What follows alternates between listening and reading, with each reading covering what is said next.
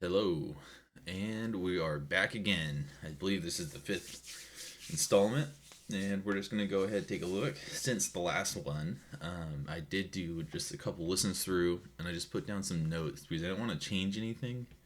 So I'm trying to keep it all on the video, but just a couple different things I want to hit before we start moving into like more of the mixing side of it. So let's take a listen. Start it at the top. We'll go through and take it from there.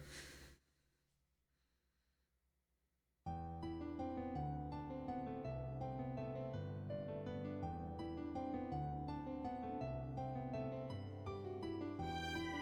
looking for more reverb on violin 1. Sorry. I'm going to start tackling these.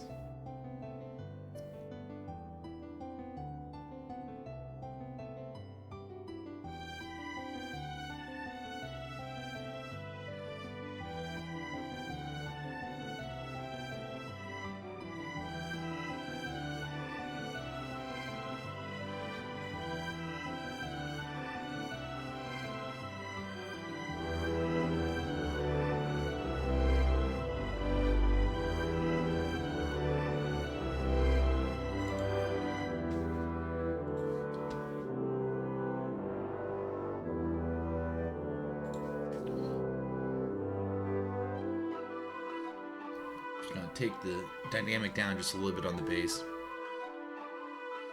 And then trumpet, need more reverb.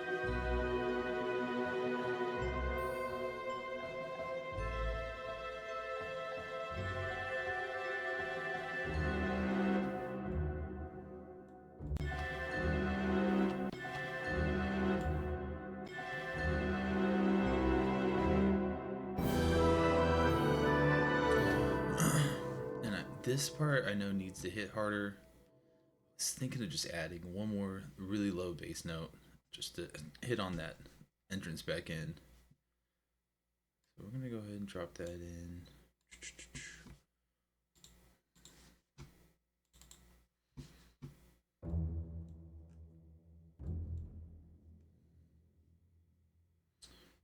And it's gonna be right here.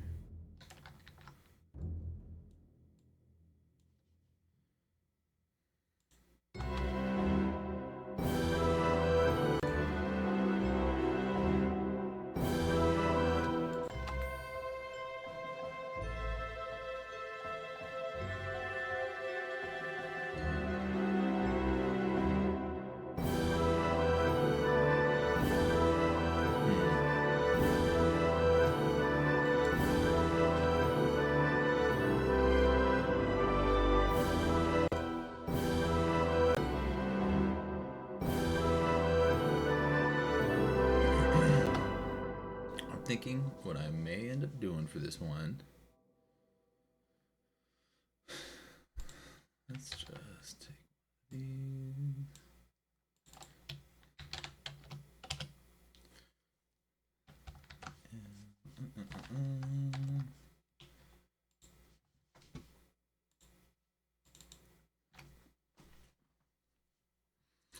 This is just another program. It's kind of made for like you can do like beats. Something I've found in here that I like. Well, let me clear this off. Is there's a lot of like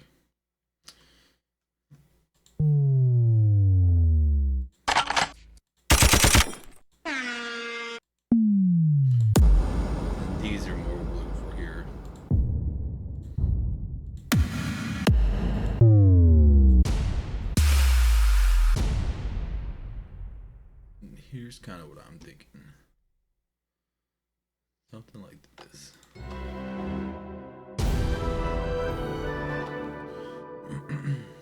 And that one might be a little too much up top. I like butter a lot. A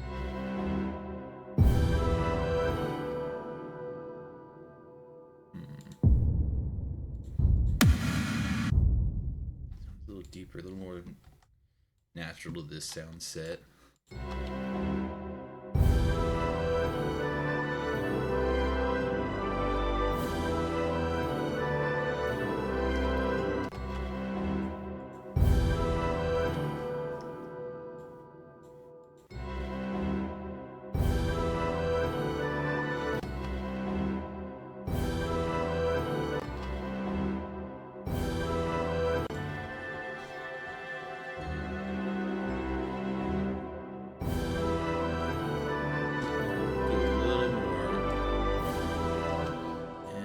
Also run this into the instrument and reverb bus. We'll turn off the master routing. That way it's going through the same channels as everything else.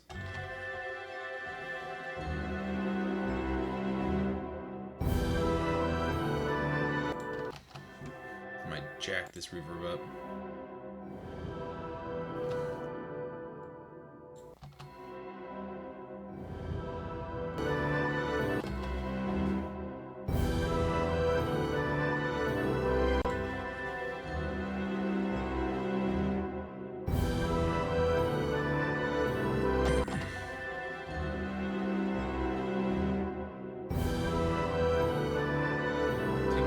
A little bit more oomph to it. What's this last note? The note length on the cello.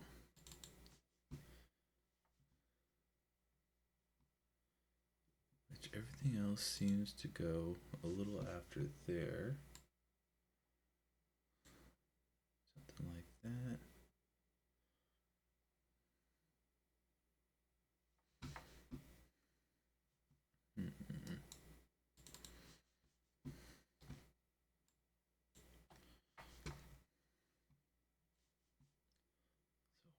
Doesn't line up the same.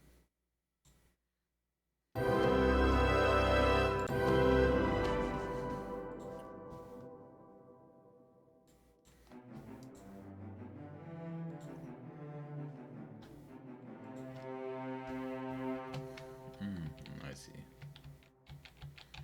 So let me put that back.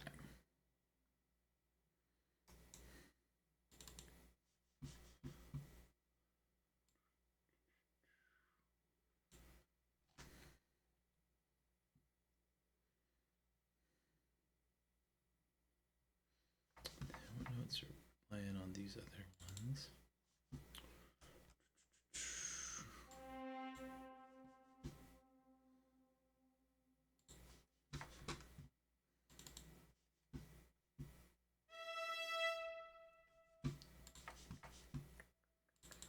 C, an E, and an E. So let's go ahead and hit that C one more time for this one.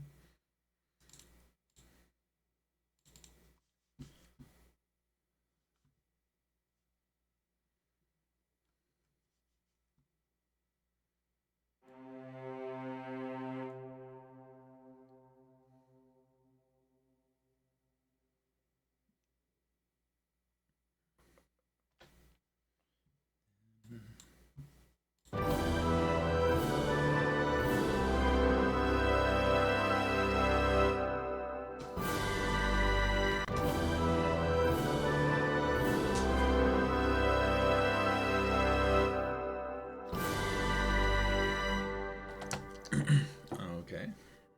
And looks like we're peaking out.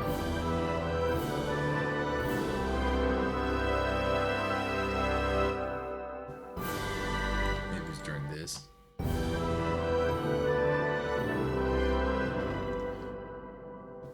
Okay. I'll remember this one.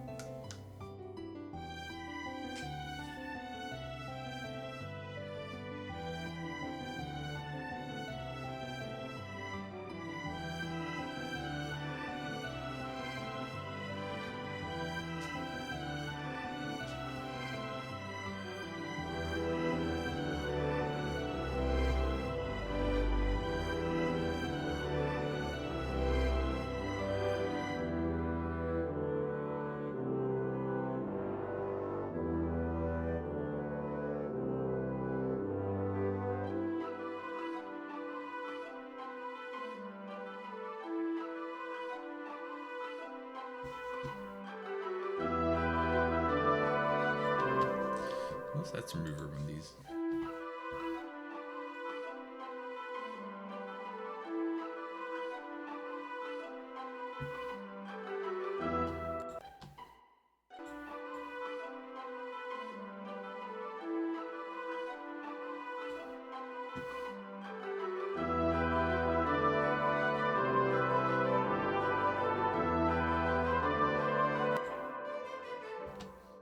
Add that part, it's gonna need some love.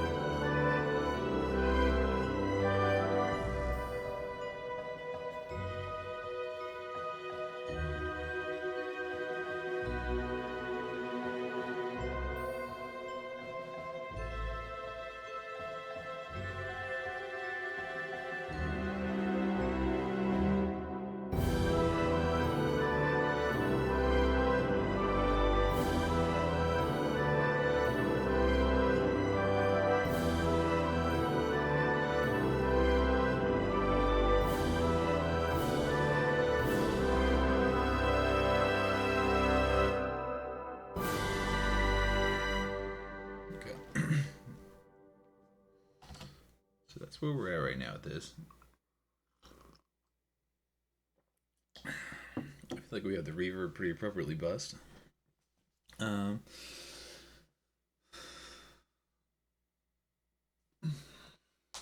So let's look at some performance dynamics. Let's start taking these a little more track by track. And we'll start digging into raising parts, lowering parts. It's going to be a lot of just listening. Let's see.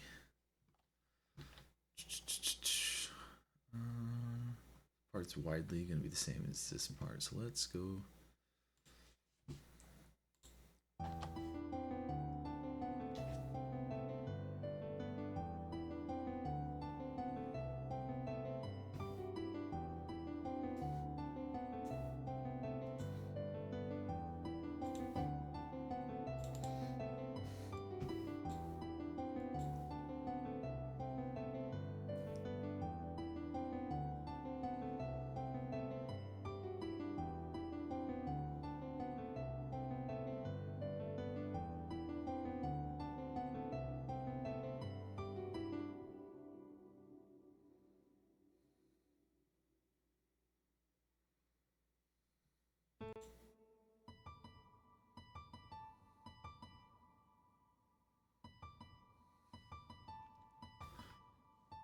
Okay, so I'm thinking, let's look back here. Let's do the intro again.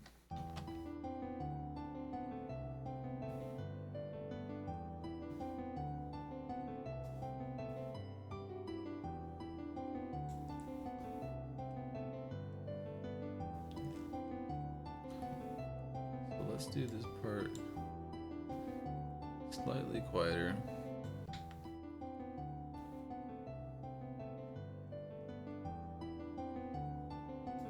It'll start coming into its own right.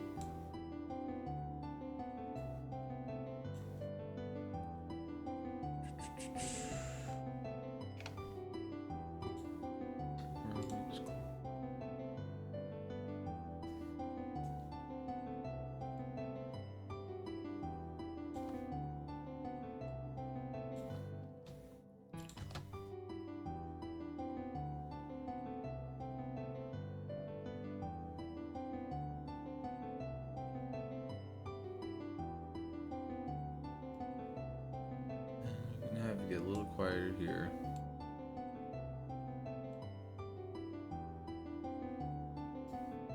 And we'll have this be a little louder.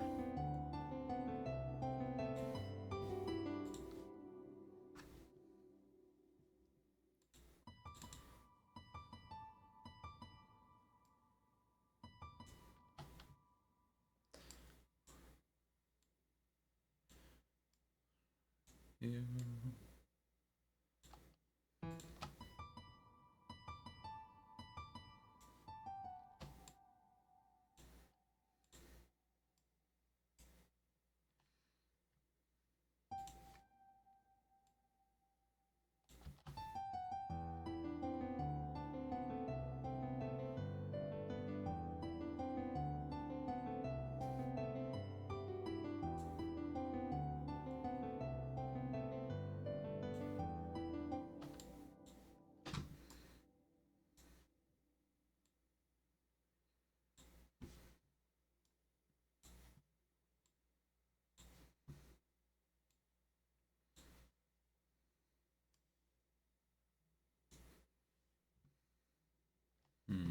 Let me grab second half. We'll really start blasting it.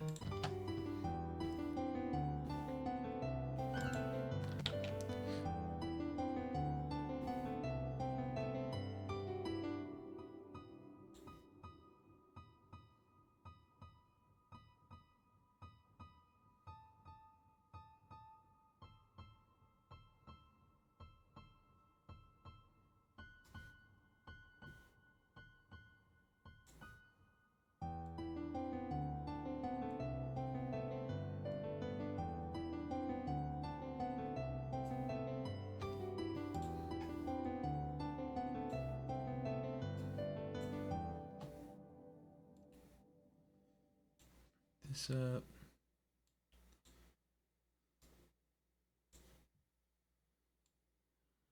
These stay up.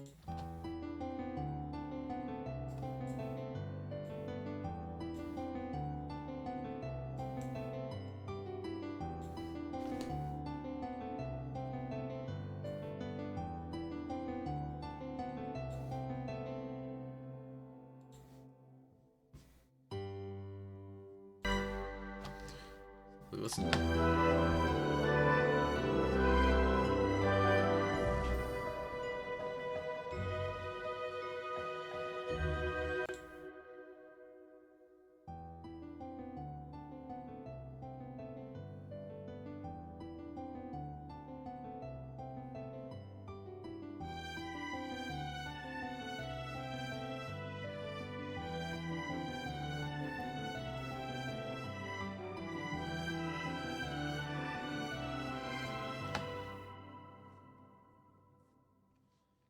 Okay, now let's take second violin.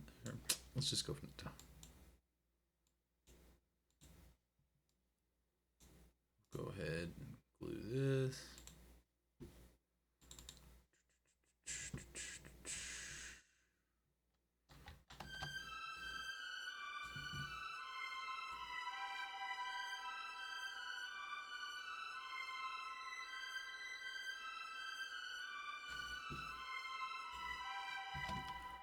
for this one, this is going to be a little tricky.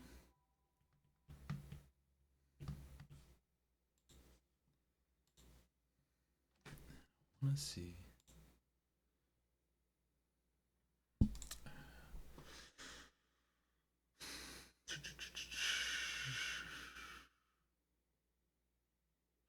Remember how I could do this.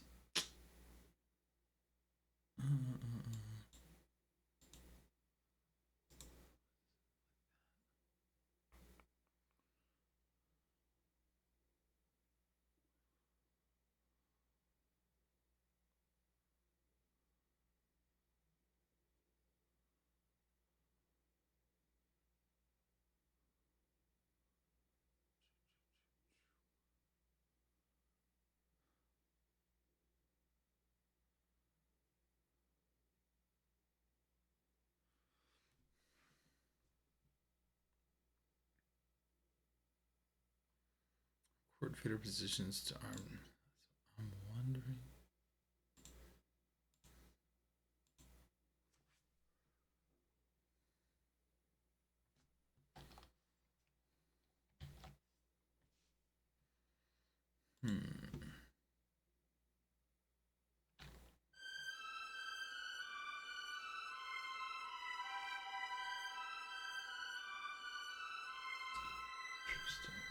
So maybe this isn't quite the setting I thought it was.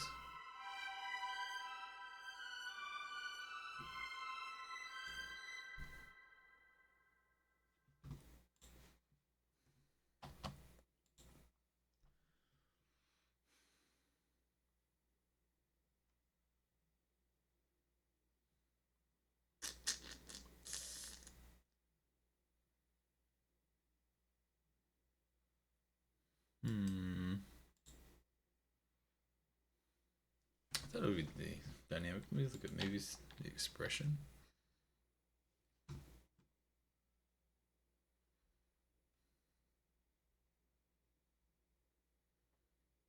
No, it's the dynamics that I was increasing.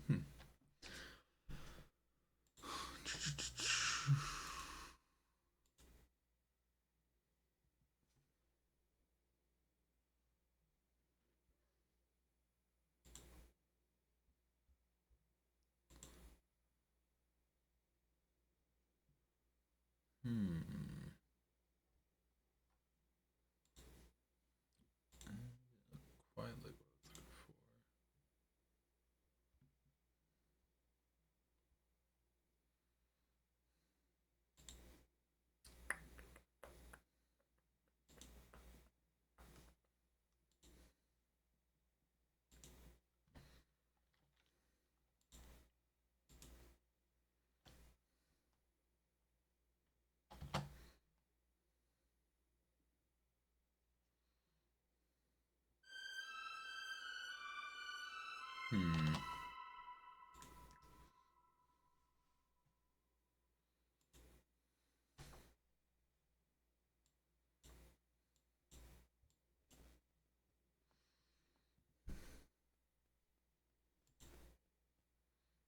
That's interesting.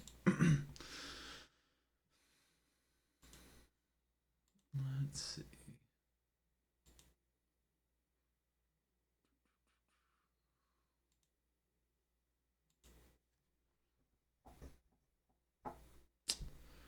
Just want to set it up to my mod wheel.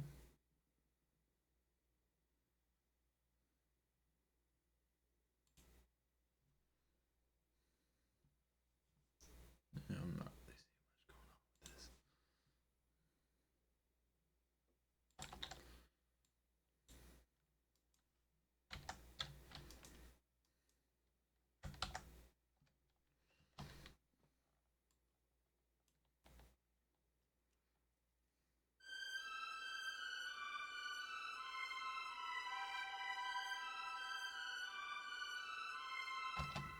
Well, let's change this, because that might not be working for it.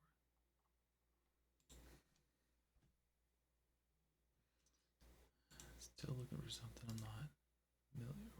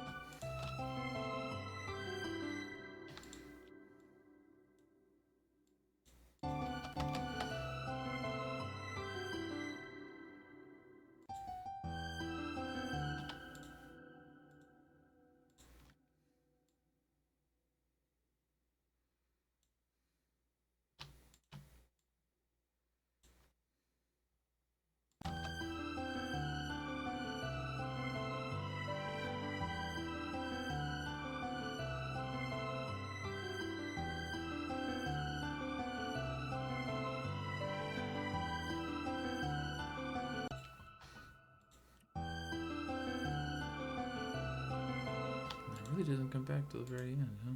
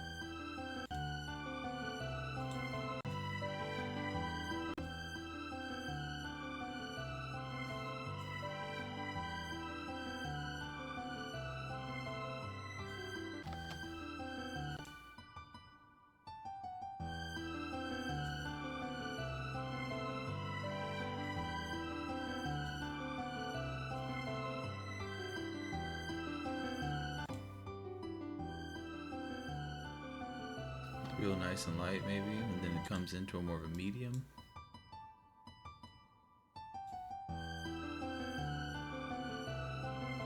And this one could be the heaviest hitter.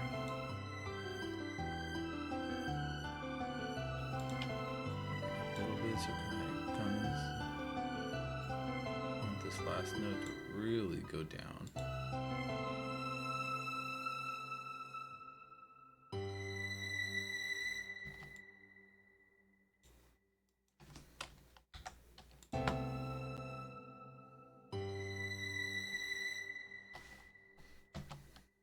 All right.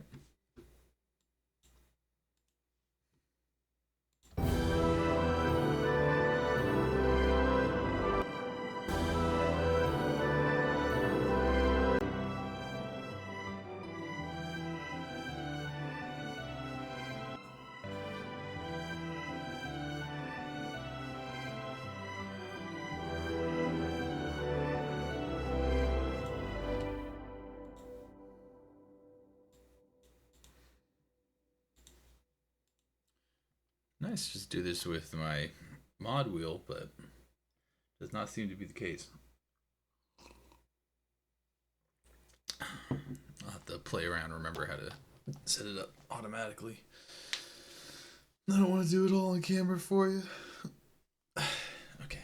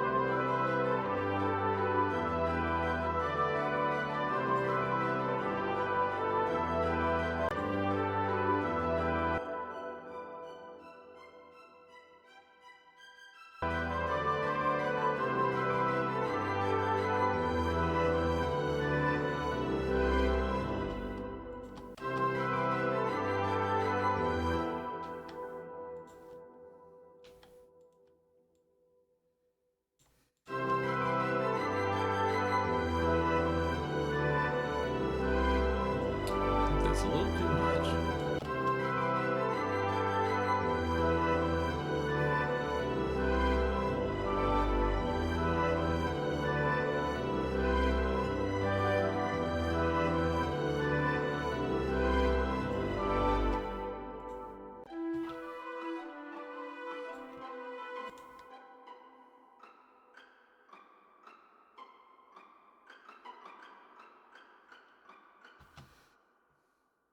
So let's see what we're coming out of.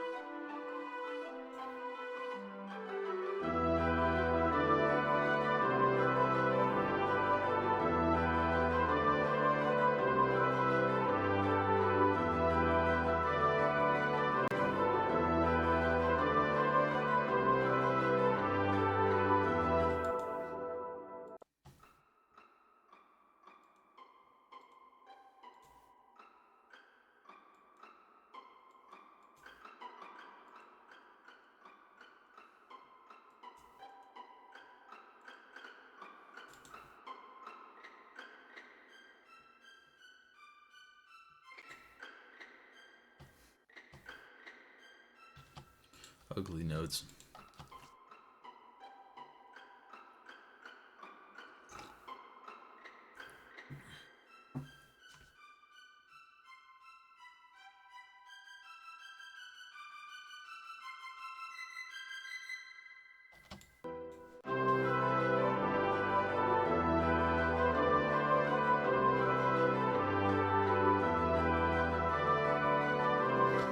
Just out of curiosity, if I were to take off these and I just had to do that pink.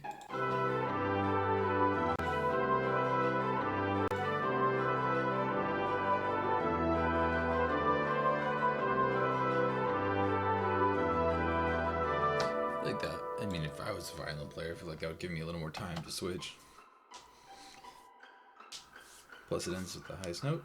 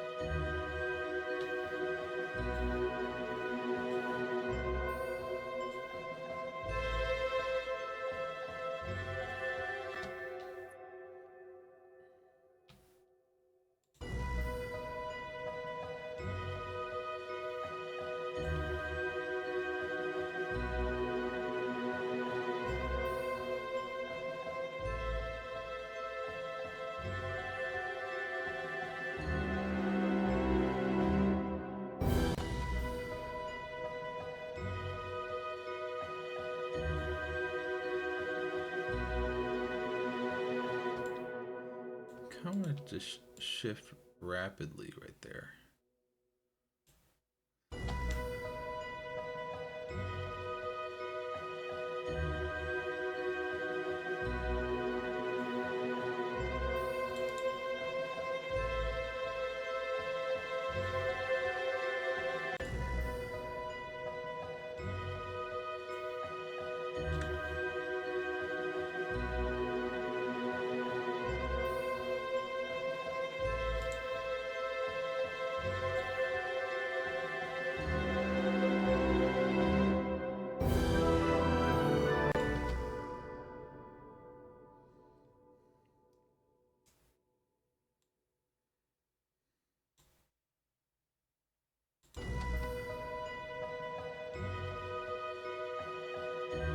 I just don't want it to overpower this jump into here.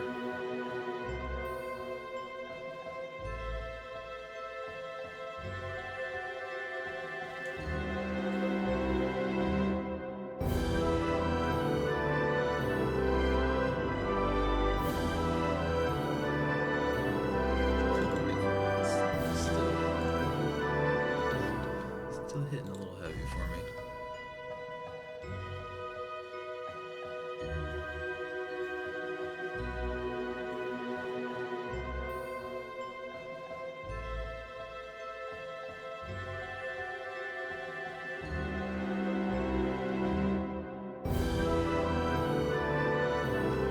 A little more like that.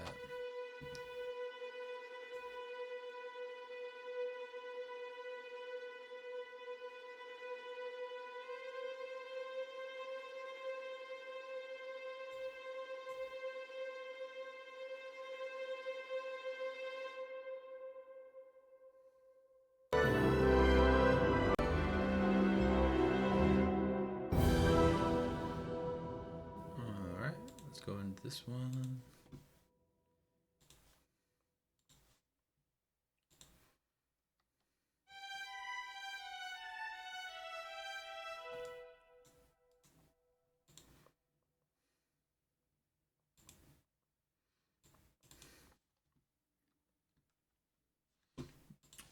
Right.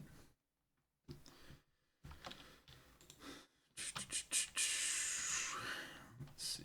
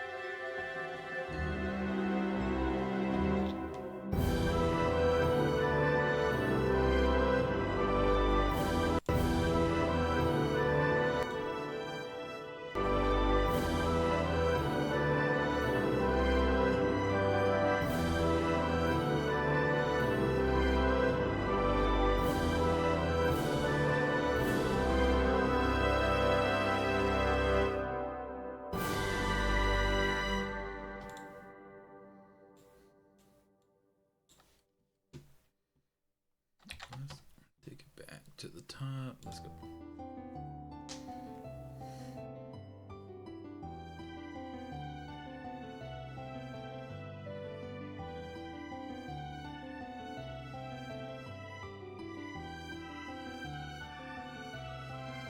Just low dynamics, it almost feels like it's dragging bad.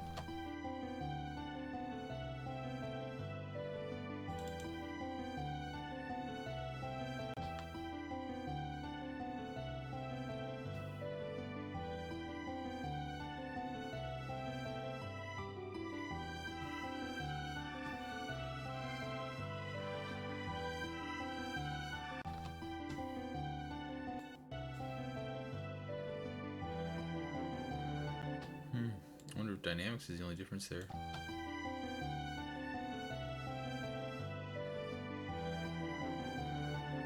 I think it is.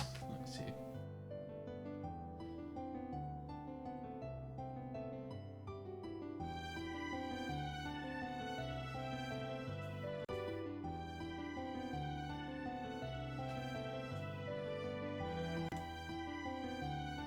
So, just for the sake of not having to go and correct all that crazy timing,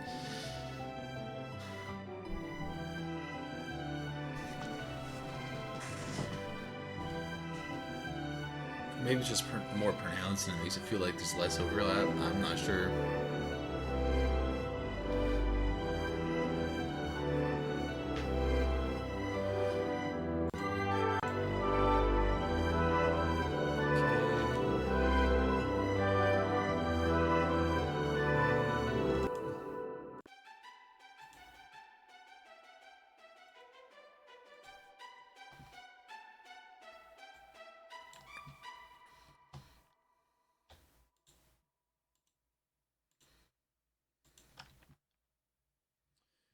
Let's listen to how it comes in.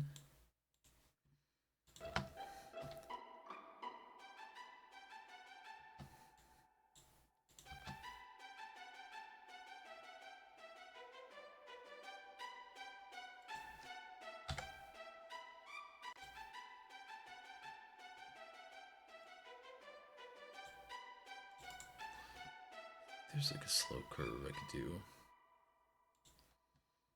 It didn't look like it changed a lot, but gets a little extra edge out.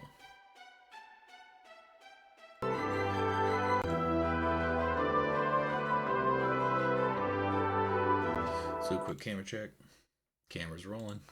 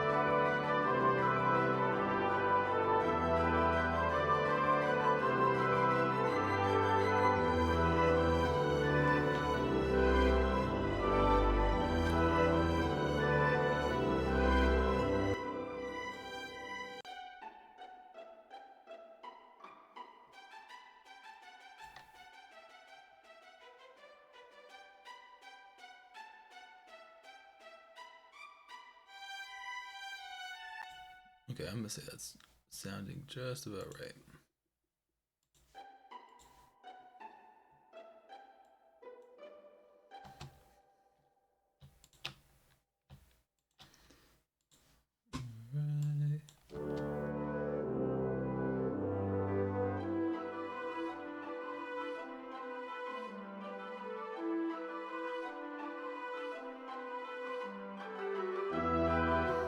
I'm gonna say let's quiet this part down and we'll give the woodwinds a little more action in the second verse.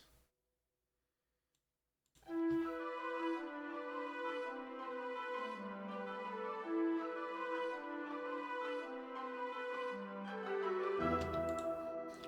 I do remember it comes up significantly.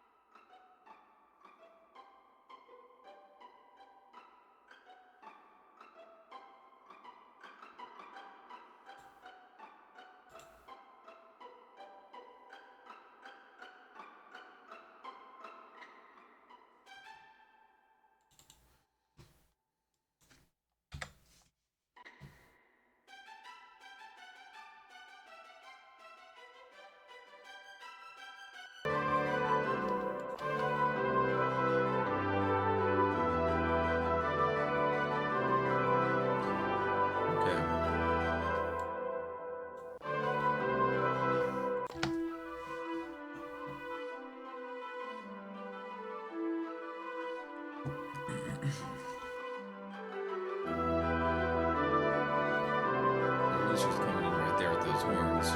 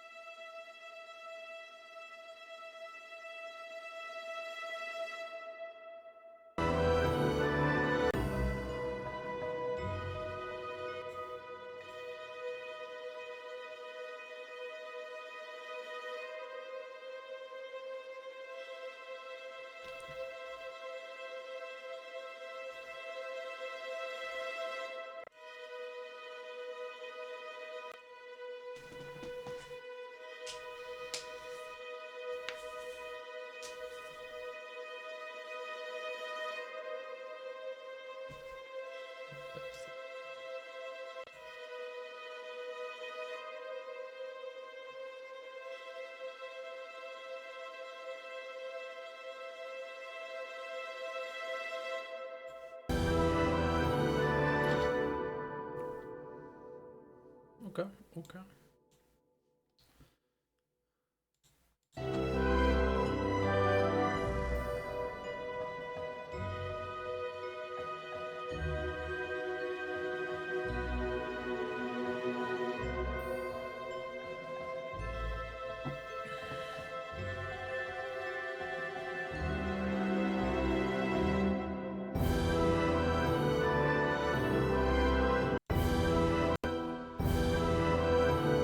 I'm starting to wonder if I should blend that SFX hit.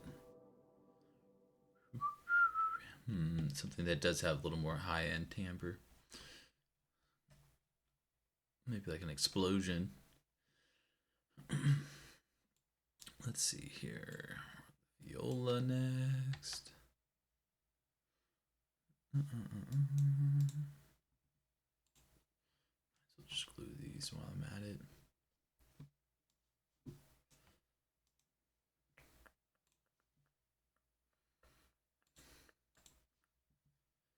Let's see here. This viola is going to be tricky.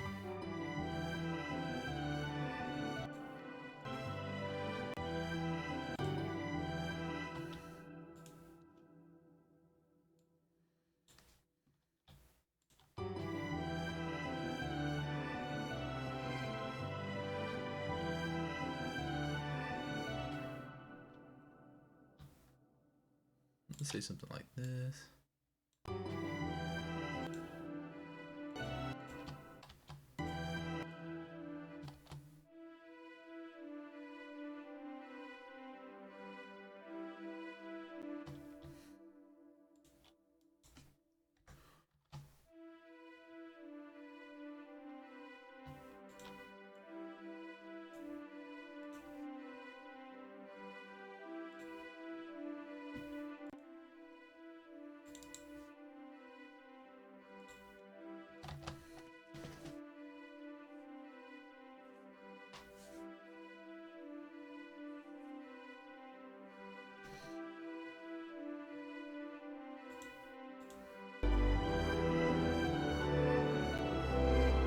See, I don't think it impedes anything in the chorus, but I think it was a little hot for the verse.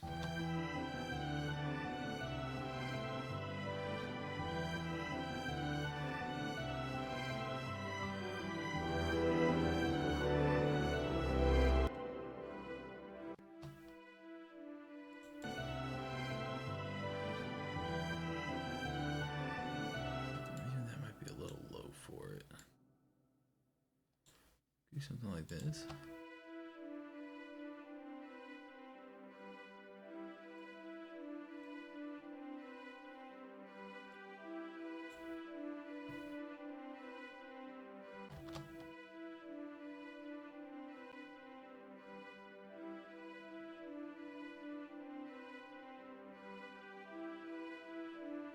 I need a little more force there.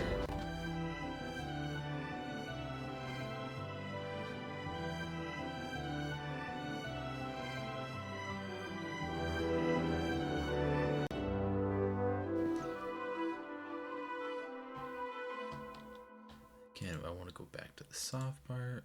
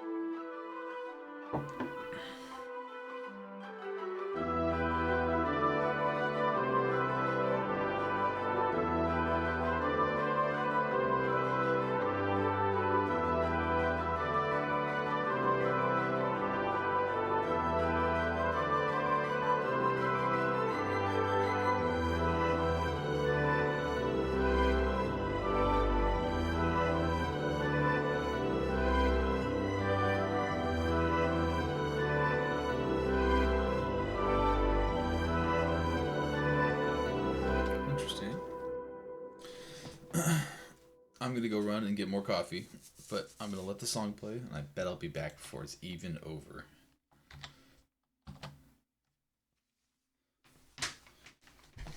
Uno momento.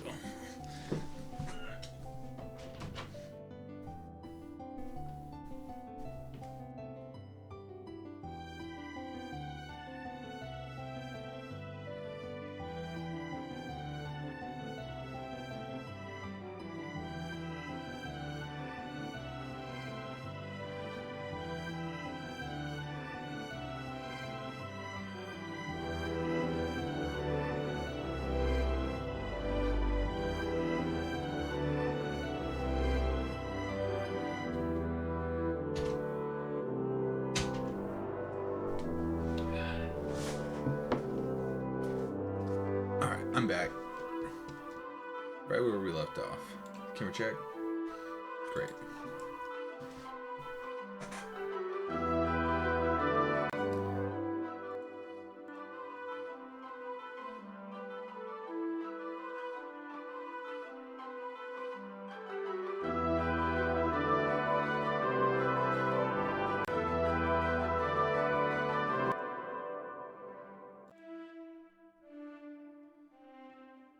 Doing something with the short viola right there, so let's turn this on.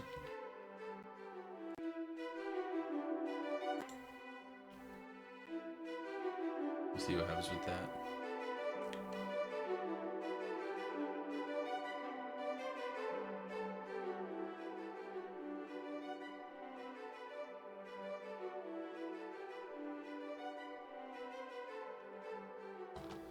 I'm gonna even say maybe let's listen to the mix, how important that short viola is.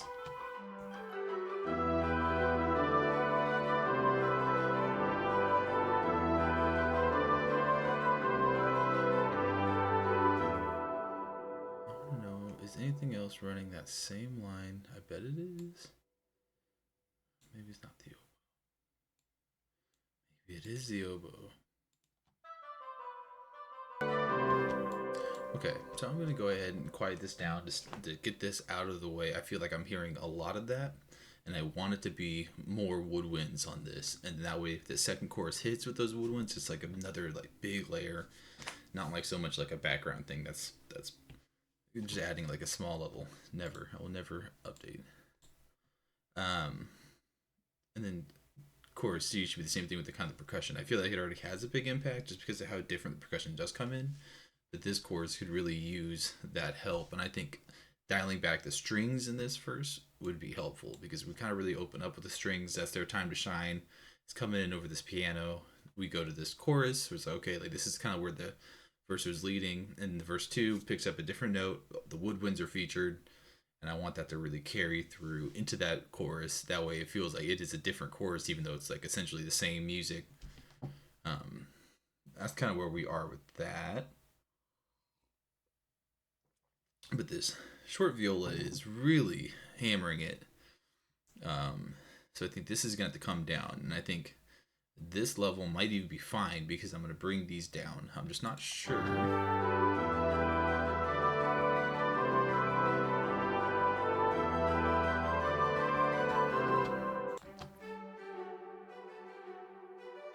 It's already a little quieter there.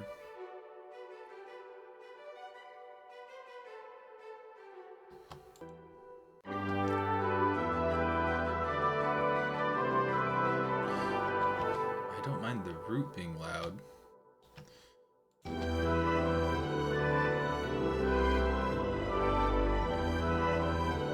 That's the previous chorus.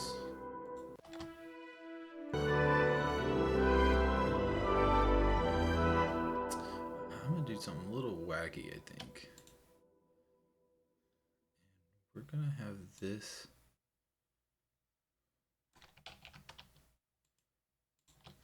Raise. Go all the way up. I don't want to gas it out before the very end, but a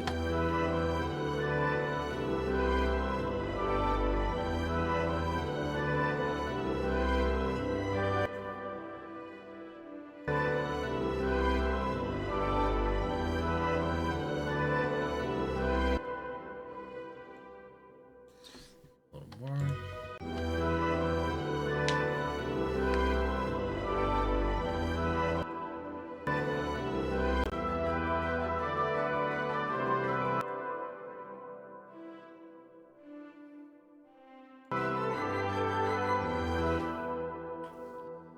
Okay, and then let's get to this last chorus, and of course I think I have no choice but to absolutely send it to the top.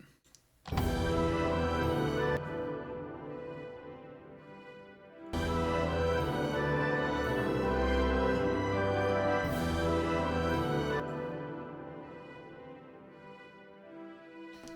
still feel like it's a little... It's just in these longer notes, I think, to make it really sing on these.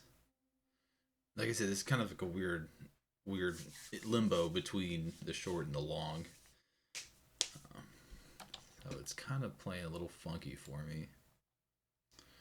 This one turns down no problem, I'm sure. Let's just have it rip up. It'll catch it. It's a little higher.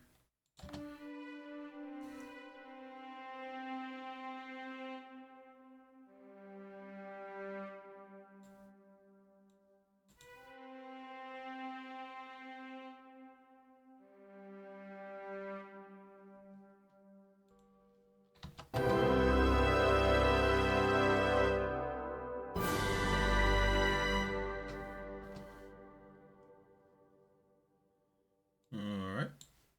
On to the next one.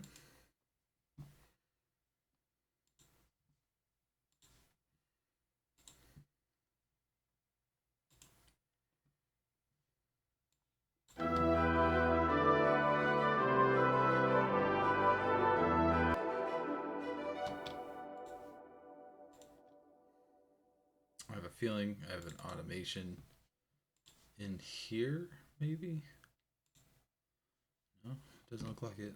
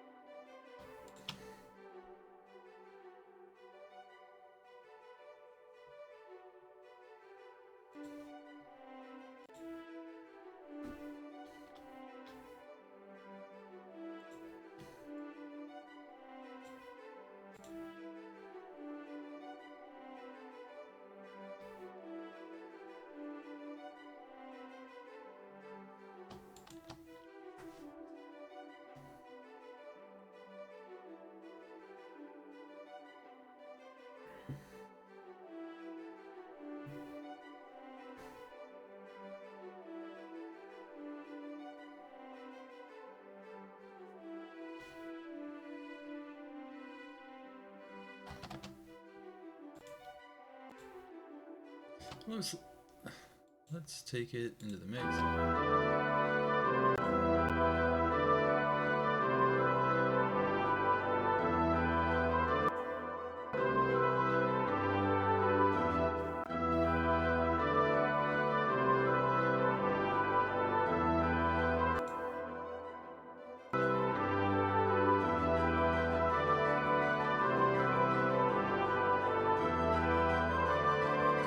Well, there's definitely more room because that is like bare bones quiet to me. I'm having a little trouble picking it out of the rest of what's going on.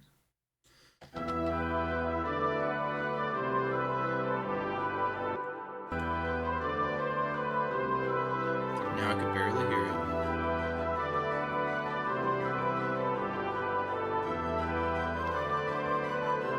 Interesting. And I'm almost wondering if I should dial back reverb. I think I should. Just to kind of give it a little bit more clarity. Just keep it low.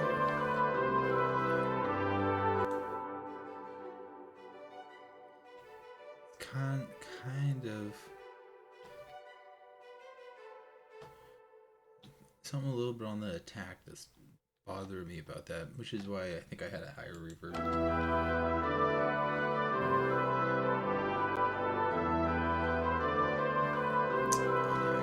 gonna leave the reverb just where it is right now.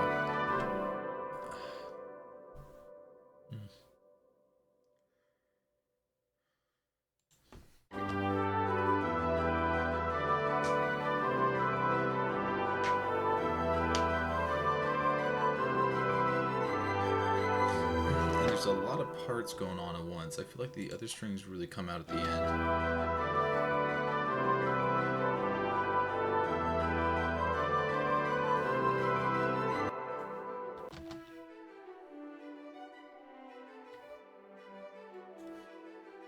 What if I do something like this?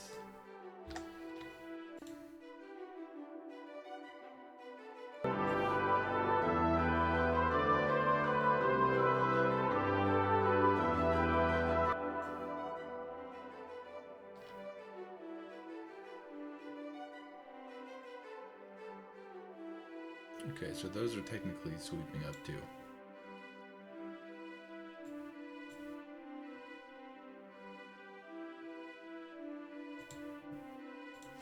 Sorry, I keep bumping my phone. It's causing misclicks. Uncommanded clicks. Alright, let's see here.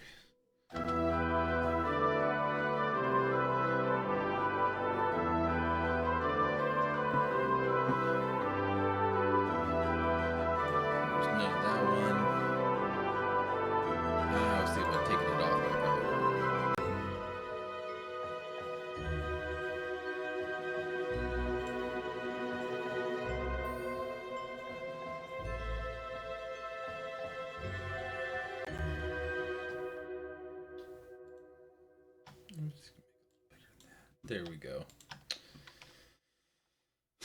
Okay.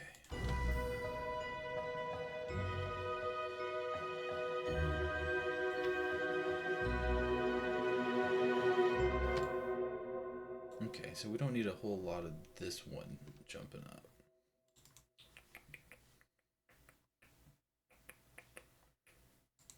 Oh, do that to 2. There we go.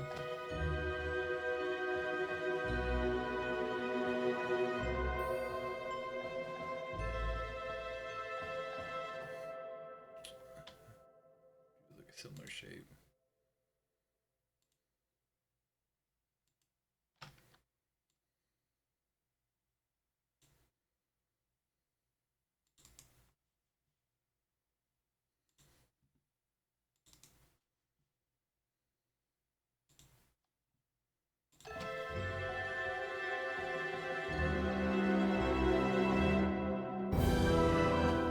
Maybe I will flip this one up.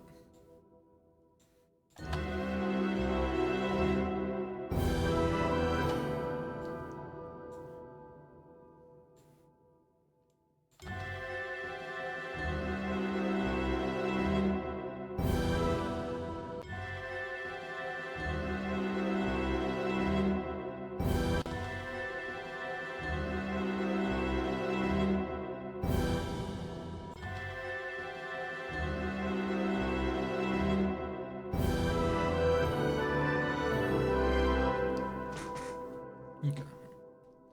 Let's go back.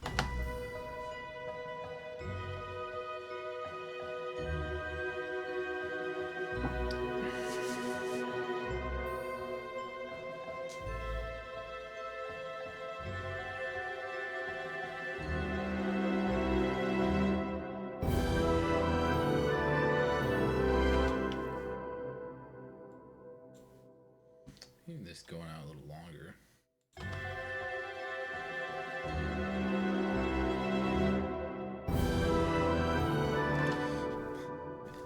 Maybe I can do that later. Let's see here. Now we're looking at the cellos.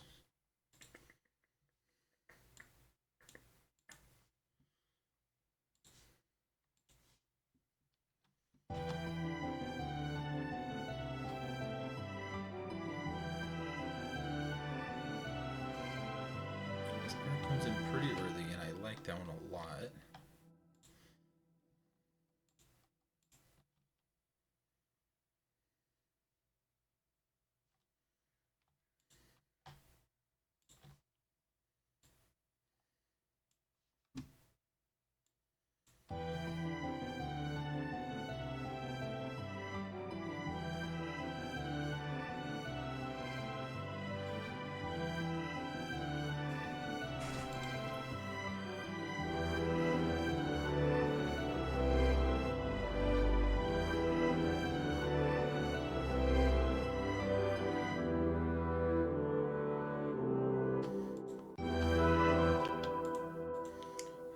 Just have this guy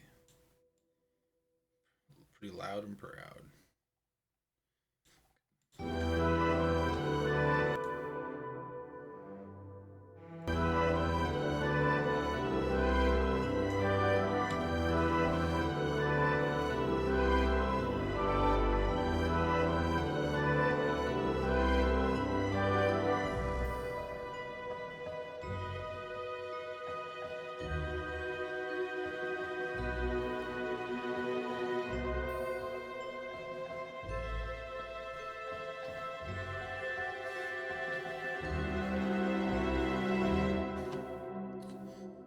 Gosh, there we go.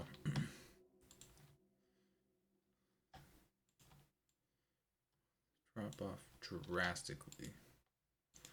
We want it to pop off pretty quick.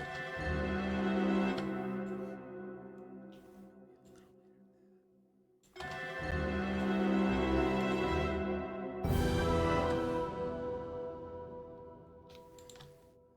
think this whole thing could just drop.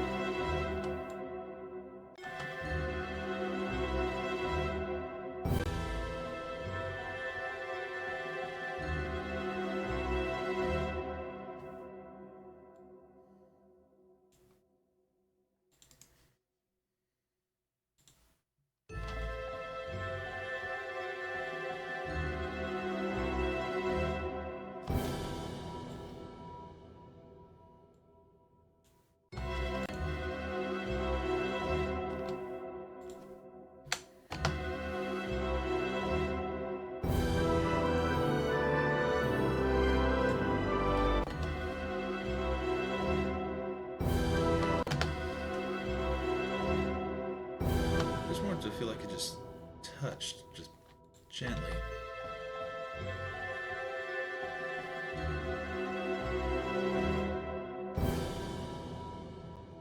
feel like that's not the right one. Maybe we'll do fast start.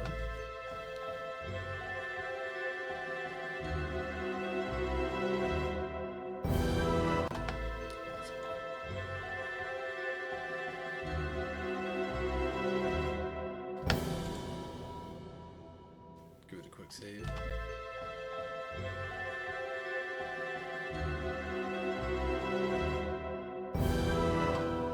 Okay, I'm liking that. Go straight into the last chorus. Guns out. Let's just.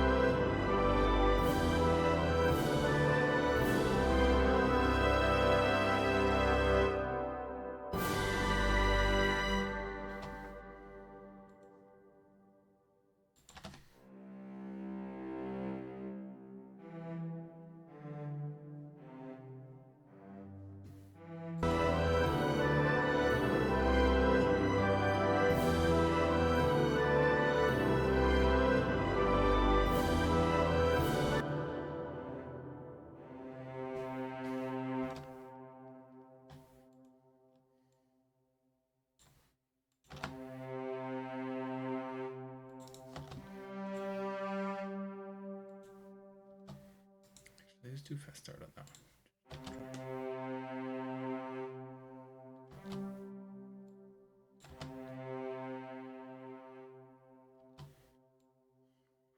At least we know we can get there.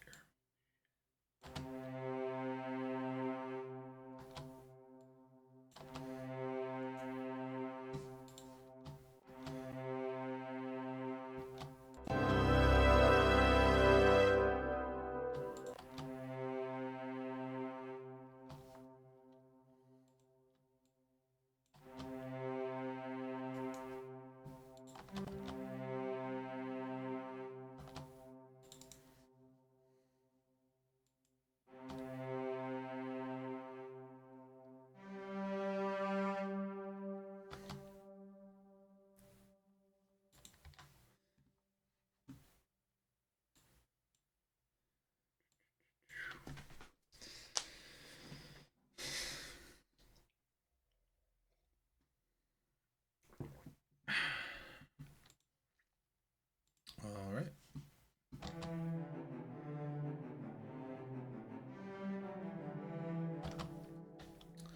Fair enough.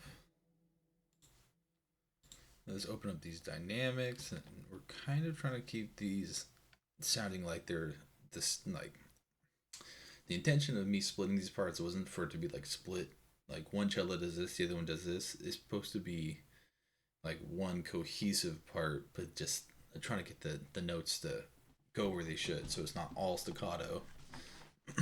Didn't turn out amazing, but we're gonna try just to match the dynamics so it's somewhere in the same ballpark.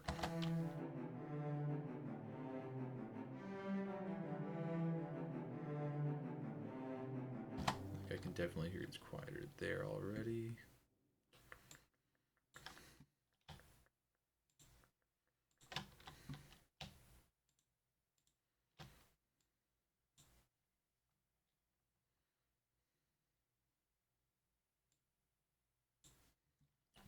Right, let's see here.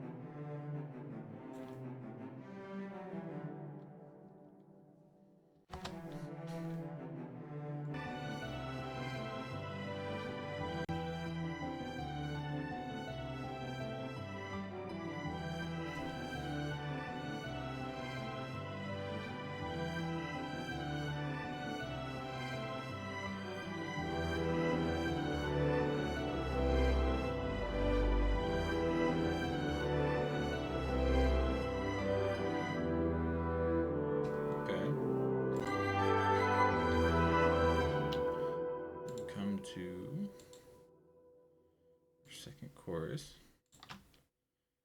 And we're just going to raise it, try to match it just like before.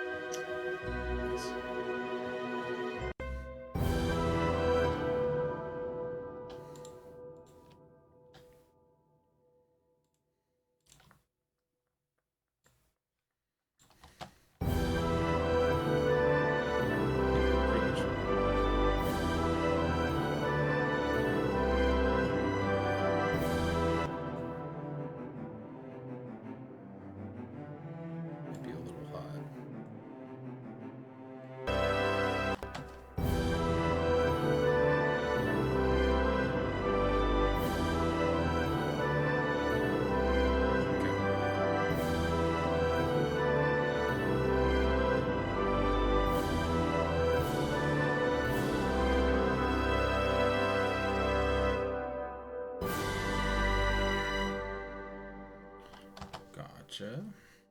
I don't think there's a pizzicato cello, but there's a tremolo. So let's open that up.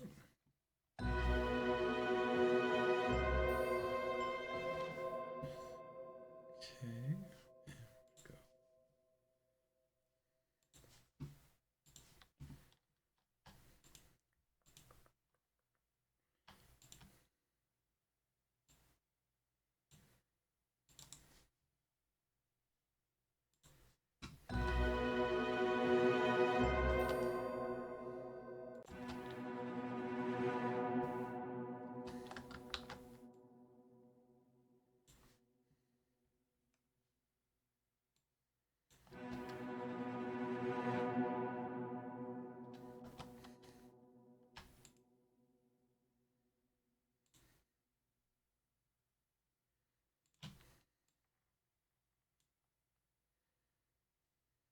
All right. Let's see.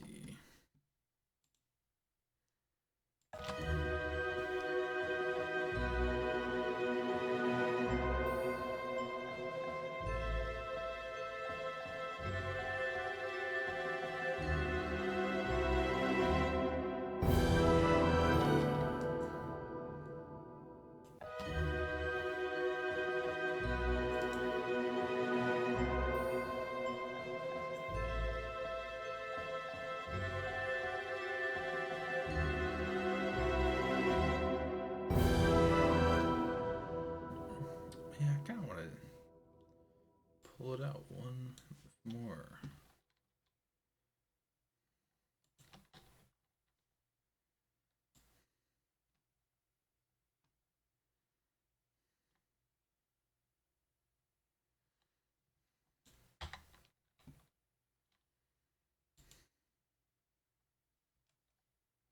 Oh, fuck. That wasn't what I meant to do. Let's see.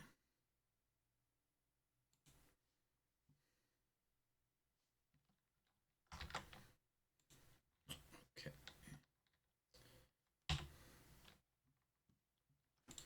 Figured there'd be a couple like that. Let me go.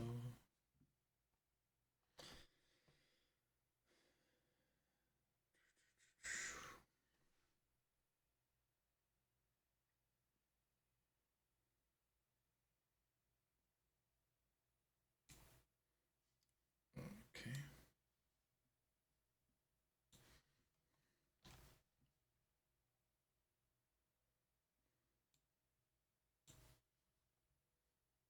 That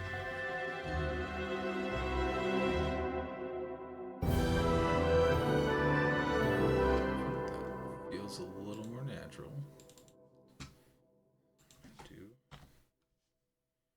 2/4 time.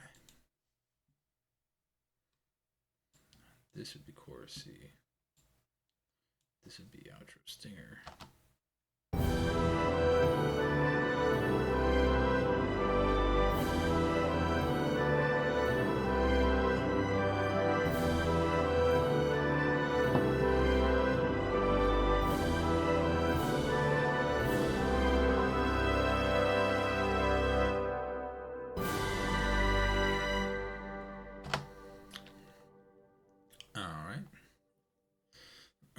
So anyways, let's go back to where we were.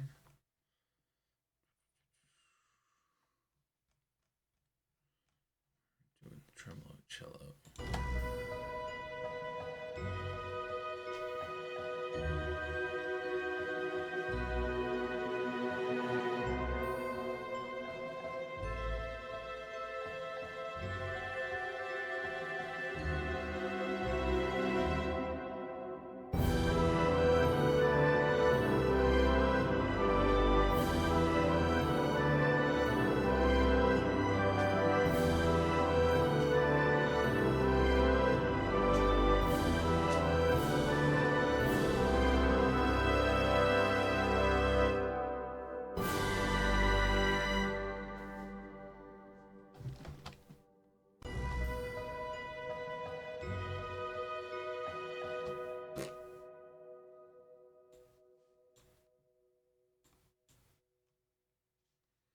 Okay. Now we got that far. We got long bass.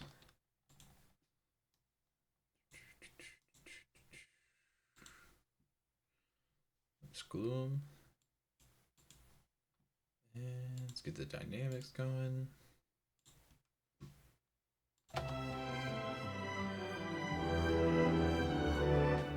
This one been crazy lately.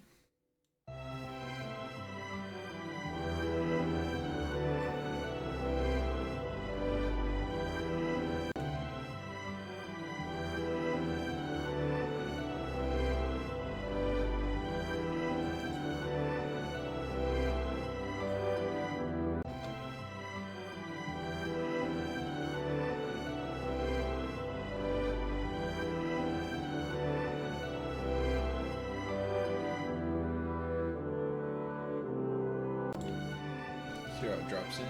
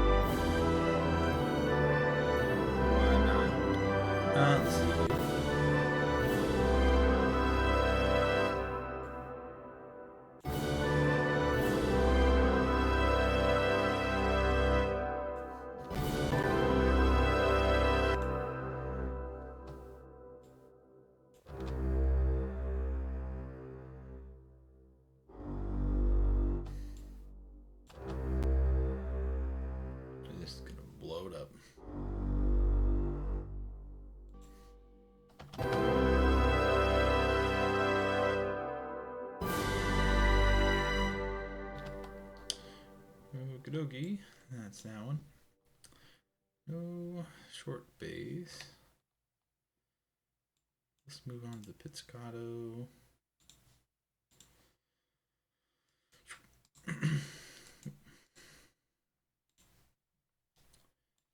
Open up these.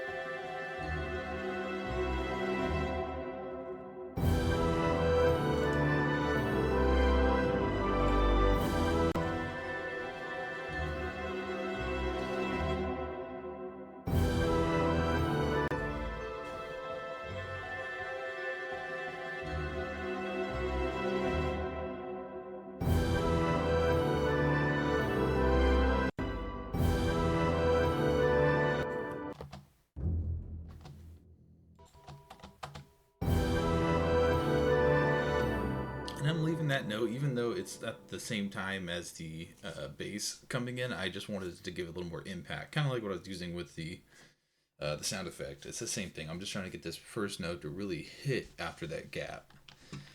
So that's why that's there. It's a little out of my normal feng shui. I'm going to say this one is done. Now we're into the woodwinds.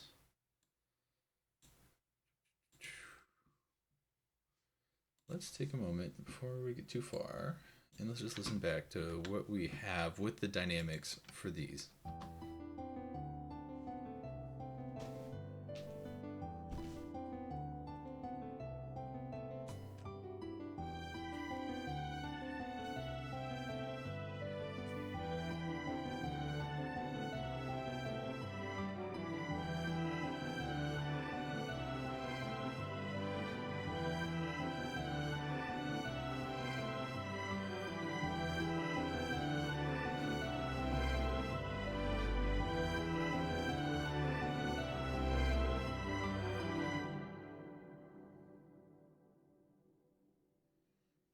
Just a break.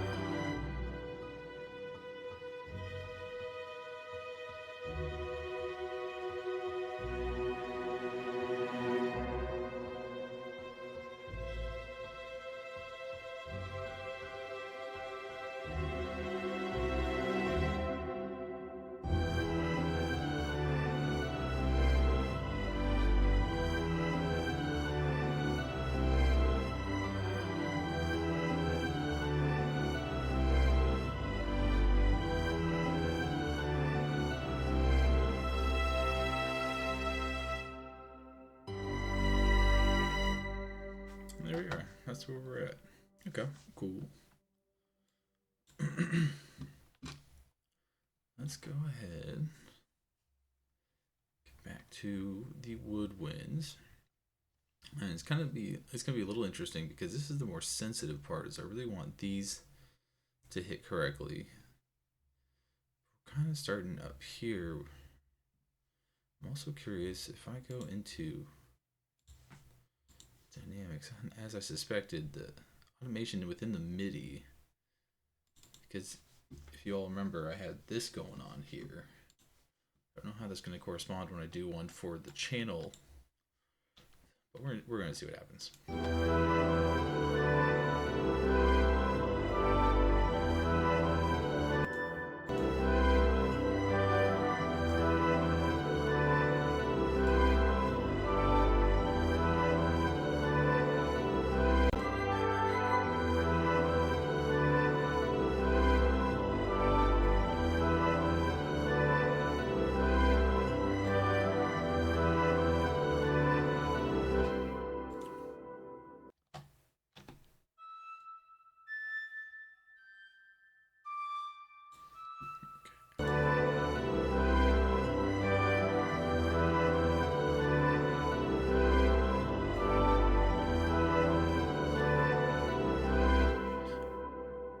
I think since this is the big chorus, I'm gonna put the volumes pretty high. I mean, maybe I'll match it for the next one. Maybe I'll bump it up just a little bit, just so everything's kind of rising.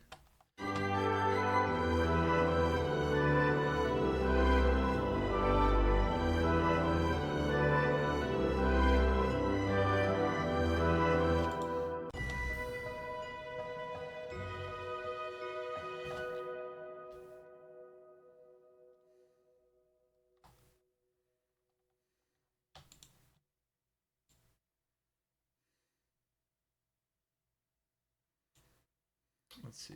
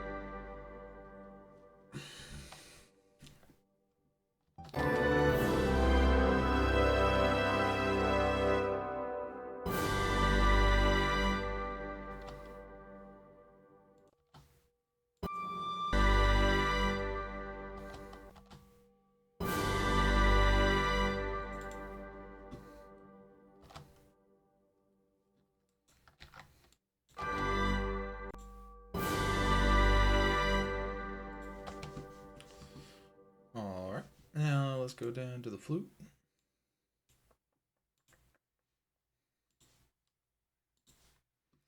And again, this one's towards the back half. Since we're already in the chorus, so I'm kind of starting off hot with these ones, with the oboe, the clarinet, the bassoon. I'm probably going to be a little bit more nuanced, since that's really what's driving that second verse.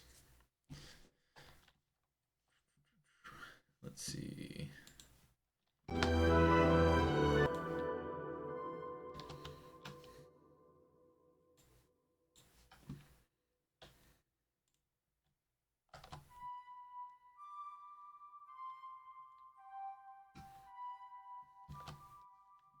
This is the chorus right here.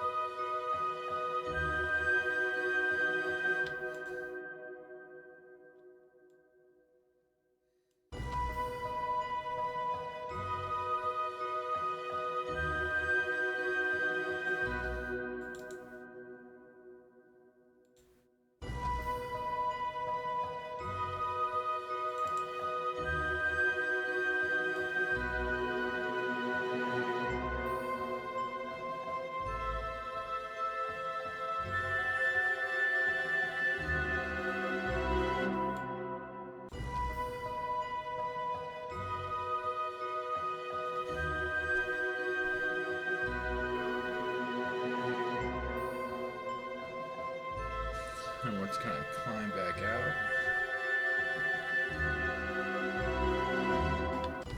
And here's the thing: is this wing is a little too hot. Maybe come in hotter than it's gonna go out.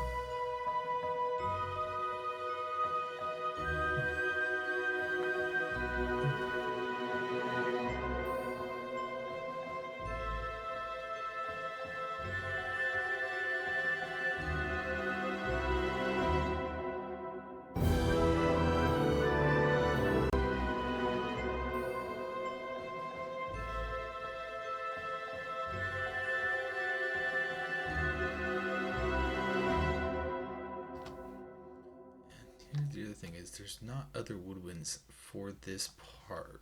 Make sure it sounds alright.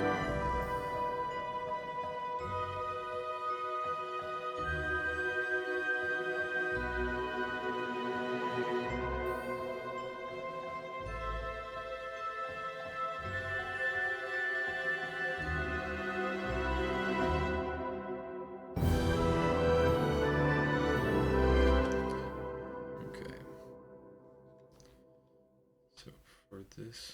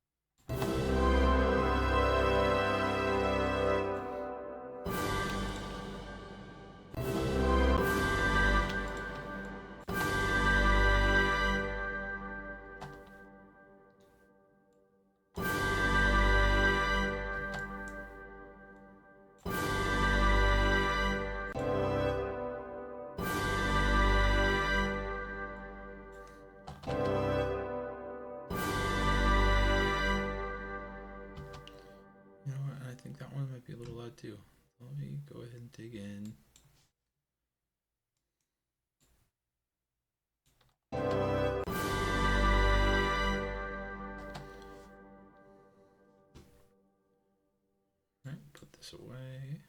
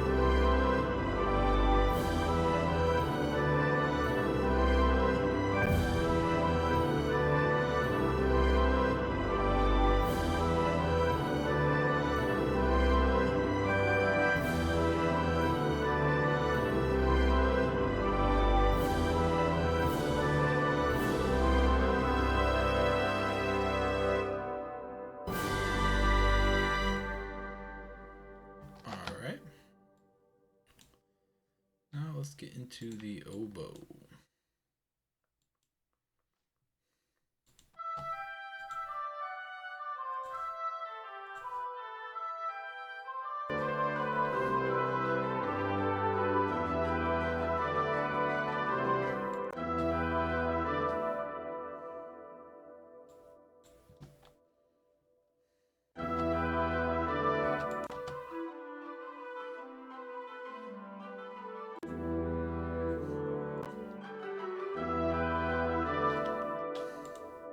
So this is really supporting the trumpet more than anything.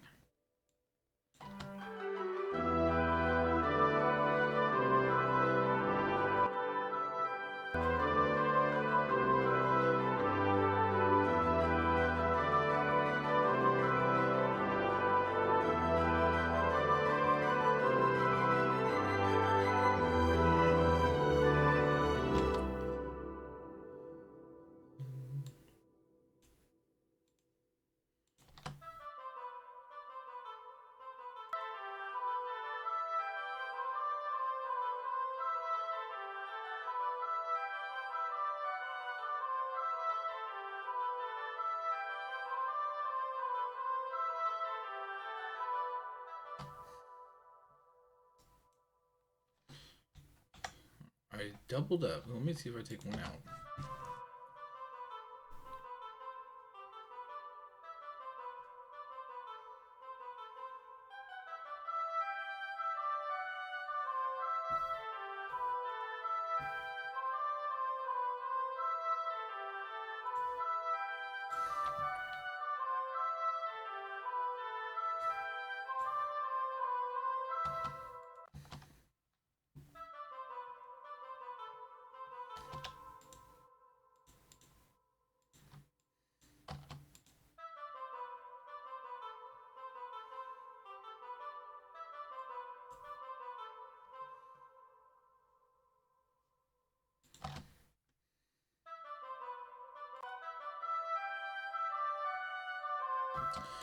So weird, that one does not want to play along.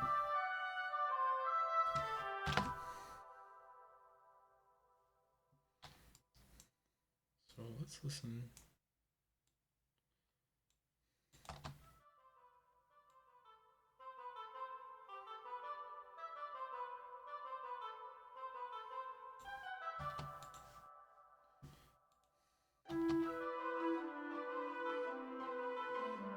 Yeah, just blast it, I guess, then.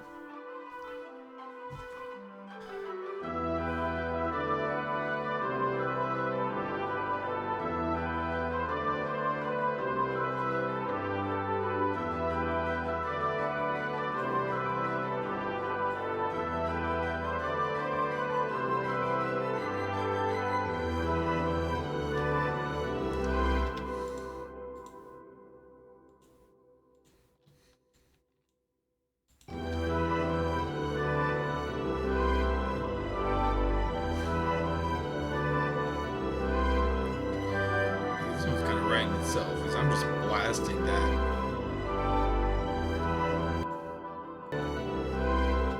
It sounds so backed up. I'm not sure why. Why is it so soft? It's odd to me. It's just not hitting very hard.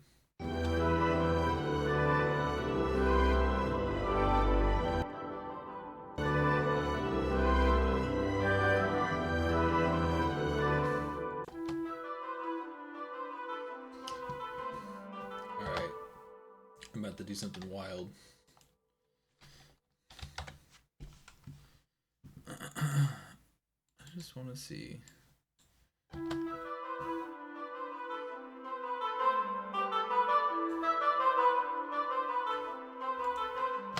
Just to give you some extra room on this thing. Just so I can bring it down to like normal levels.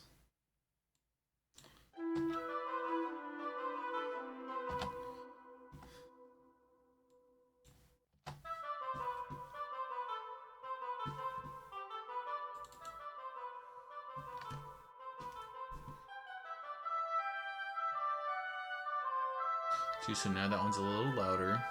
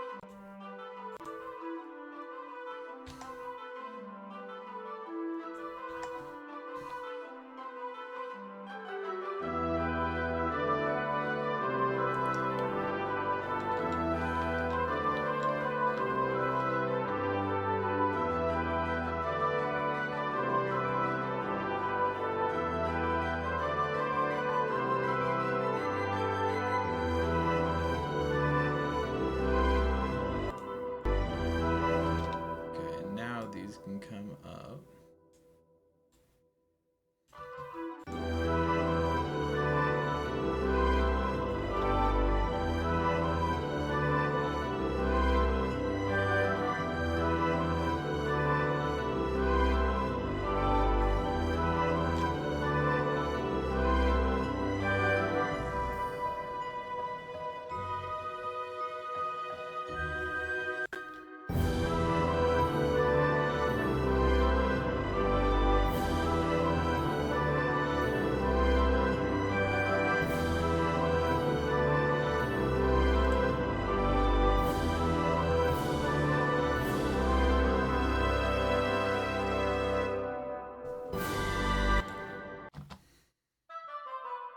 Just blasting. But yeah, to be fair, it is a short oboe. I guess that makes sense. It doesn't need any of those. Okay, so not conventional for the oboe. Throwing a limiter on is a little bit of a heavy-handed move I was not expecting, but I do feel like that makes it. I mean, I'm trying to just balance these.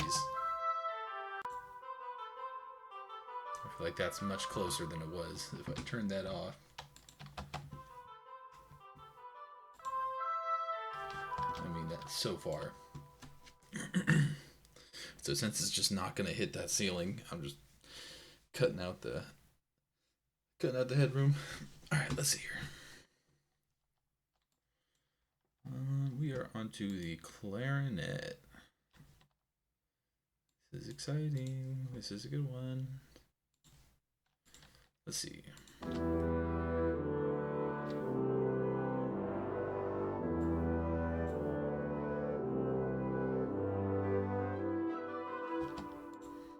So I want this one to really sing in the beginning.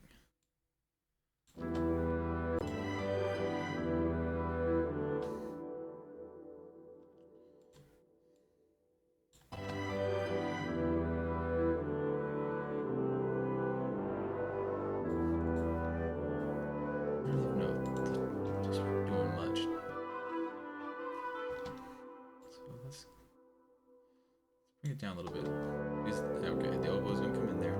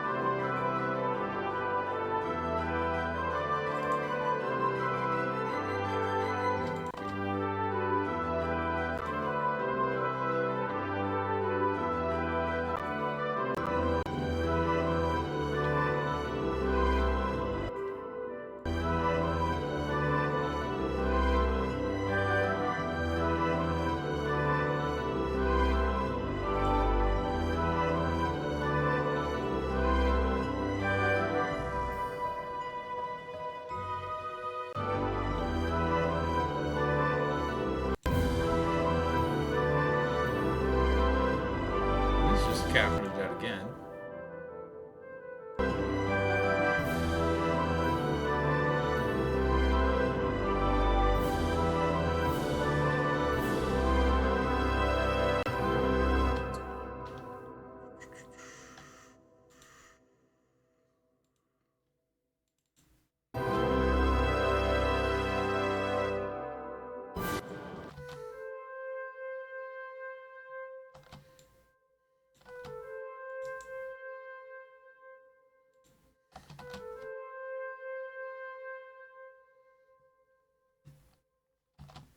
Maybe even a little earlier than that, honestly.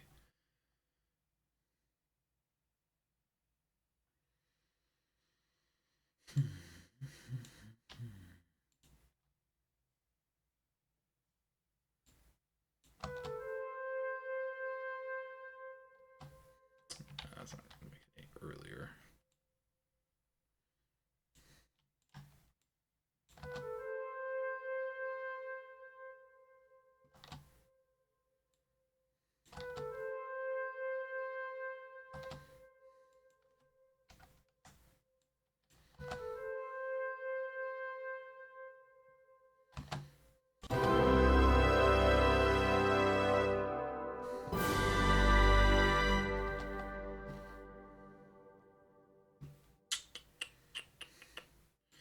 Alright. Clarinet is done. Let's go to the bassoon. Actually, let's listen to that verse 2.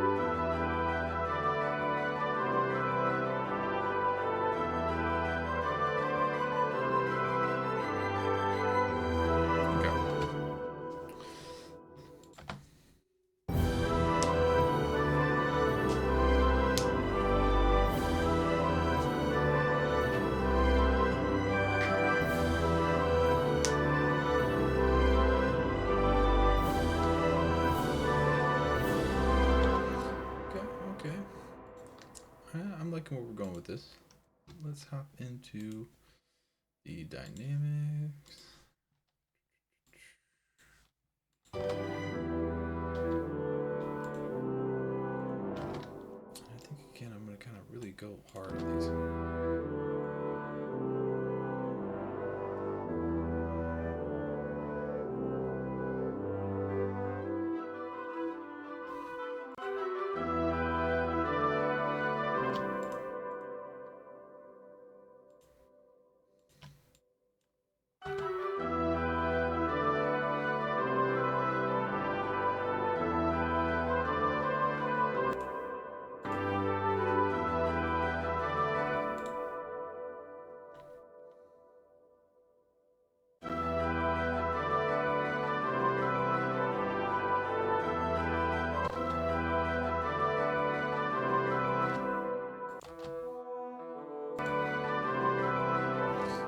sick. I know I'm capping them out again.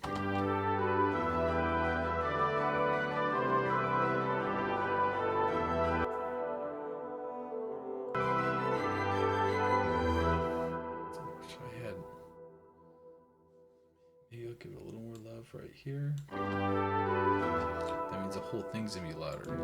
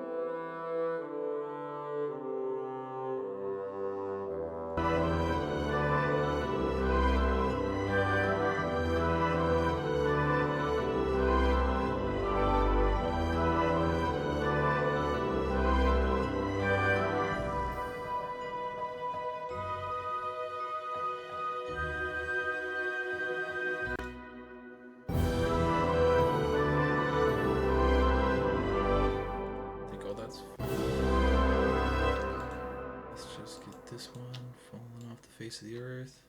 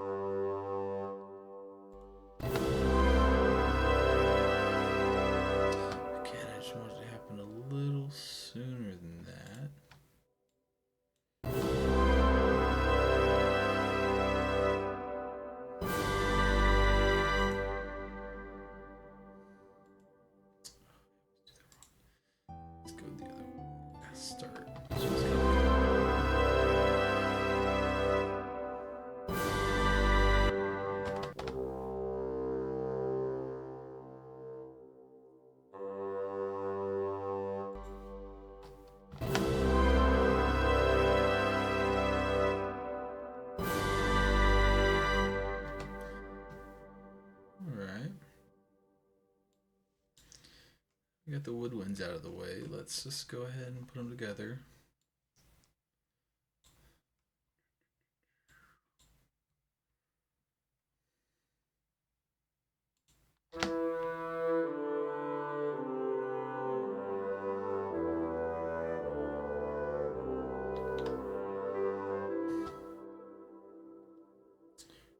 I've already noticed a problem.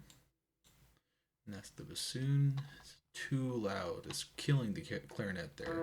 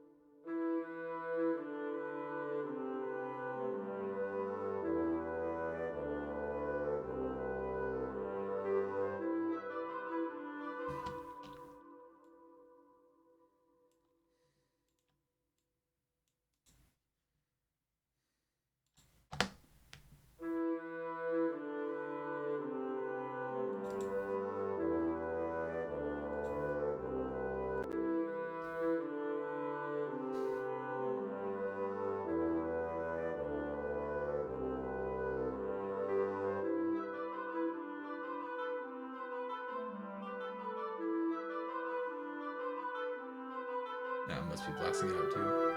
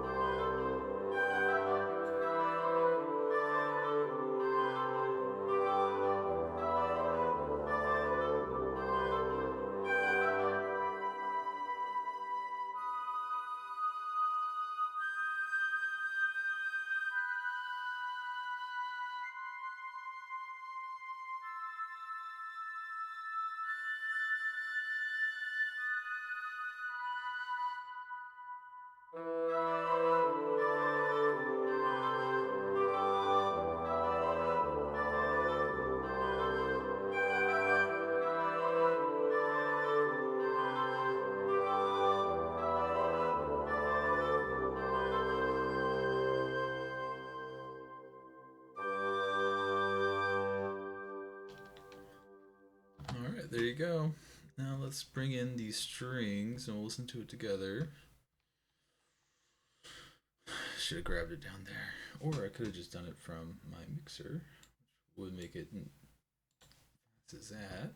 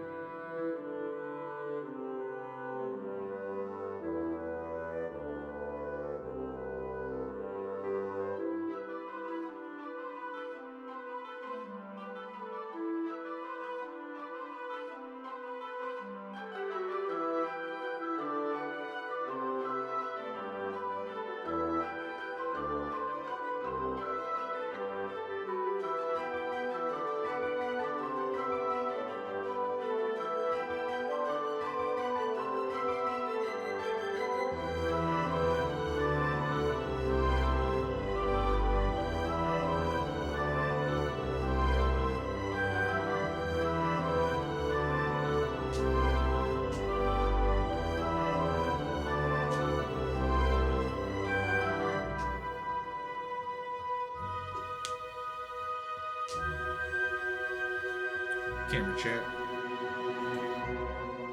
Good to go.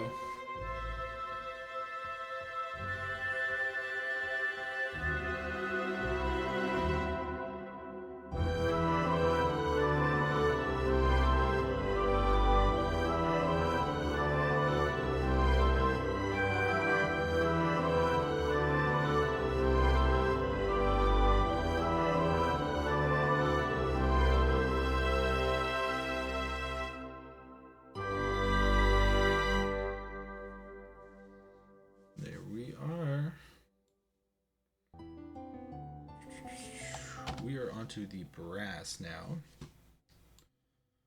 Let's go to save.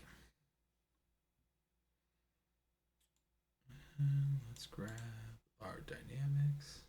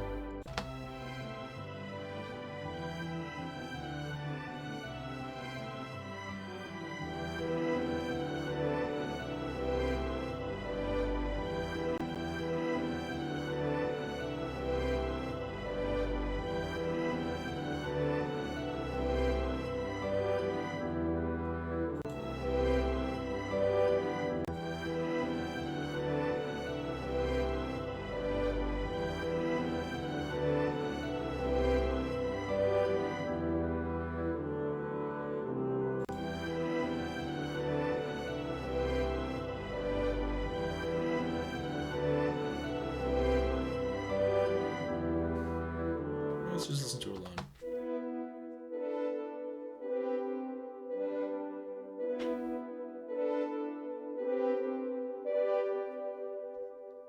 Let's just get into the peak of the volume.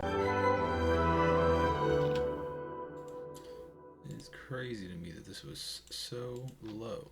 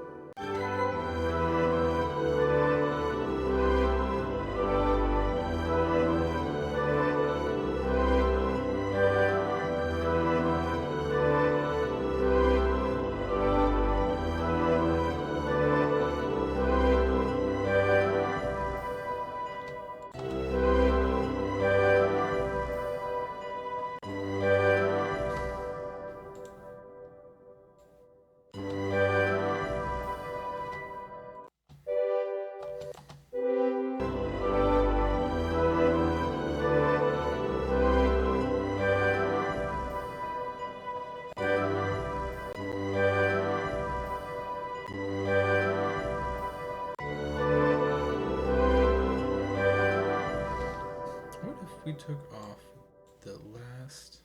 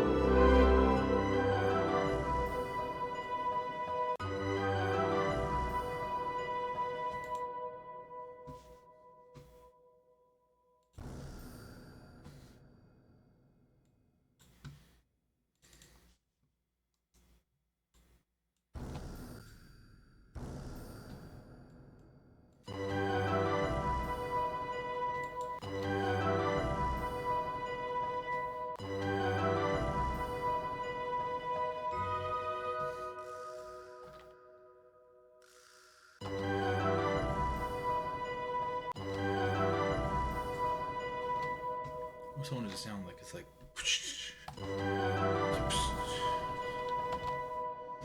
Alright, let's get back to the task at hand.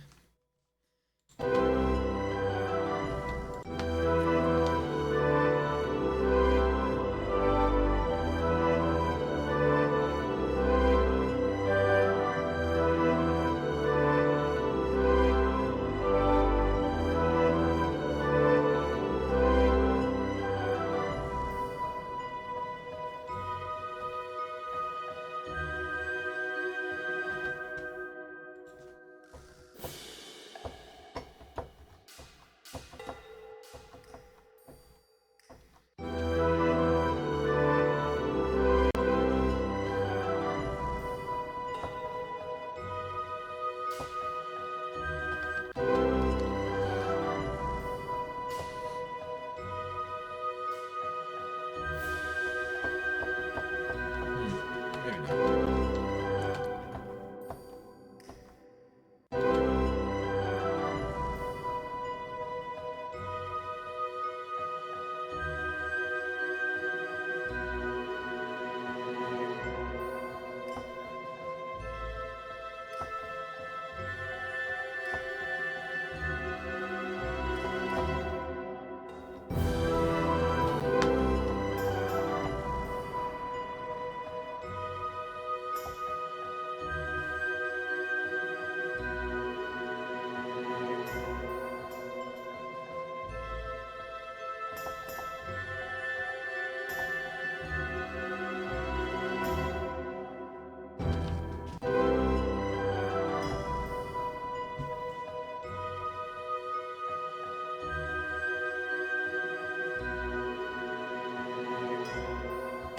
I don't know. Maybe not. Maybe not. Leave that alone.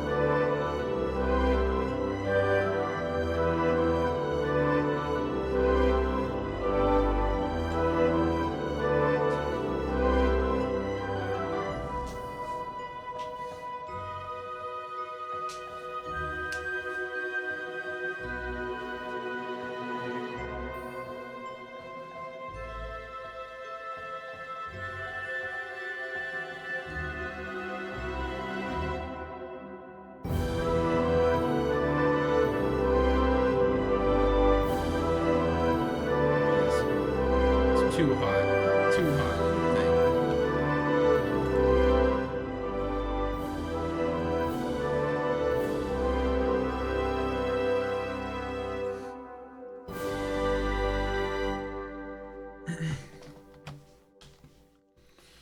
All right, let's take it back.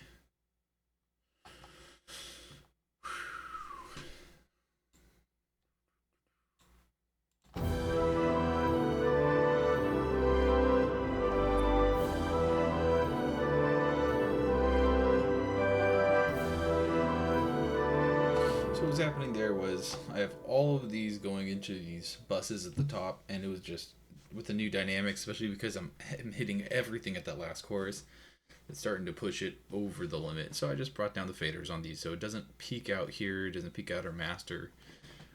Just as this has gotten louder now, we got to kind of compensate.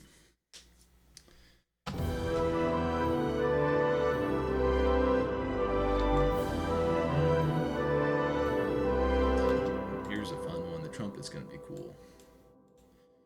It has this nice little spot where it gets to stick out.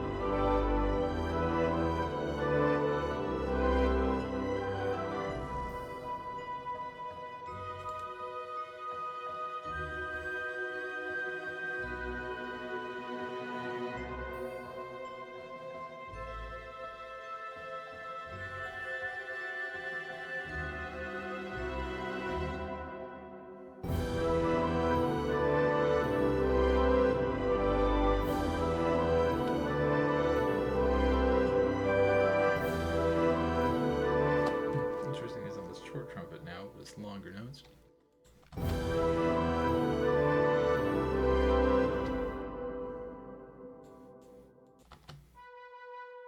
That's why I do remember that now.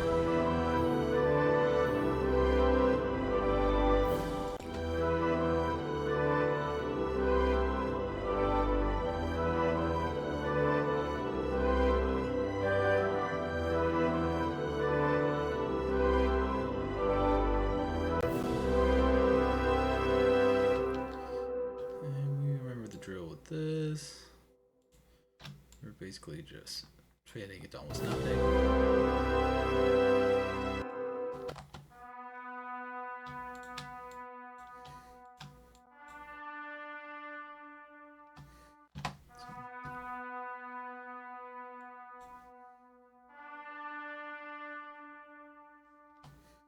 Let's even hit this one a little harder.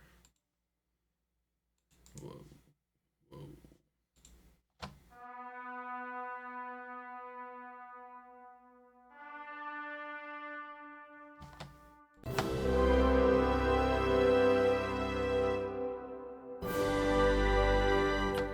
Love it. Now let's go to the short trumpet.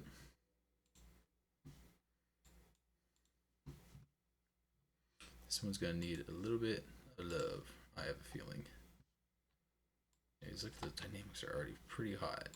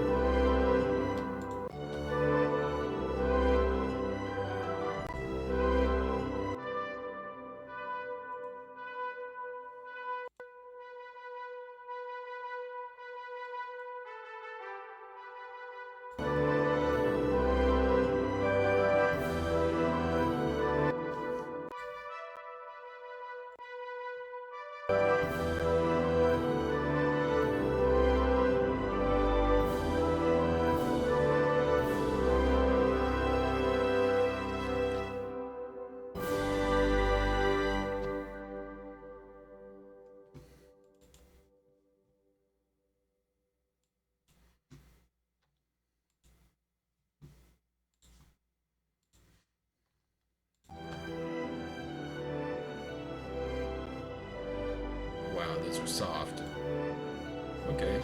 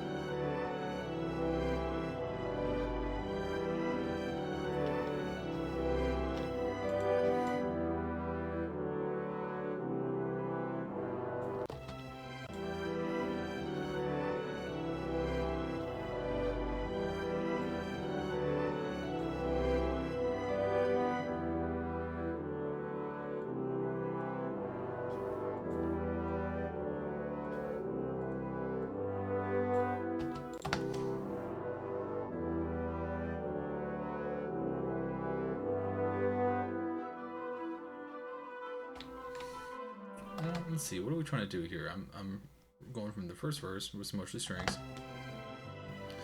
We hit this chorus and the brass comes in.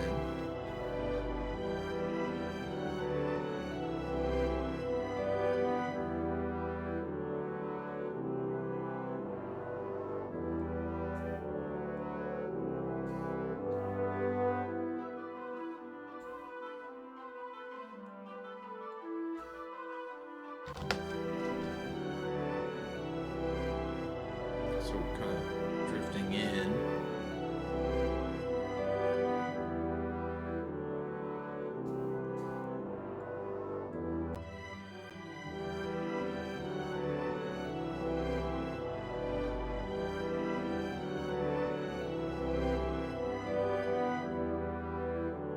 I also recognize this is the harmony, I believe.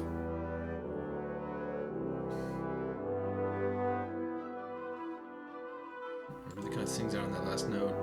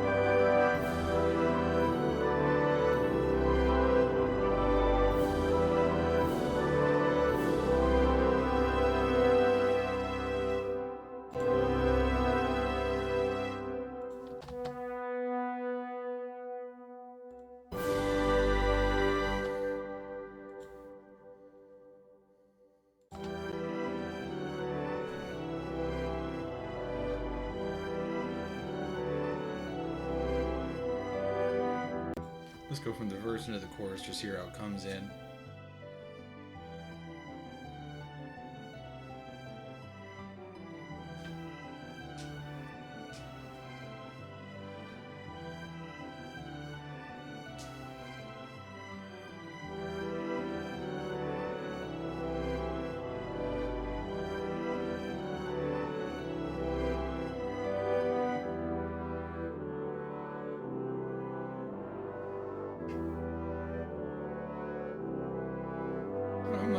I'm liking how that works.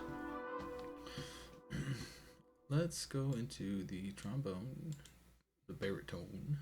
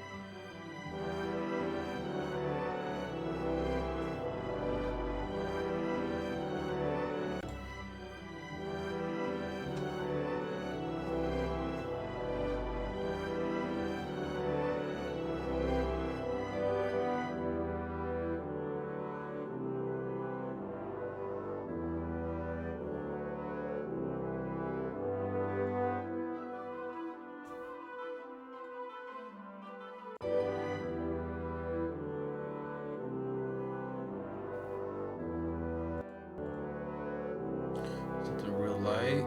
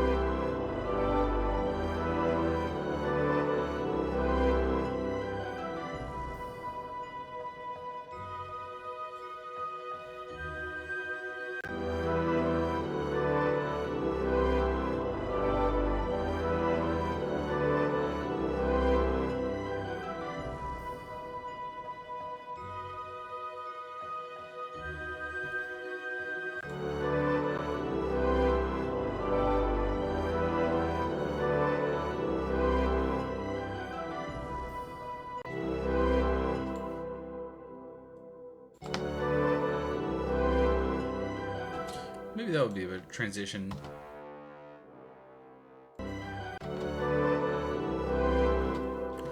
Because this one's going up. But what if we reverse that?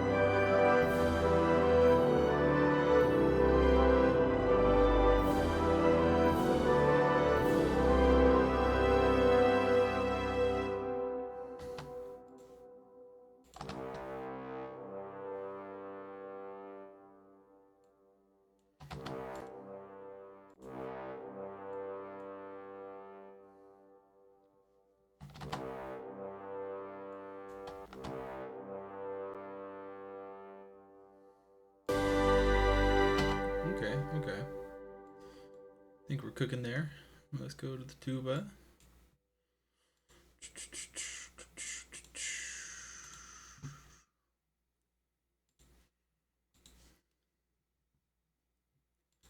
So where it comes in, it needs to balance with this part.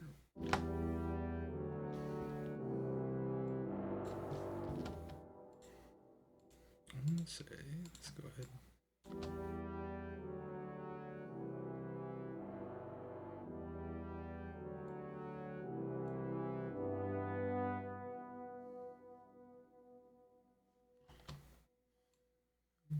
Keep it nice and low, I think.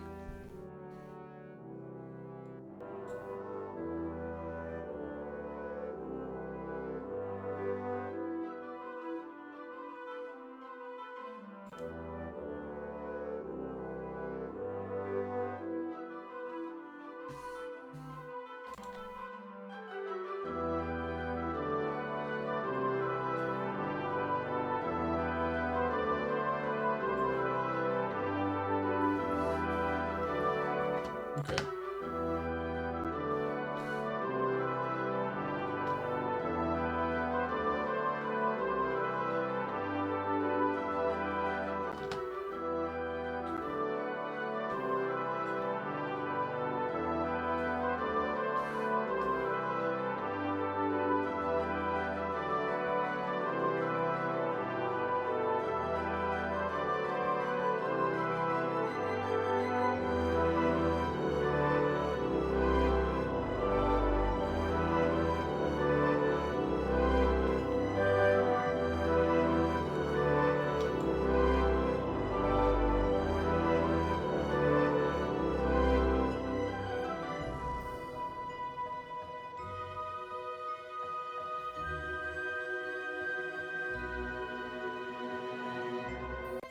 It's the last chorus. So we're gonna press it.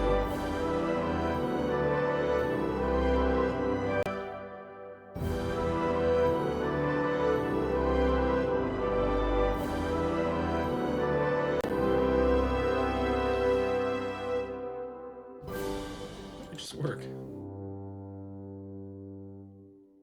I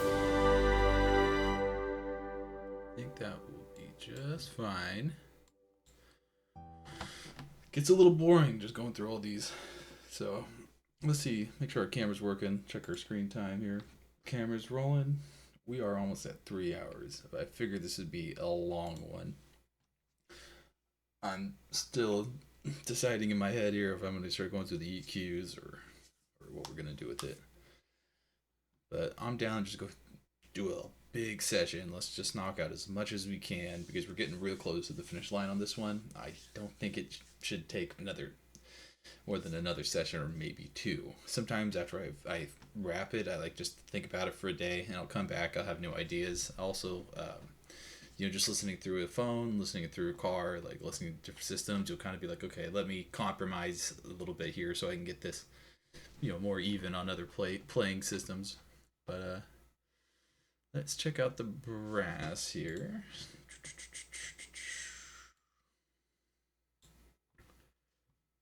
So this comes in at the chorus A.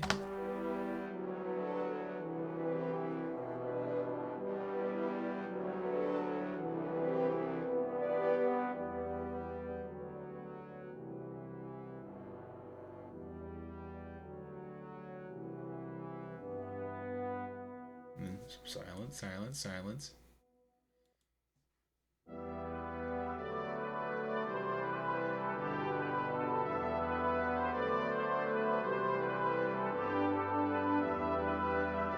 I really like that trumpet.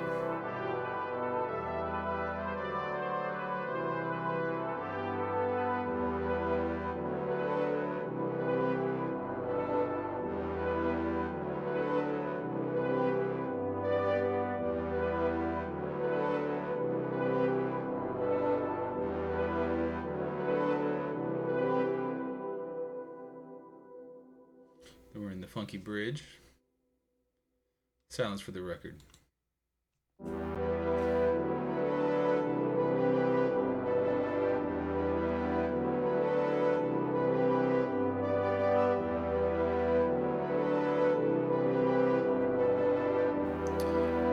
I have any more dynamic room on the trumpet? I really don't. So what I'm going to do is I'm just going to push the short a little louder.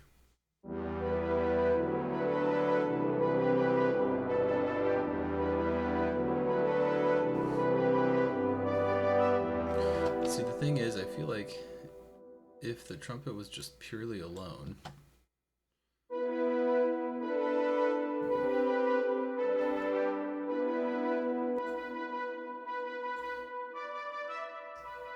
I feel like that it's still a little choppy, and I feel like even with the rest of the brass included, it still feels a little choppy.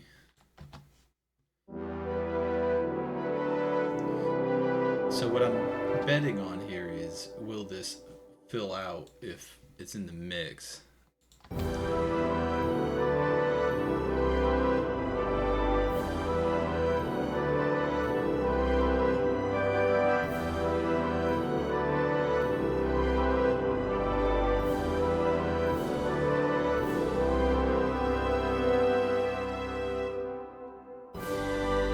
then let's also just check this out real quick.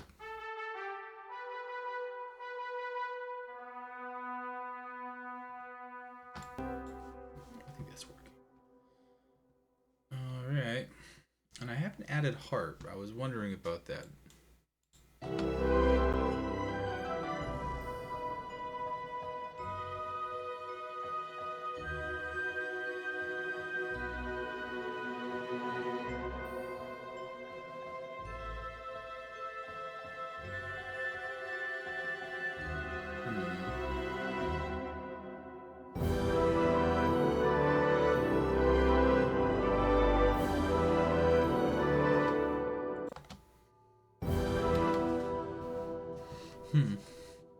I don't know.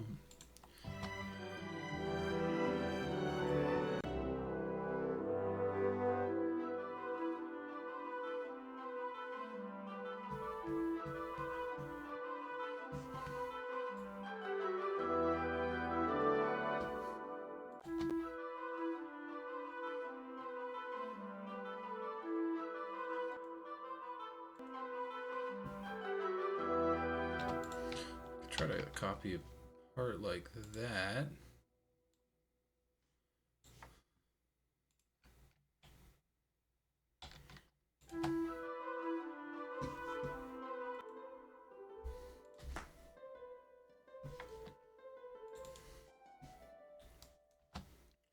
Let me raise it up to a register that stands out a little better.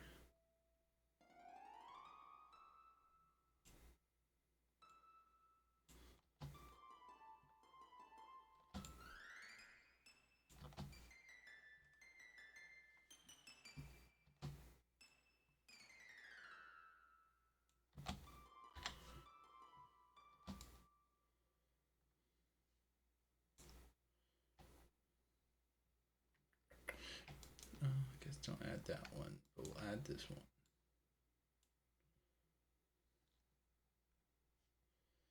And there's got to be a smarter way to do this.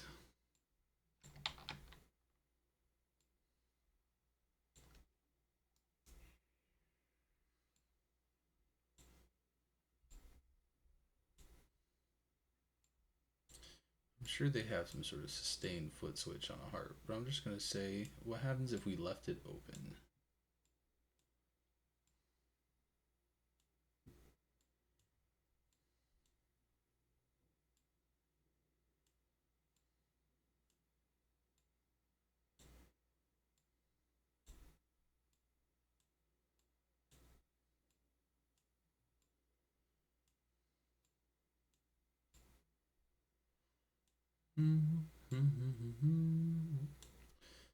Oh my goodness. This is going to sound like trash, and I'm going to immediately have to undo all of it.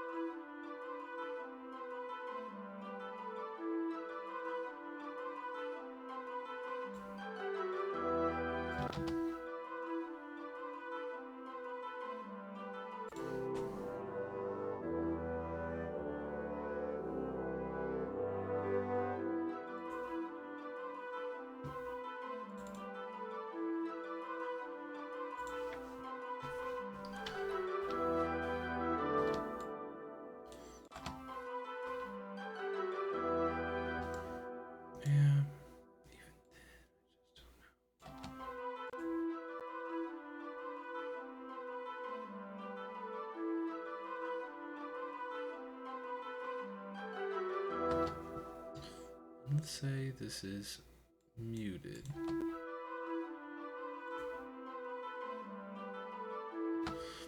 I feel like it's kind of taken over what the pizzicato would be doing in that moment.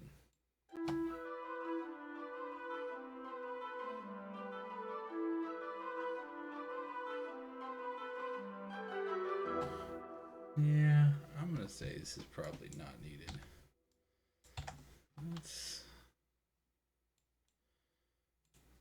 Let's chill out on that for now. The pluckiness of the harp just was, I feel like, covering up the pizzicato strings. It's both kind of the same element, so it wasn't really worth losing one to just double up another part. So I'm gonna go ahead and drop that for now. What I was really thinking for the harp would be like some sort of arpeggio that leads into a chorus or something like that. But I don't know, we're kind of exiting that stage of the writing process.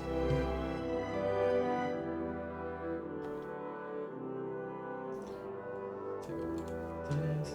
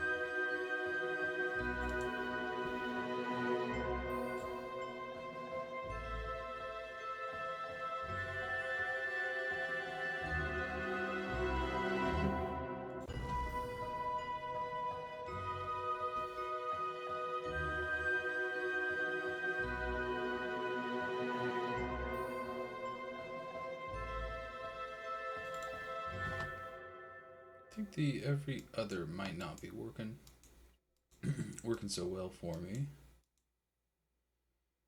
Let's try something like that.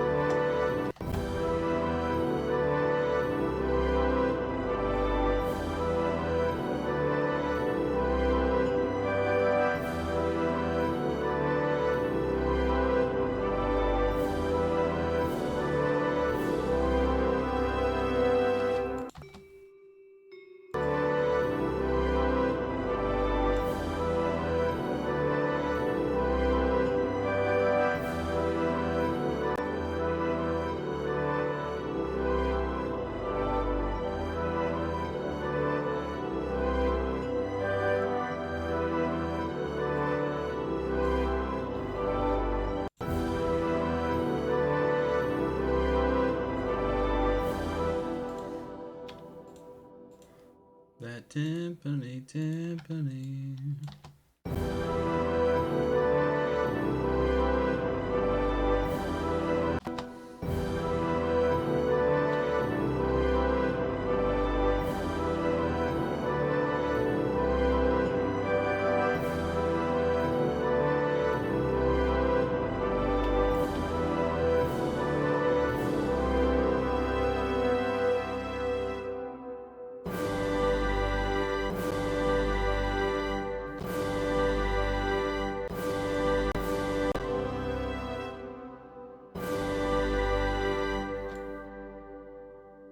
Seems not bad, just like lower.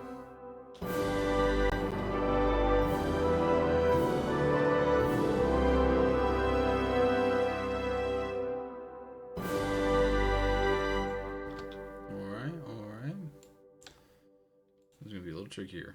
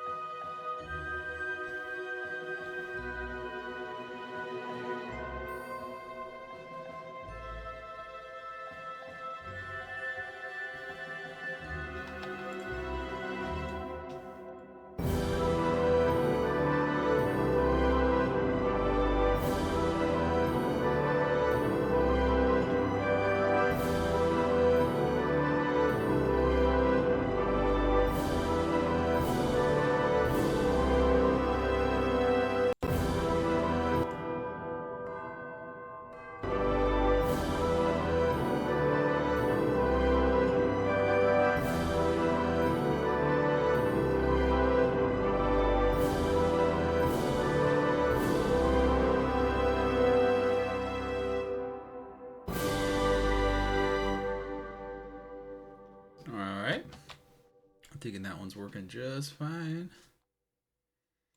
Let's move on to the marimba. Marimba.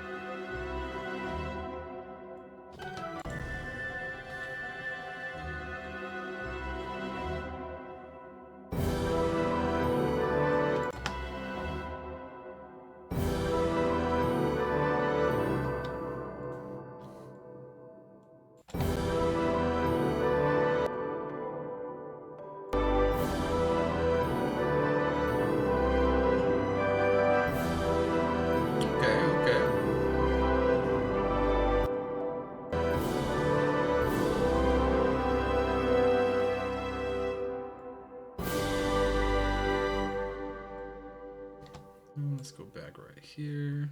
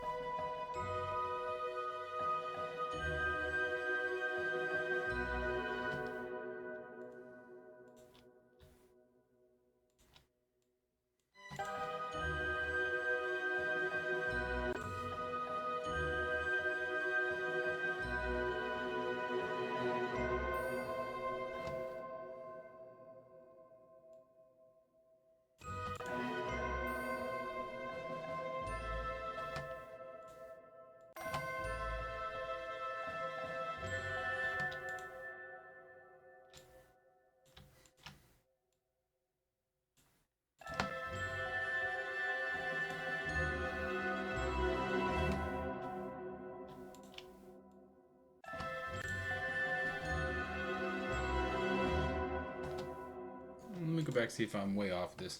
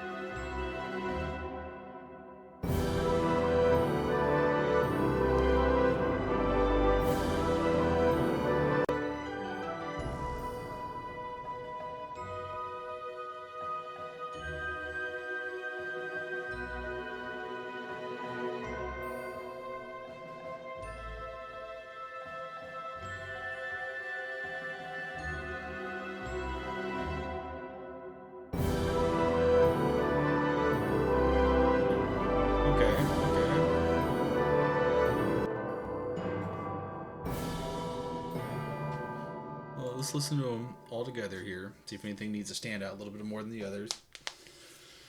Once we get that dialed in, I think the dynamics will pretty much overwhelmingly be done. I might want to listen back on the reverb bus just to see if now with the new dynamics, if something is really pushing too hard, or if there's just anything I want to kind of balance in the forward-backwards part of the mix. So.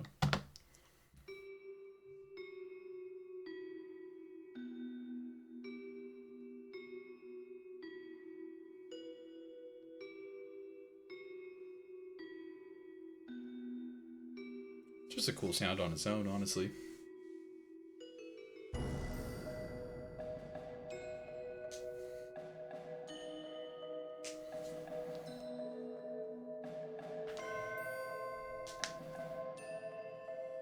Taco Bell bell.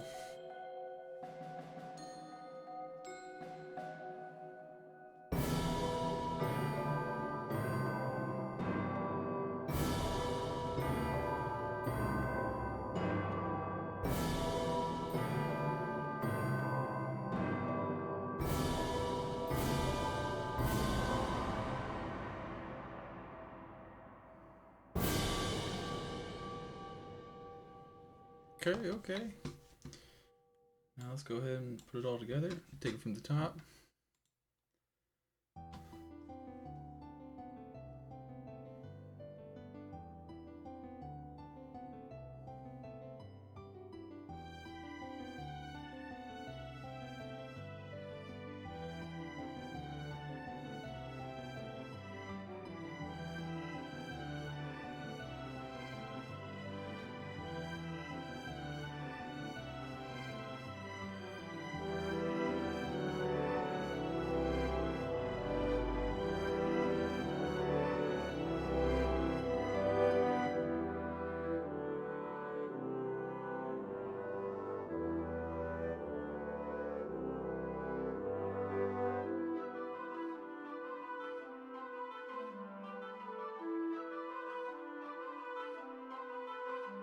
I feel like that oboe has a much more leading part.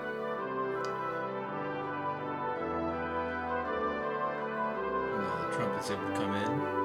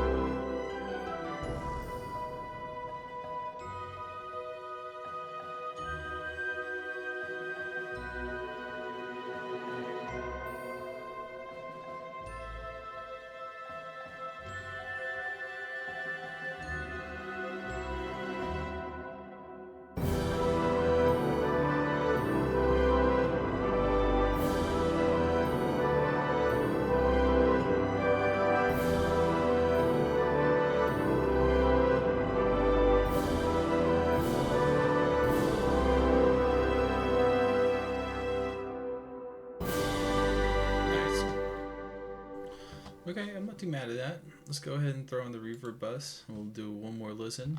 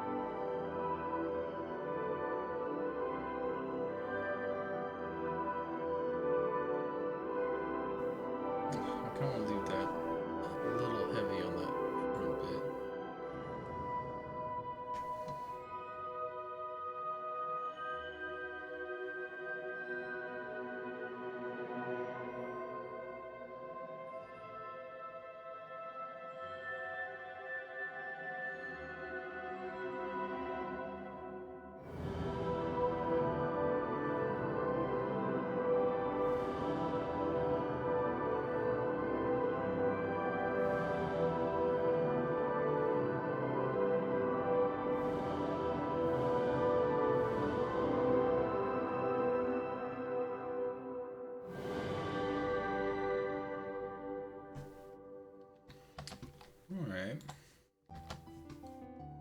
Let's go back to where that trumpet kicks in.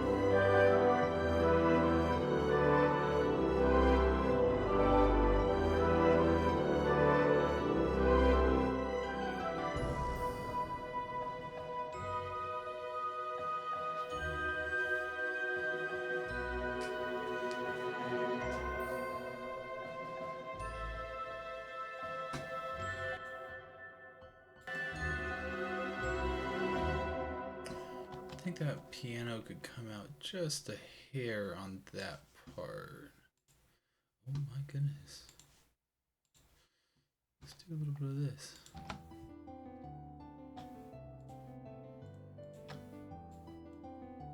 I know I did the velocity as well.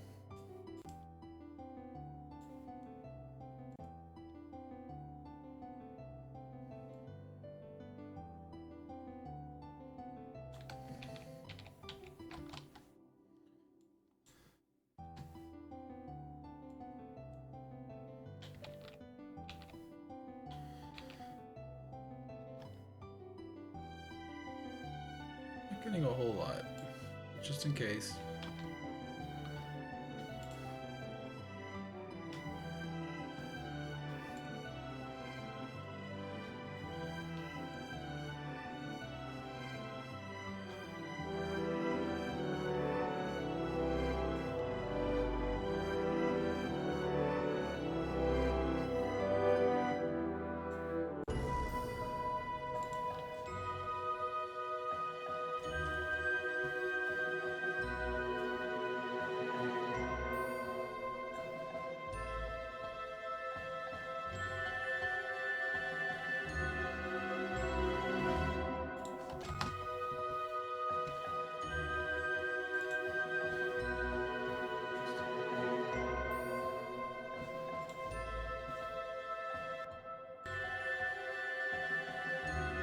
Something like that.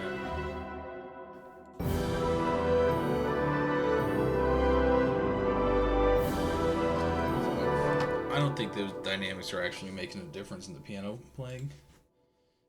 But just in case, I just kind of lined them up somewhere reasonable. Because if it is making a change, it's very small.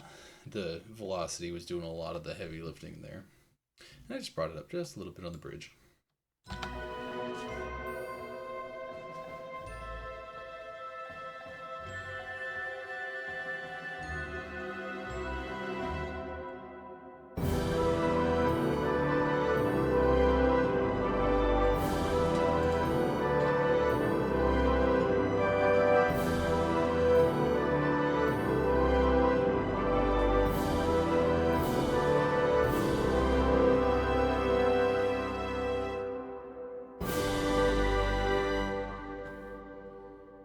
Here's kind of what I'm thinking with this thing, is have it start with that one and kind of blend into another one.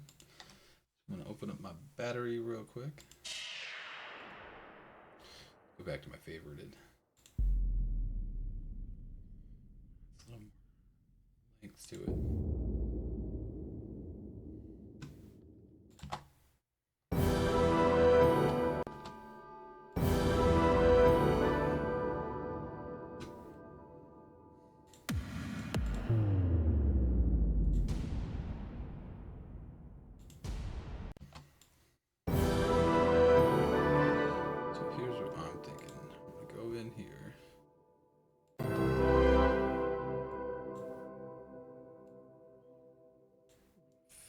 This in pretty heavy. And we'll line them up over each other.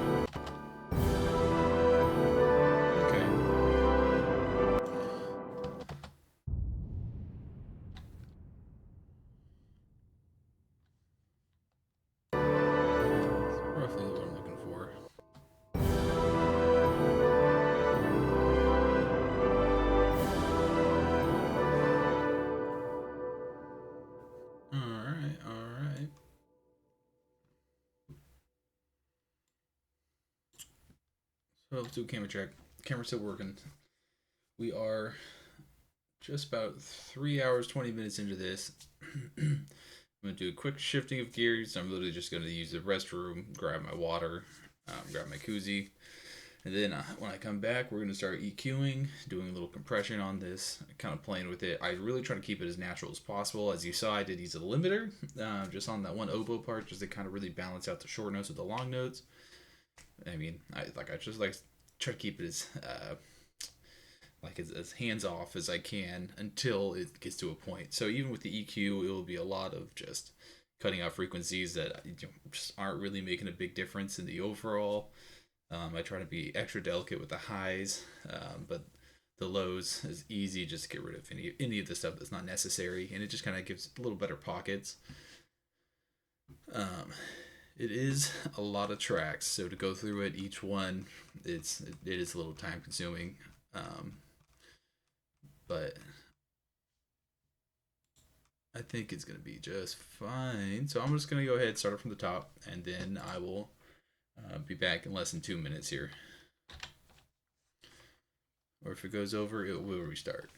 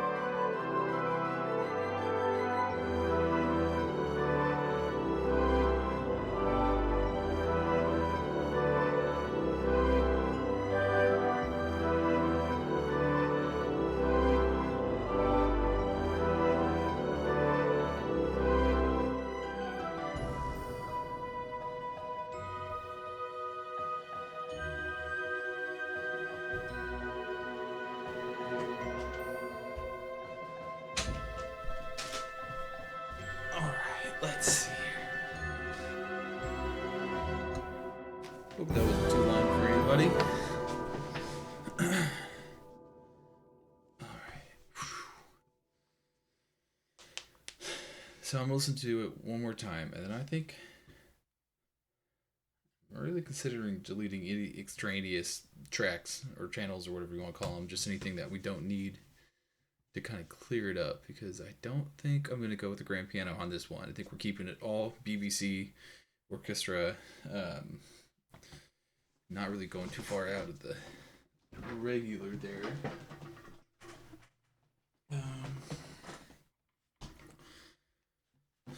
Okay, let's see. Go back.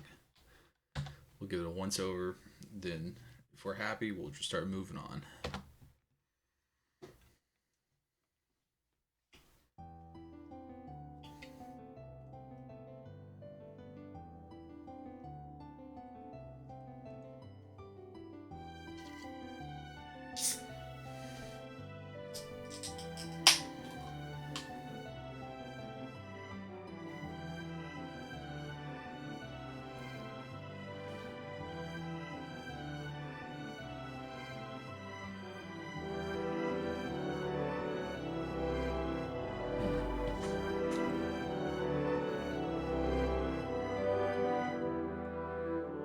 I feel like the brass comes in a little heavy for the first chorus.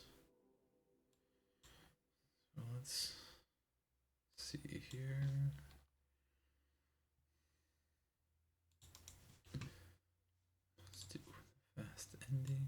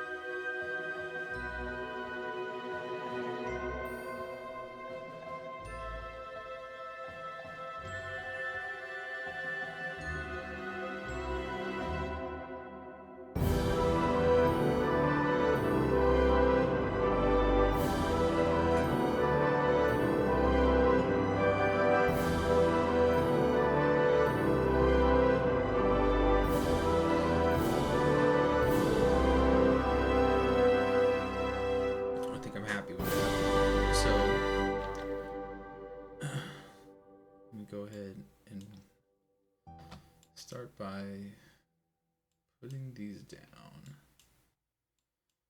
We're gonna need the room. Squish these down, so let's do that. Dang, that sucks. I wish I could do it all at once. You know, if I pull these down, I probably don't need to take off the channels because we don't have a ton of plugins going on these. This one we're not using, so let's just any of the ones that we're not touching. I think I'm just gonna go ahead and just deactivate. So let's start. Let's actually start on the piano.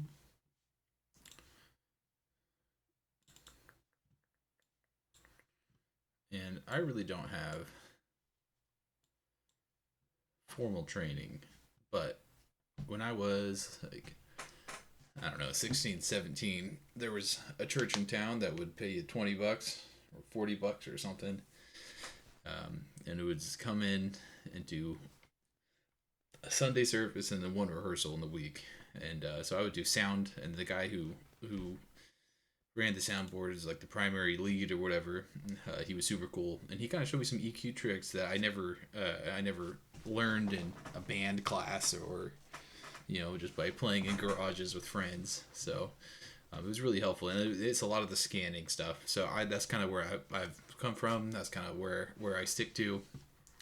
So let's just start off with a nice clean EQ. I'll make it nice and big. Let's also give this a quick save. This project's getting a little crazy. If it starts giving me problems with the program, then I'll start probably, what do you call it? Like freezing them or like rendering in place. That way we're just using audio files and it doesn't take so much CPU. But let's see if we can get away with it this so far.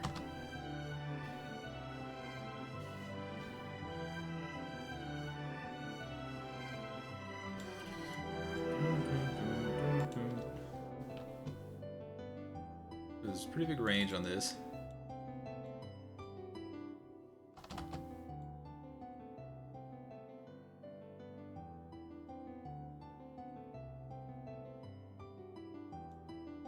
I don't care so much about capturing the full bass presence. Let's see, it looks like the fundamentals are there, so I'm just trying to cut off stuff that we don't really need at the end.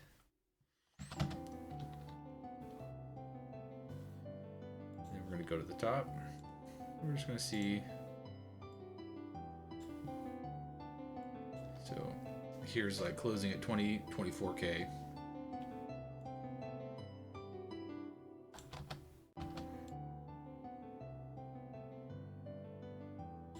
You know, let's take a louder section because I'm going to be able to hear more what's going on.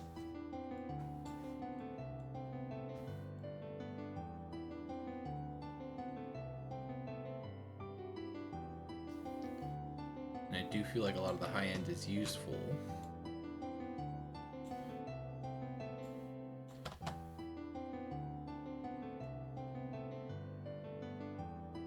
I think around in there is when you start losing something. Just back it out just a little bit. I'm kind of having cut in like 16. Let's take it on.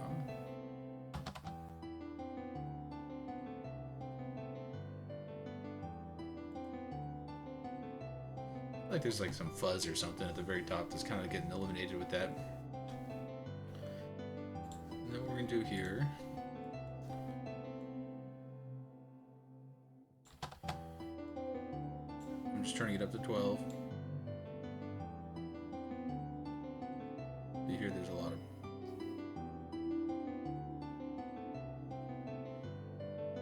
overtones there.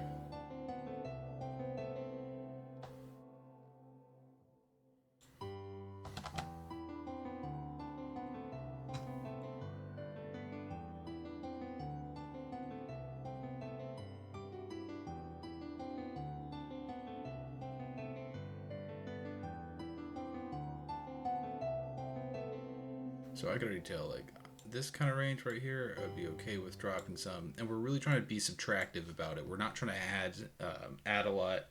There can be cases where you might want to add some treble, you know, stuff like that, but that'll kind of come later. We're really just trying to get the best, like genuine sound of this. So we're just taking out funky frequencies, things that kind of don't work.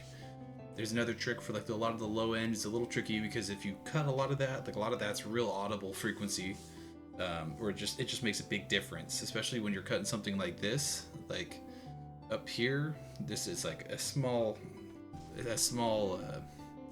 The waves are a lot tighter than down low, so it's like there's different areas where you kind of want to do different things to it.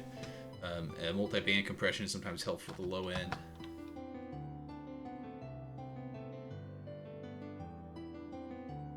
I feel like if somewhere in there, kind of a heavy cut, maybe something like that.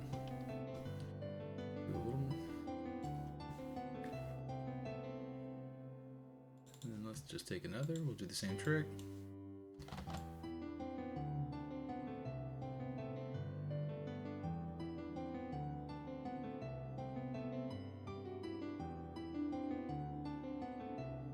This is where it kind of gets muddy. It's just around that 300 mark. So we'll remember that for later.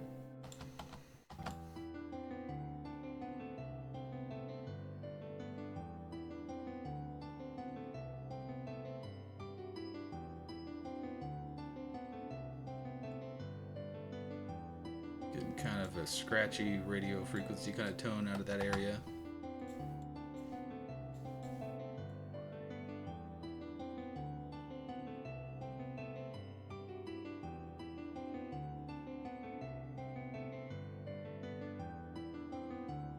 Right here, a little bit of ugliness right here, and there's another one more up here. I think it's right in here.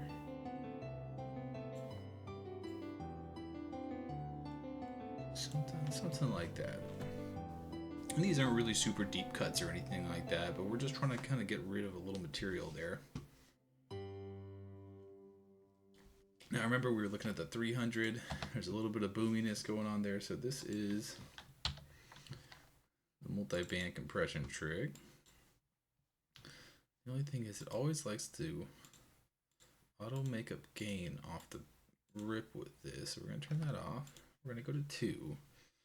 Top frequency, do like 360. We'll do this one, 250. So we're just taking a little bump out of it. We don't need to remove much.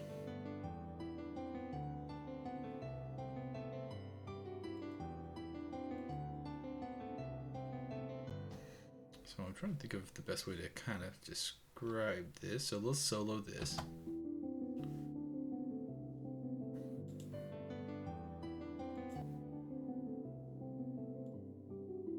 So we're just taking out a little bit of that little band of frequencies right there.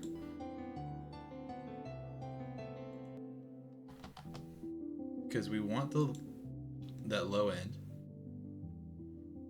See how silky smooth that is? I like that. And then of course we got the high end that we want to keep.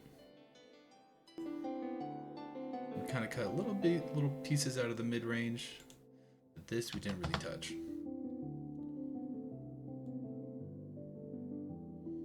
We just want to pull it down so it kind of grabs it. And let's see, what is our ratio? Is at 2, so it's not doing a whole lot. We can bump it up just a little bit. Let's go like 337. So like 4 is kind of like a standard, like if you're doing like a guitar or something like that. I feel like that's like where the default is. So when you're doing less than 4, I feel like you're kind of doing like more of like a gluey kind of thing. I just don't want to, maybe I can go like 3.5, but I just don't really want to go too hard on it. We're just trying to keep it nice and easy.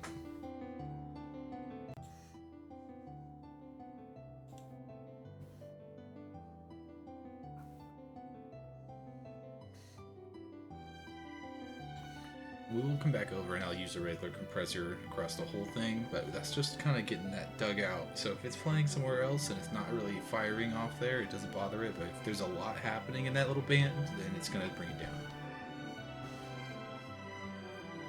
Which is kind of where the threshold, a little tricky.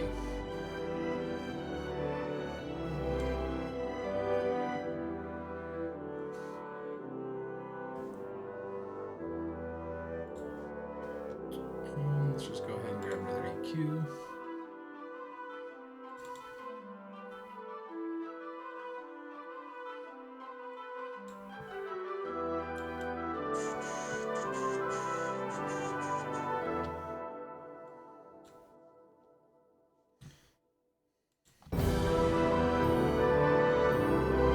Let's go ahead and just grab a loop on this.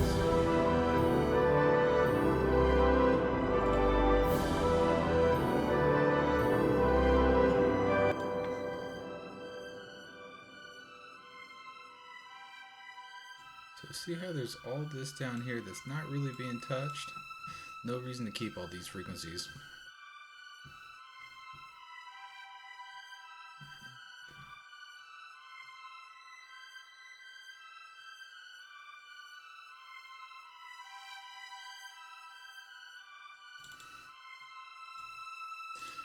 Probably not going to need a low pass on this one.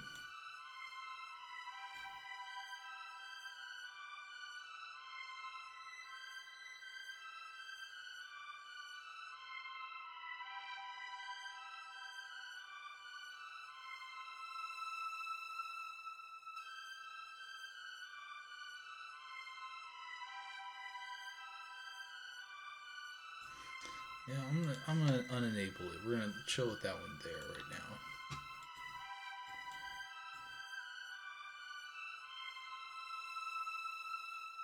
Here's some funniness.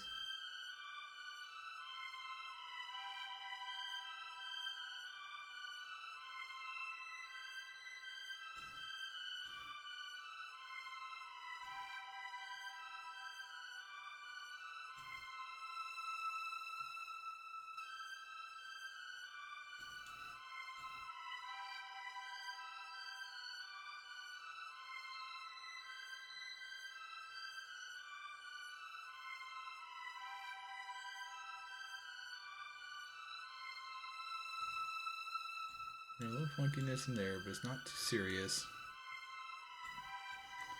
So it's picking up a little up here.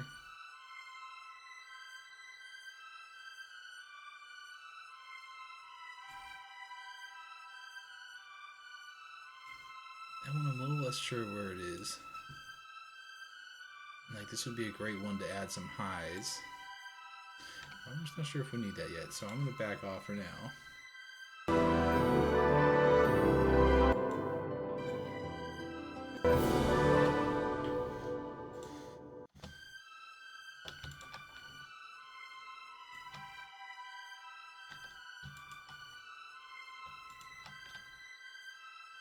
Let's see, what if I did make this high shelf? We just boosted it 2. And the trick is I would want to bring it back. Ooh.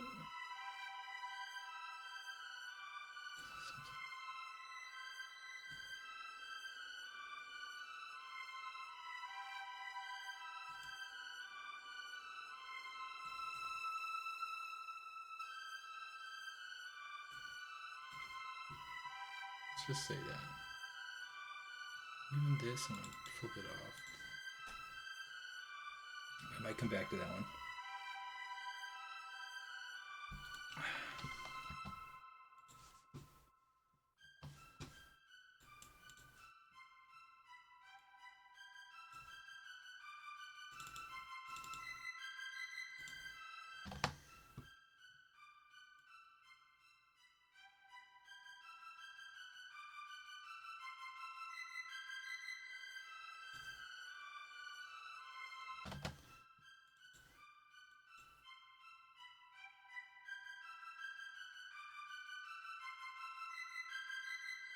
Like I'm getting kind of weird mids in there. I'll pull a little bit, and we'll let this let a little lowers in.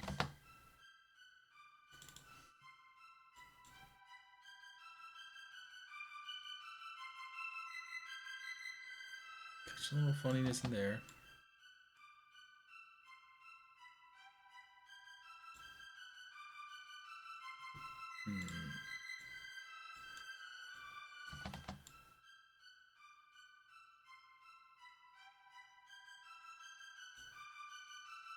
Getting a little whistling in there.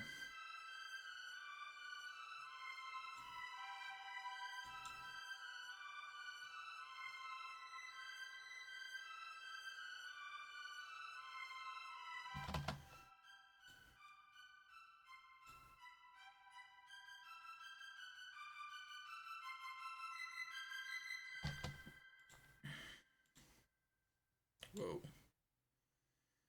So yeah, we want to do something as crazy as that. And then I'm gonna just turn it off.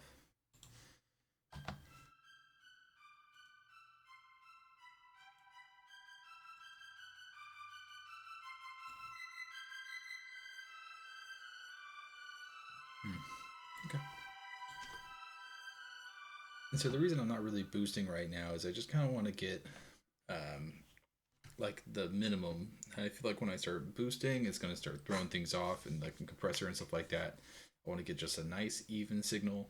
Let's get it like it's processed as we need to do just to have it as like a consistent thing, and then we'll start adding. We'll start doing some EQ.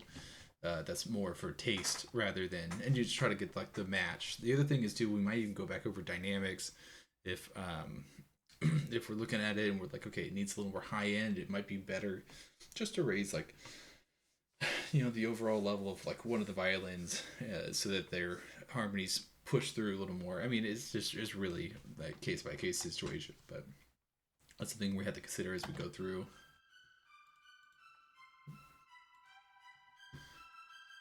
Let me say that one's good.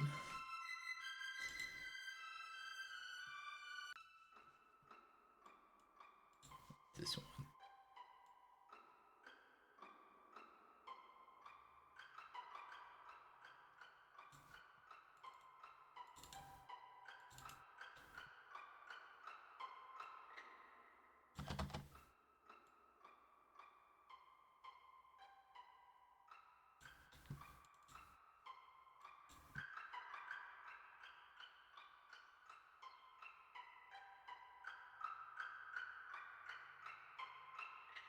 I think I'm gonna bring back the XComp. We're gonna go 1 to 3K. That whole range could be dropped a little bit.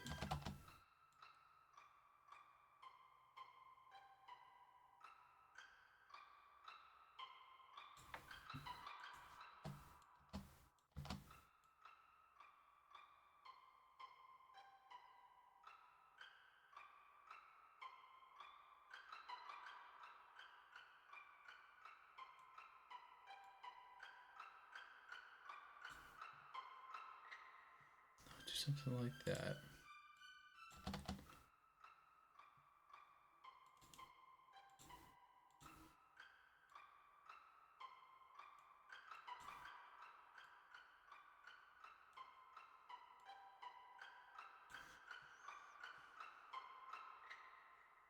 Top end of this really comes through. So let's go ahead, grab that XComp, drag it over here. The top frequency, I was saying like 3K, but we can go a little further than that. I'm thinking the bottom would be like 1K. Do something like that. Yeah, somewhere like that. I'm gonna go just a little above.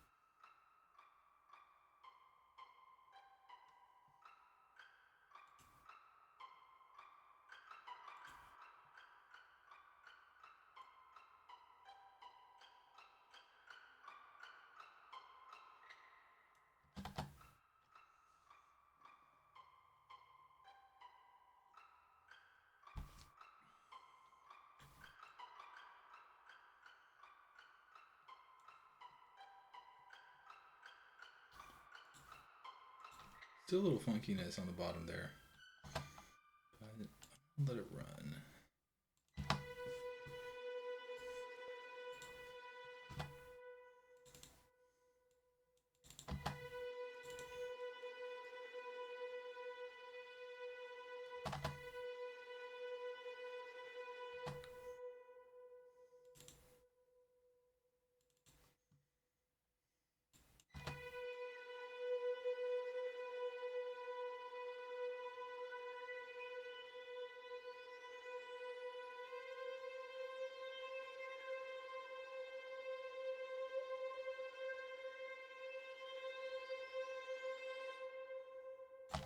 I'm gonna say just this area could try.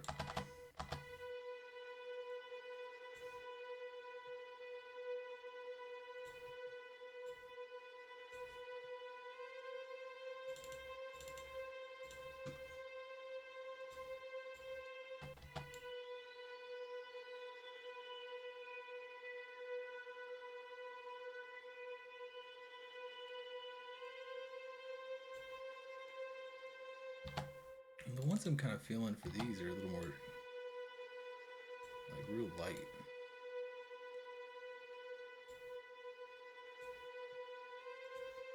Even that one I kind of pulled down just because the fundamental was making it sound a little funky.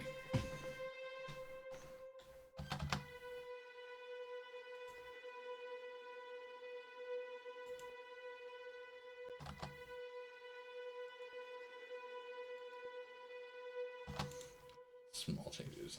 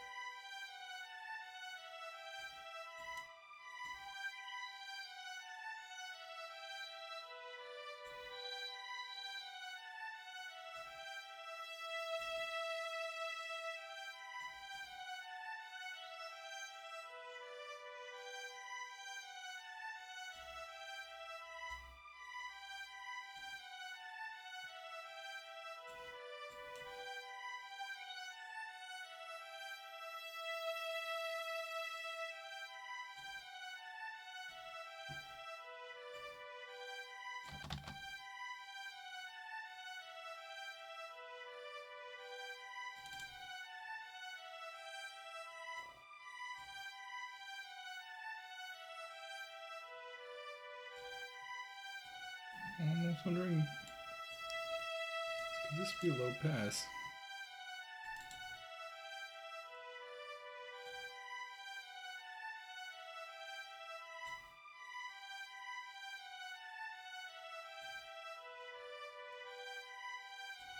I think it probably could.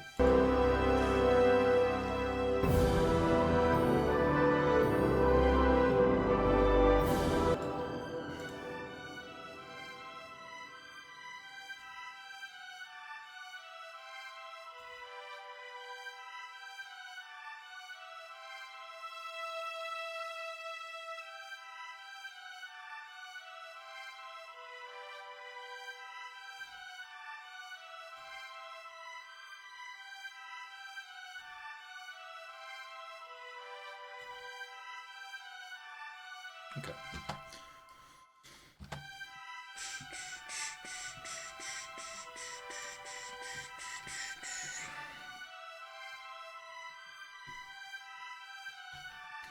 So now we're looking at short violin 2.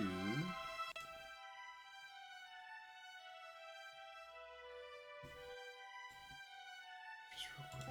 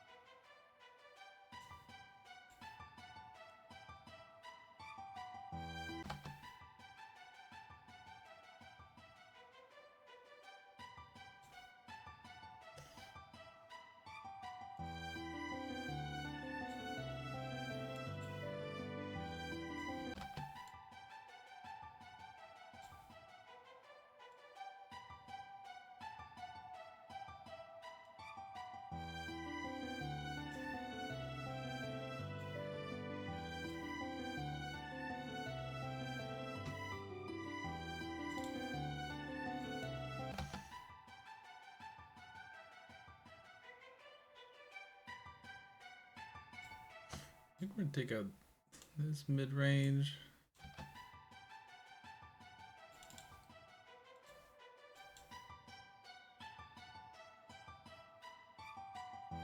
Okay, a lot of weird brush rounds.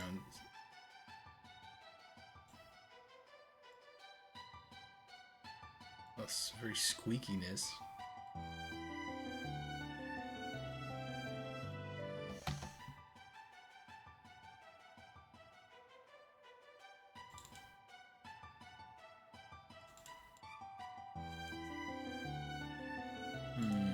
Yeah, I'm thinking we'll leave this one off for this one.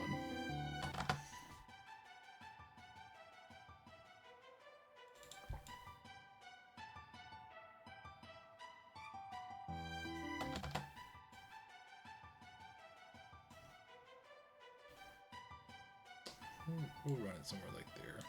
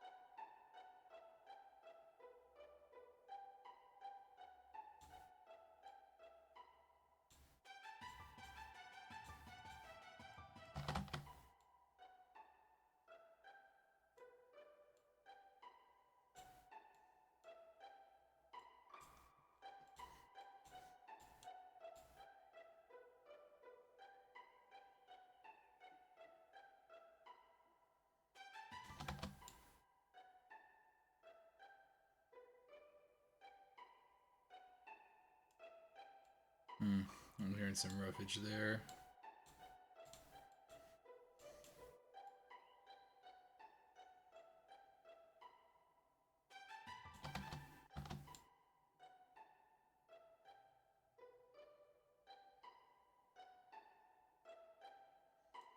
Nothing too bad over there.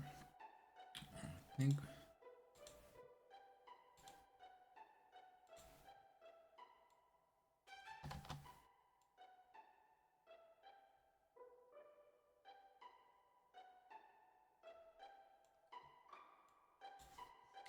we're in there is where I think we're getting the most for the most sound for our buck here.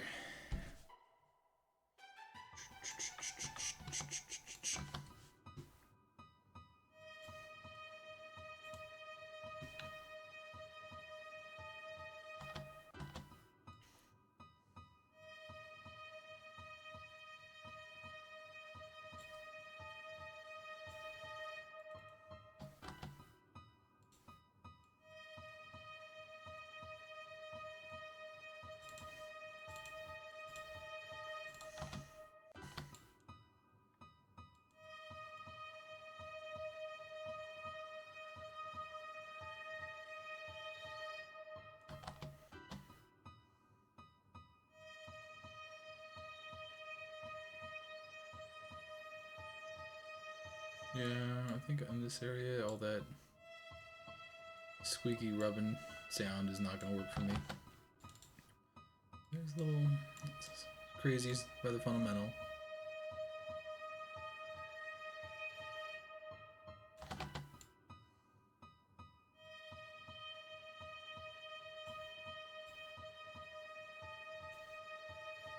Nothing too crazy. I don't know if I want a multi-band compressor this one.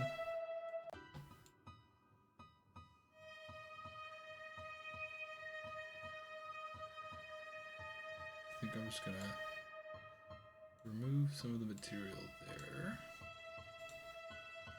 And let's drop this down just a hair.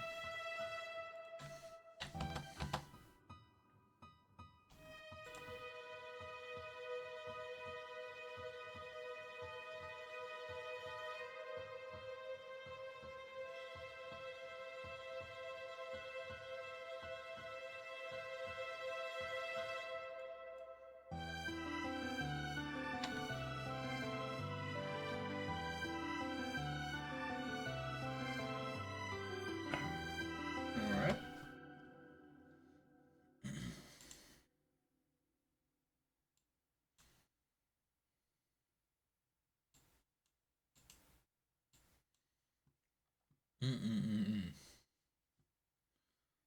On to the viola.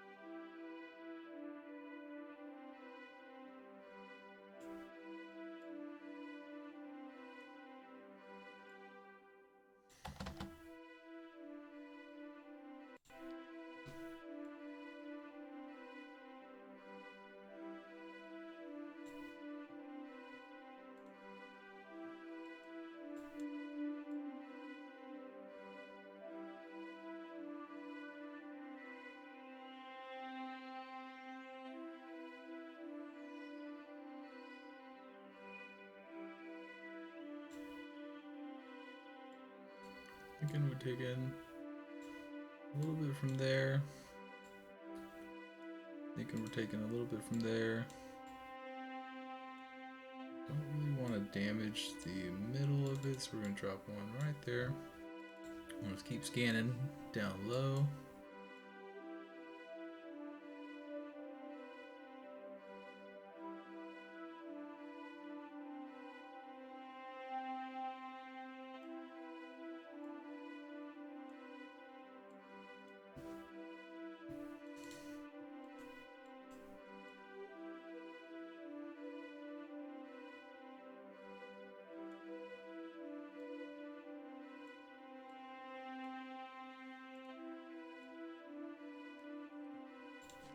So let's consider it like something like that.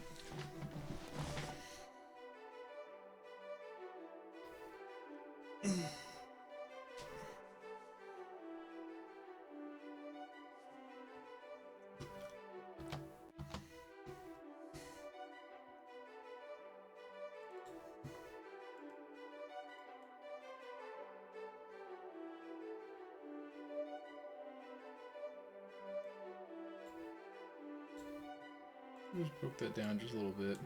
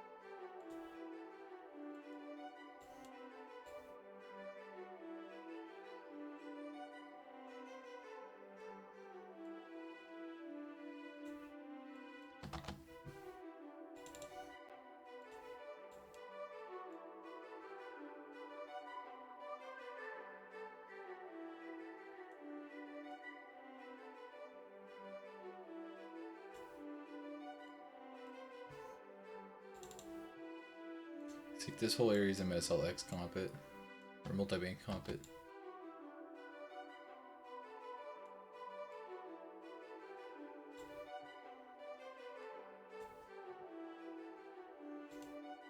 Okay, wow, okay.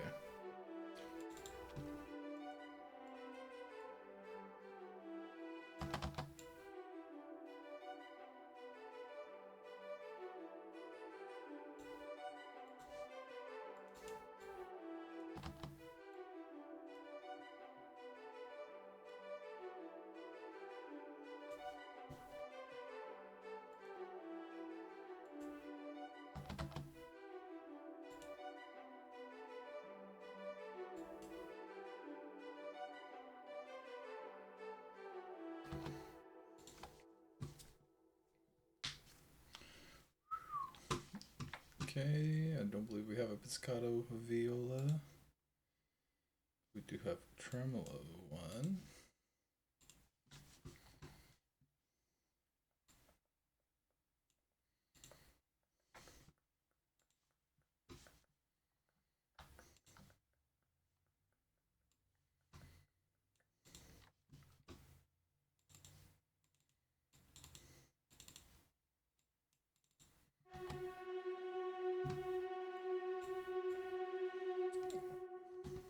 Oh, it's right on it.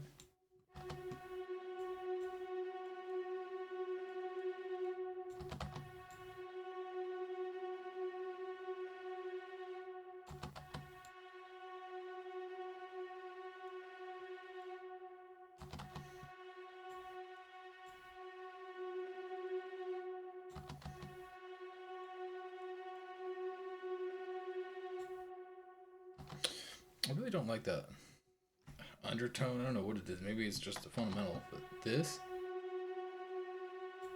not doing it for me. So I think cut a little extra.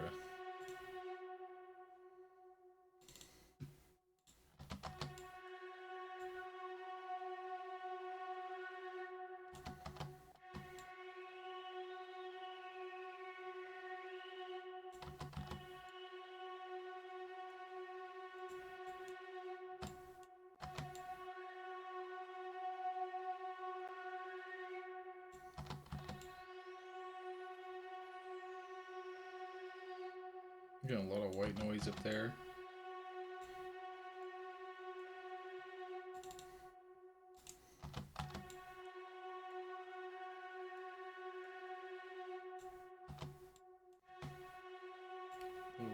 Just a whine down there.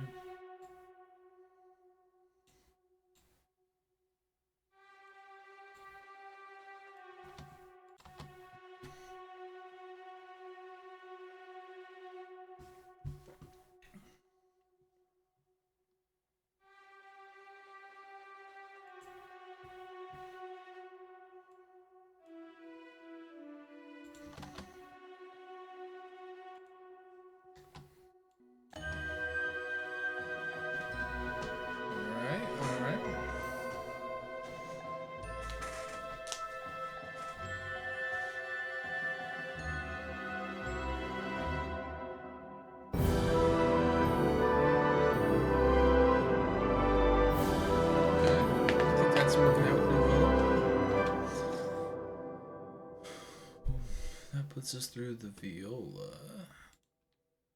So now we'd be looking at the cello.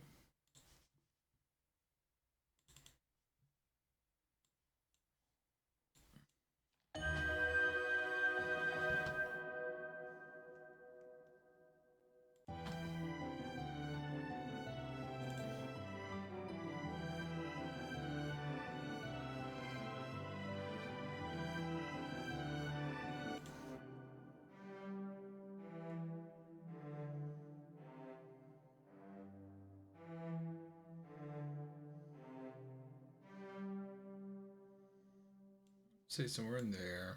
That's probably fair. 81, it seems a little low.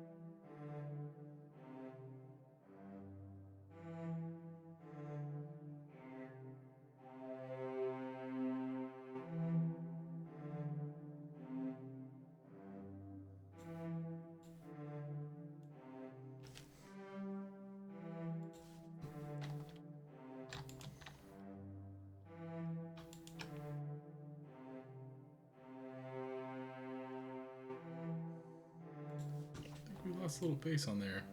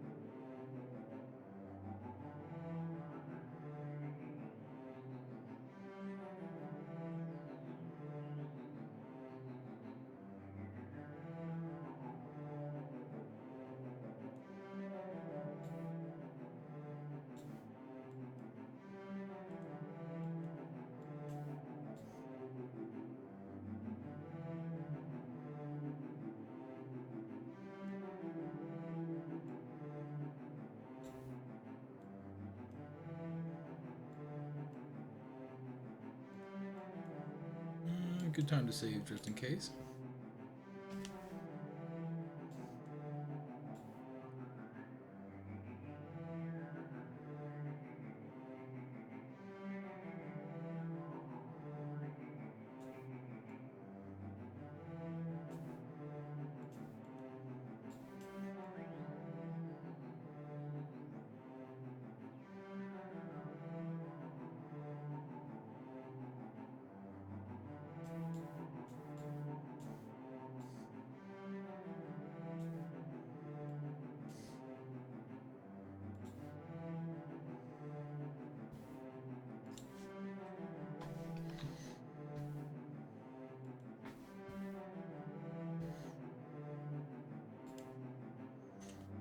Staccato cello.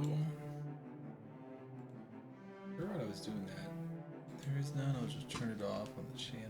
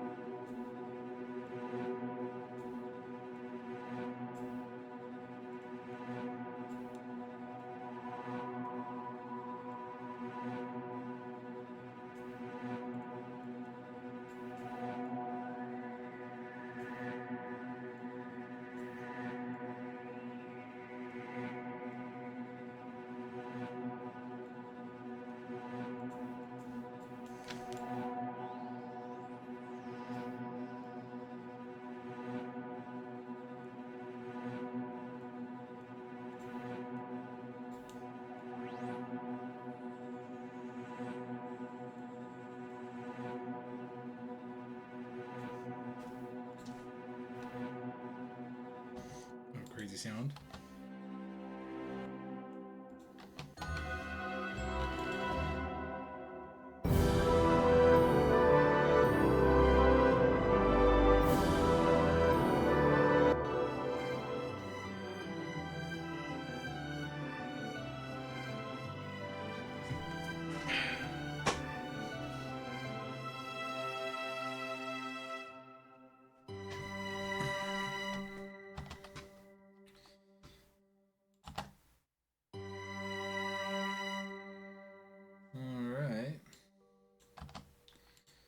Let's check out the lowest bass.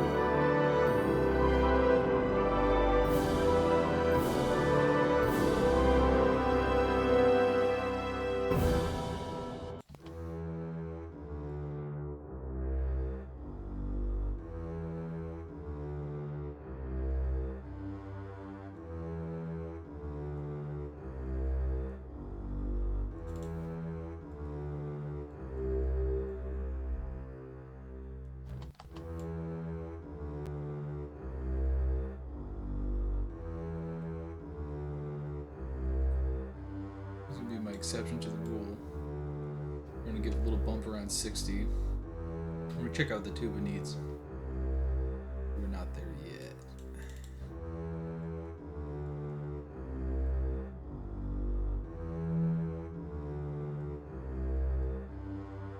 Need that kind of tone in there.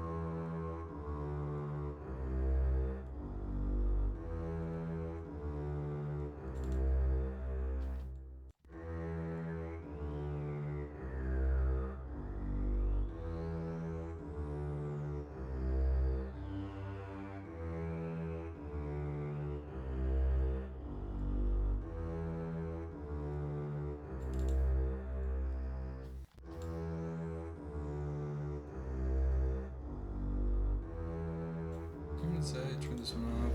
I think we're good about there.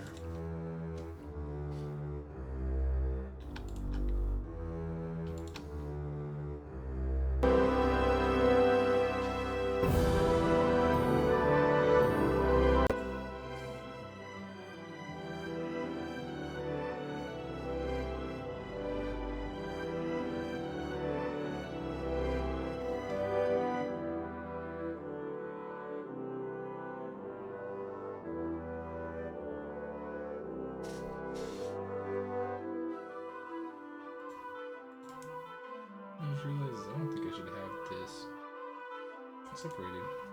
I should notice that.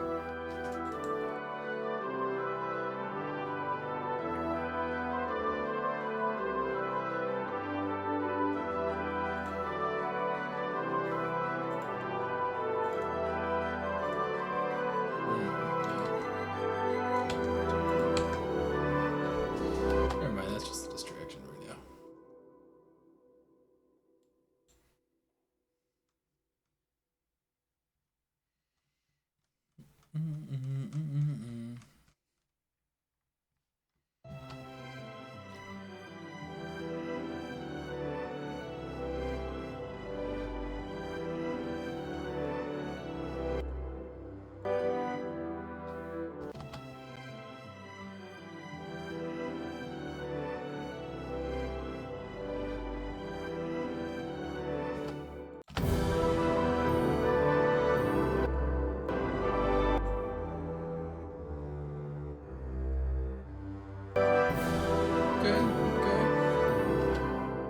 I think we're in good shape there.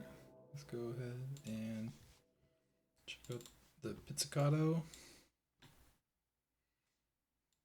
Let's make a big bridge. I'm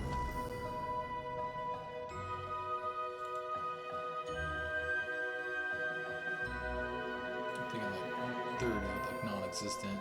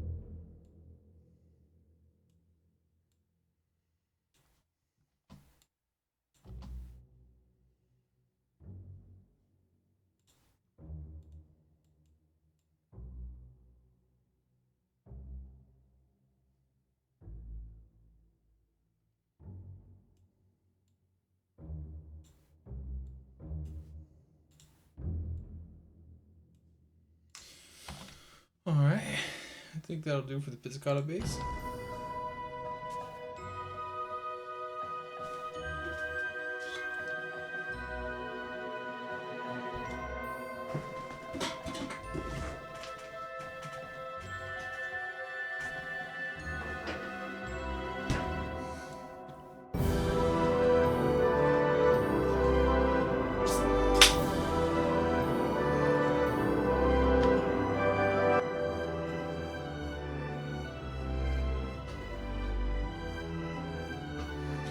This should be all completely accounted for. I've done the multi-band compression, but I haven't done the actual compressor on anything yet, which should kind of even it out. This has been a big old one to jump through here. We're about halfway through with the EQing, minus the actual instrument bus and the reverb bus. It's once you put things together and you start sending them to buses and try to EQ the buses, that also is a little bit more to flavor, just because it's hard to really pick out the individual frequencies of certain instruments when there's multiple getting fed to the same channel. But we'll still definitely check it out and just kind of see if there's any areas that are kind of just not sounding super helpful. Let's see here. Let's go to piccolo. I don't believe there's this one. I think the short bass does not exist.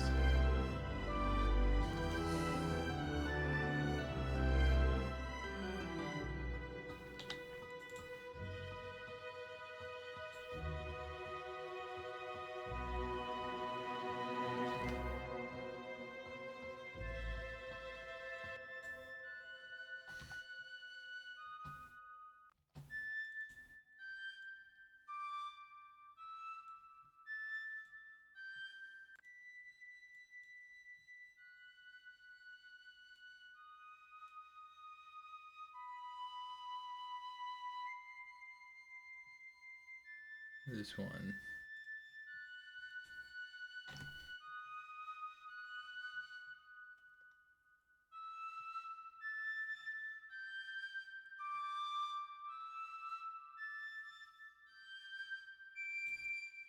I'm gonna do a camera check real quick.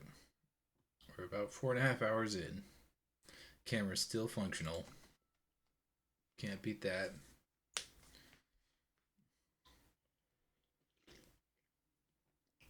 I think we'll go to another half hour. Boom. Just so it's not a 10-hour video. We can cut it there. But I do have more, and I think I could wrap this up today. Or at least get it to the completion point where I can look back and kind of make any last minute decisions.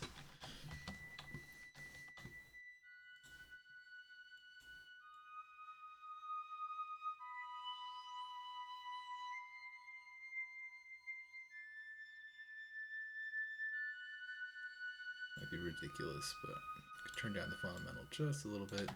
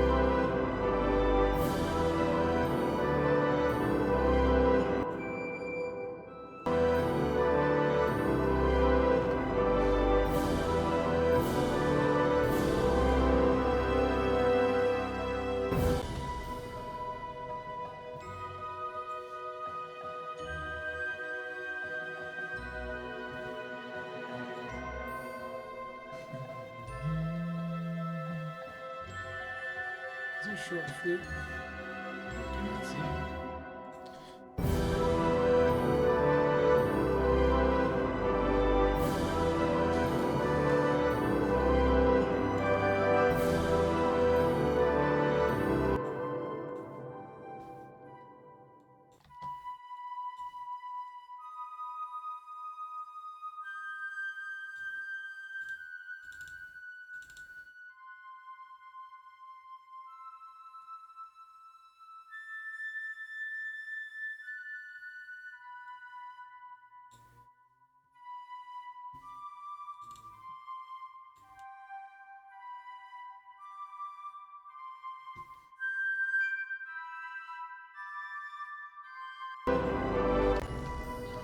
Sounds a little crazy, but I'm pretty far in enough to notice that. And I think it sounds kind of badass to be evil.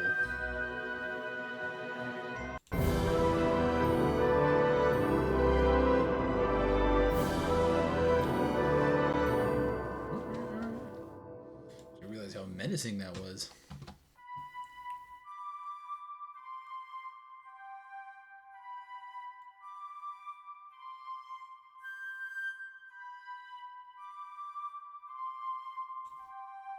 And we're just going to kind of beat that fundamental down just a little bit.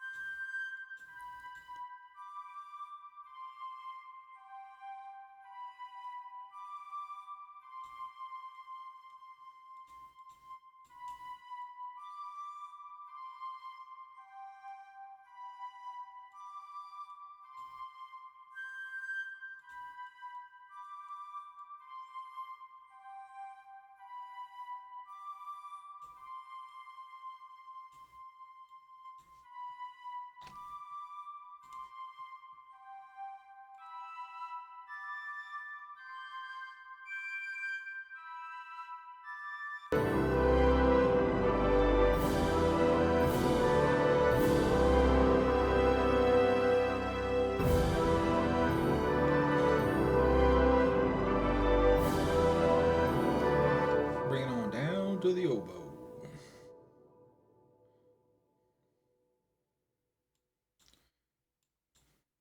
We're going to need to do all these eventually.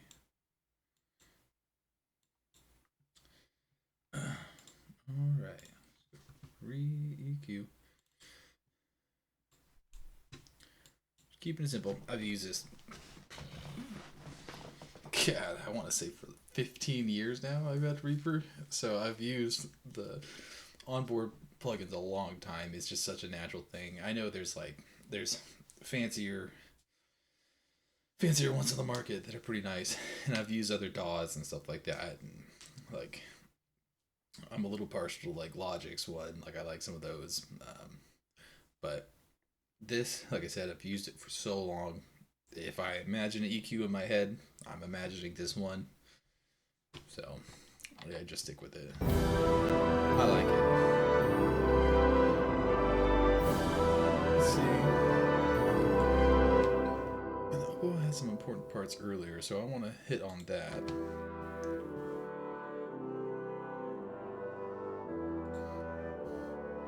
Oh, I thought it did. Here it is.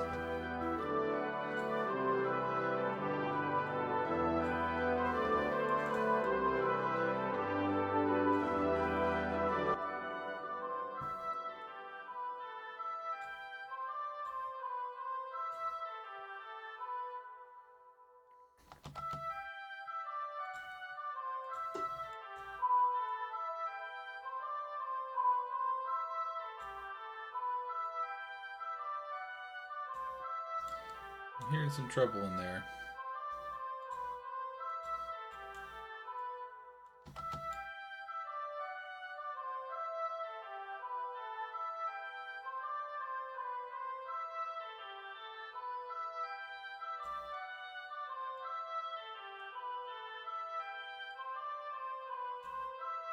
I hear some honking going on in there, but it's not the worst part of the sound. Like I don't really want to damage that too bad.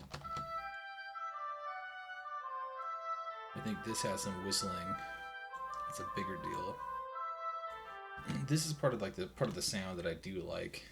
The other thing here is you always kind of want to balance between where is it hitting in the mix, and then to do like the low pass and stuff. You're trying to figure out where am I damaging the sound. So you can do that in the mix. I like to do it solo. A lot of this stuff, when I'm listening to it after I'm seeing, is there anything that's just poking out, anything that's kind of driving me crazy. What's kind of funny about this one compared to the other woodwinds is like the flute and the piccolo, the fundamental, like the root frequency was actually really harsh, and it's kind of hard to justify having a lot of that. I'd like some of the overtones that are a little chiller on it. I want some of like that higher presence. I do want those high notes on there. But like the oboe, it's like a lot of the higher end that's really not making it better, and then the lower end is much more like what I'm looking for in the sound.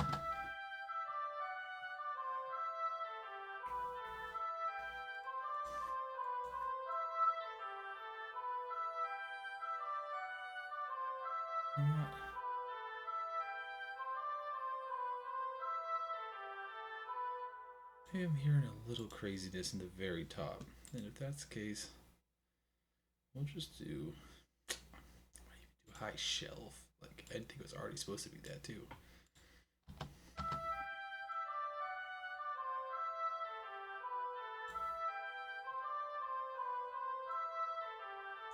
It was just at the very end. I really want to have as much as this captured as possible.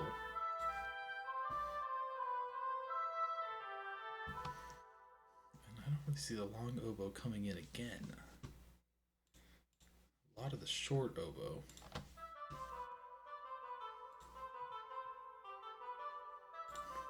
You know what? I'm going to take this just because the range is going to be similar.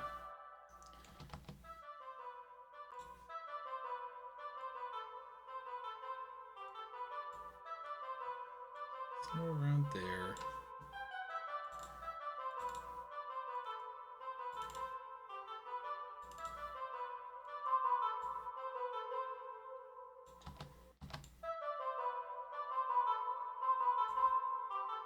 Get a little bit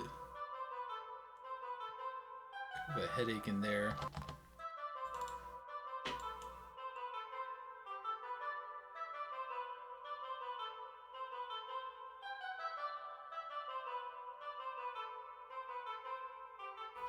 I'm hearing like a little like stickiness in there. And I think the middle part is fine, but I think it's somewhere like something like that is what I'm looking for on this one.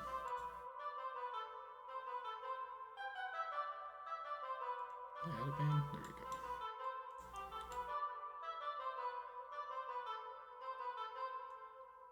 I'm hearing a little bit of noise there. I'm going to open up the bandwidth, capture some of that noise, and try to just not damage the middle of this too bad. I'm going to add just a band just to kind of flatten it out.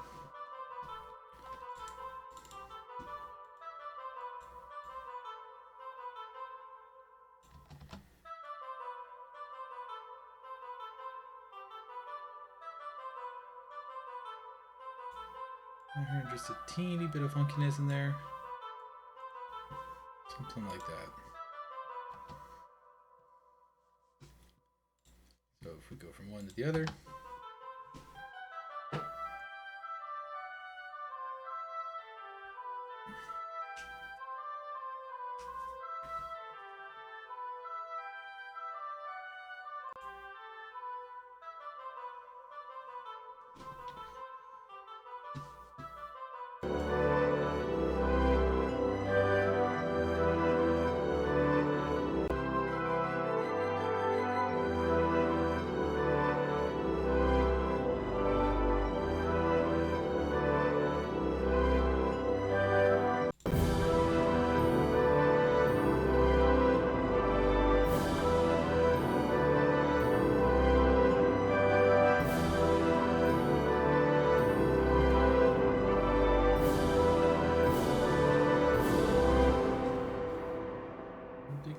Going so far there. We're gonna need a little extra room on this one because I have that extra plug-in down there. Take a look at the clarinet. We do have a short clarinet. We do have a long clarinet. So let's just start right there.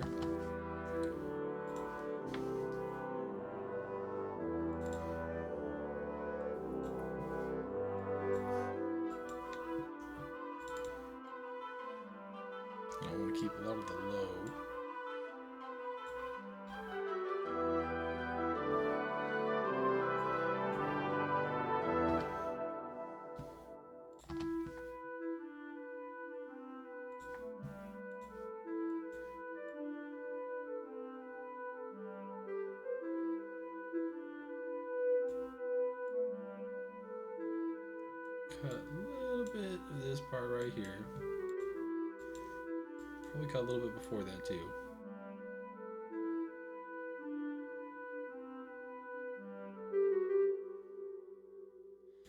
You know what? I don't want to interrupt the fundamental of that run.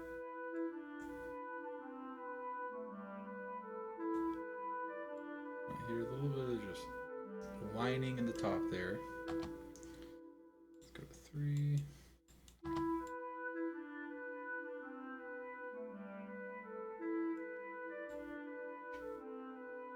A little whining there.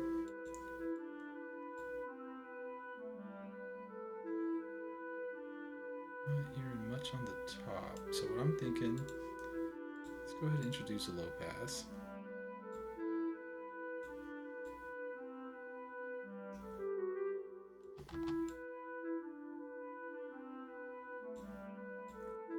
Not a lot of high end on this instrument, but I feel like I can get out. So I'm gonna cut a little low, and I'm hoping they'll just give it a nice pocket, because even when it goes into like the chorus, this is such a buried instrument. The range is really on the bottom. You know, where like this is where a lot of the meat and potatoes of this is. There's not a whole lot going on up here. It would be nice if there's a little more just to kind of push it through, but let's see if I take it out into the mix, see if there's a lot of competition in this upper end. Not so bad here. And then in the chorus, which, I mean, let's move this over, let's look.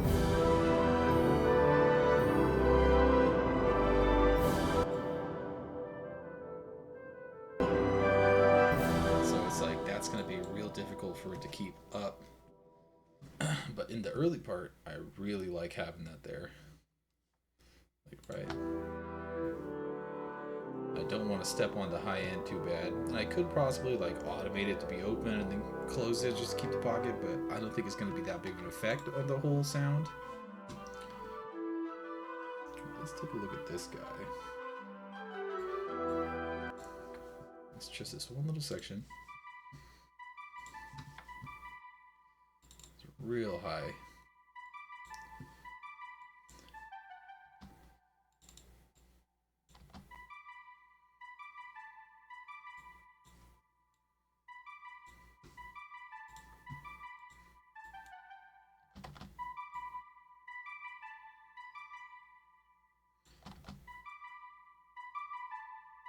There's some real honkiness down here.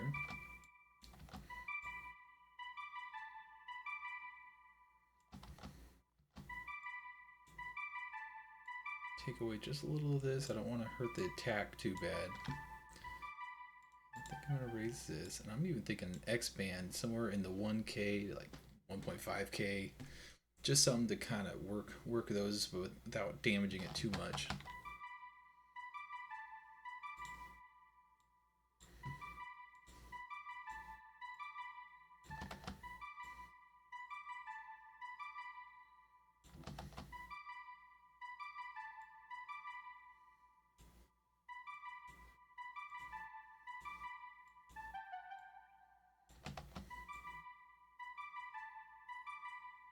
I don't hear a lot going on here.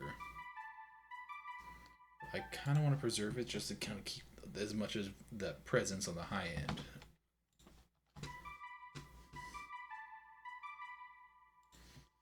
So let's jump back into an X compressor. And again, we'll just go through, we'll turn off the auto makeup gain. Take 2, and we were saying 1K. Like 1.5K. It's gonna be a real narrow band.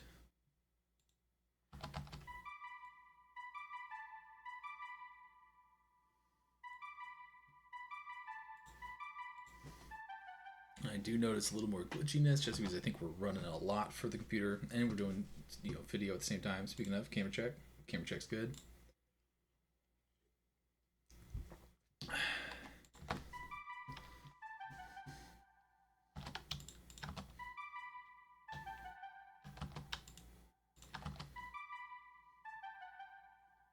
That's a little more even.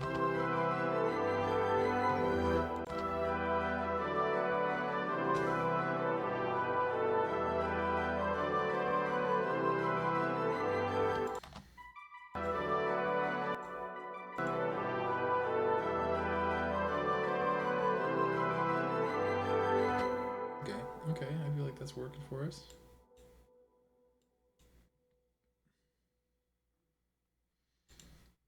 Let's check out this bassoon. And there is no short bassoon as far as I remember. Nope, there is not.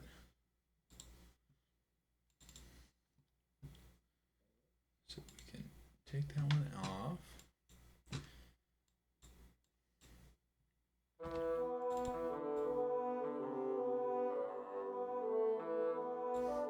Let's start it over here. I think it goes deeper.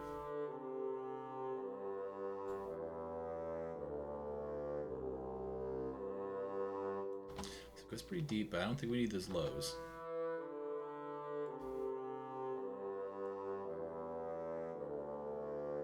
I really want that readiness, which I think is going to exist more in that range. Let's take a look.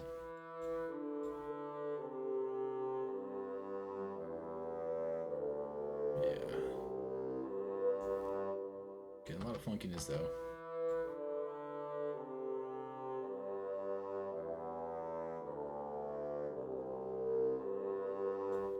I think right there we're gonna bump it down just a bit, just like 1.6. We're gonna take this and boost this up. We're gonna do the low shelf. Just gonna give a little extra room on the bass.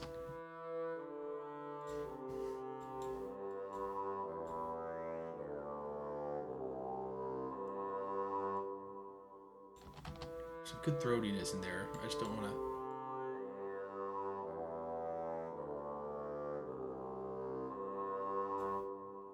I think we'll drop it and we'll cut it tight.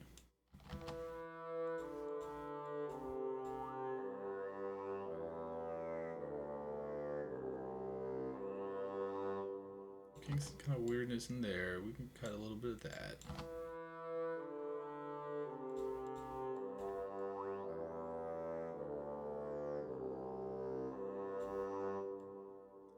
A lot of reed right there, but I don't want it. I want that kind of throatiness, not so much the reediness at the very top. Matter of fact, this might even be a good one. Throw a low pass on.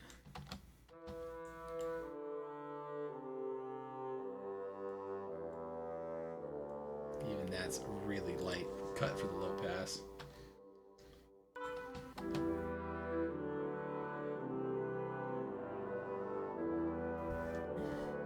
With the tuba and the trombone, it's able to push through.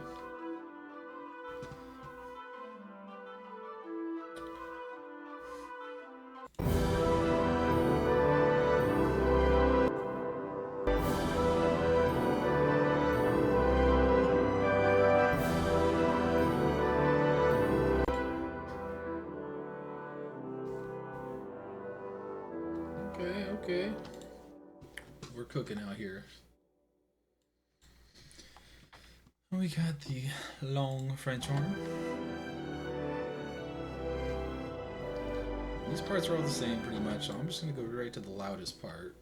And we're going to clean it up and see how it works over the softer part in the beginning.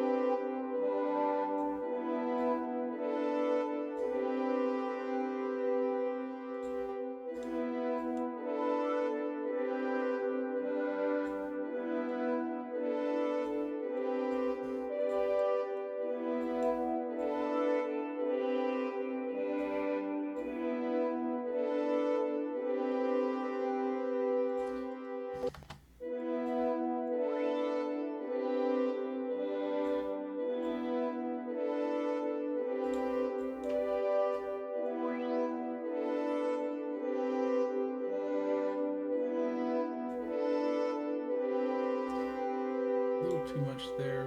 I don't really mind the rest.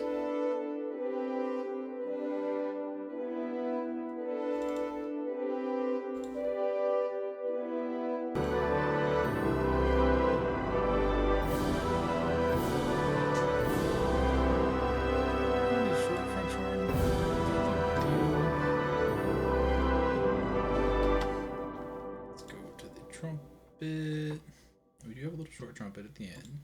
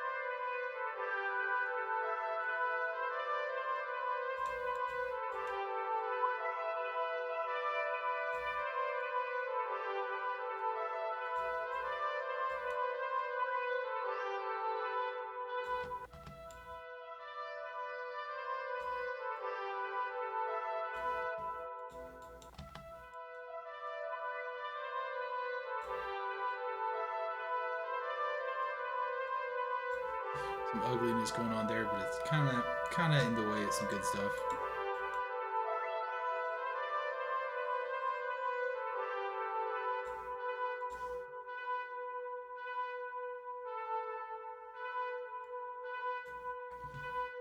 Let's go high shelf on this one, and we'll just cut just a little bit towards the end here. 2.3 is kind of heavy for that, but you get the point.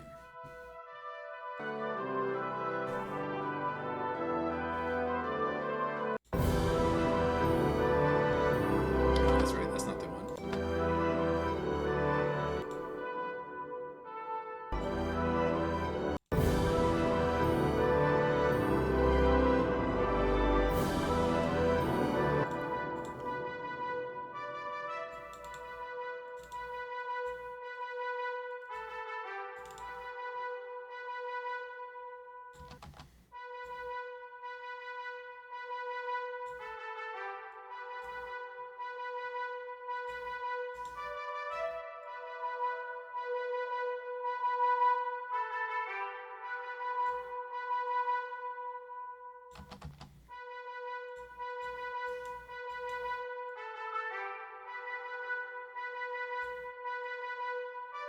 Got a little whining in there.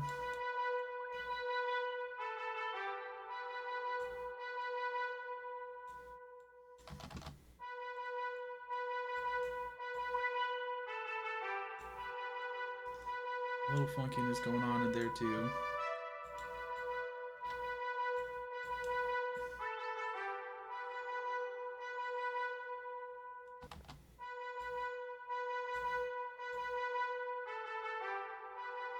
A little airiness going on in there.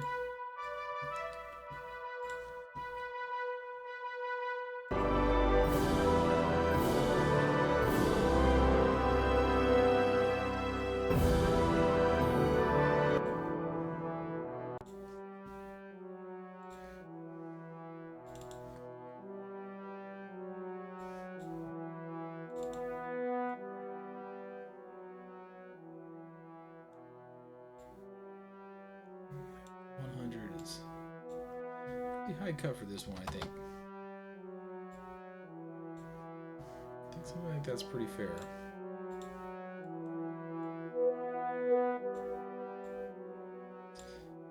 Alright.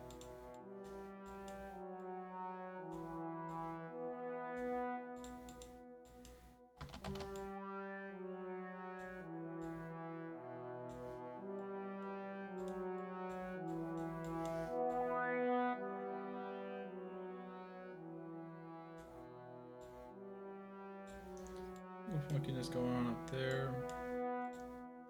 Let's low pass this one.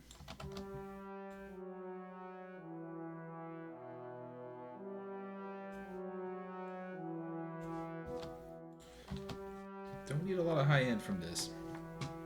Then there is no short trombone for this one.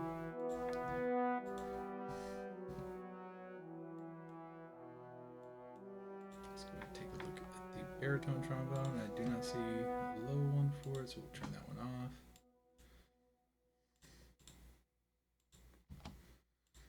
Let's actually just give this a listen.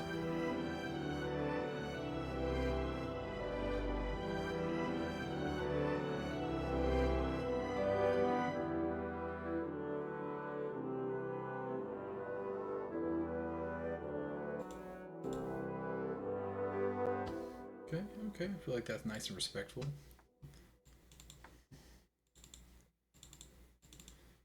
Turn these off. Let's go down to the baritone trombone.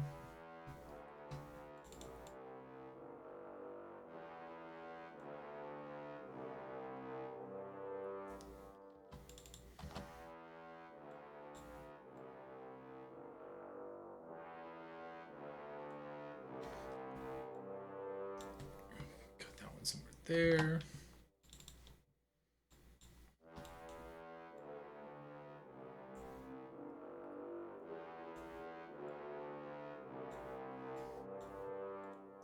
Something like that.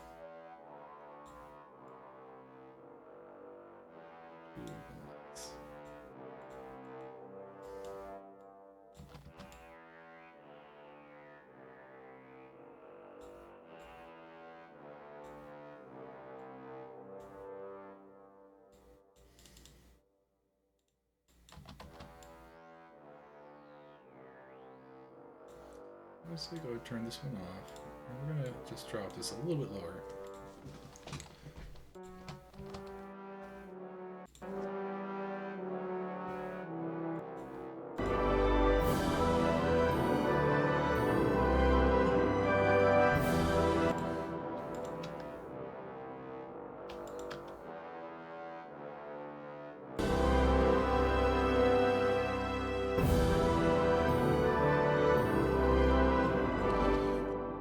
Tuba here. I don't know if there's a short tuba. There is not. So we're going to turn it off. Let's go ahead and take this EQ, we'll slide it down. Tuba is going to be kind of a particular one because I have the bass taken over pretty low. Let me actually just take a look at this real quick.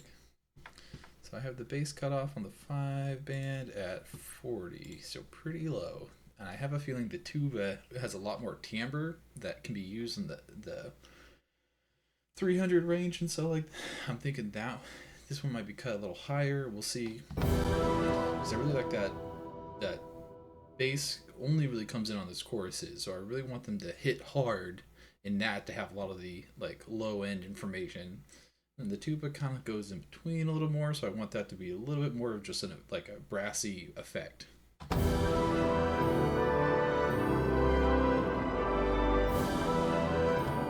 See how much I can get away with.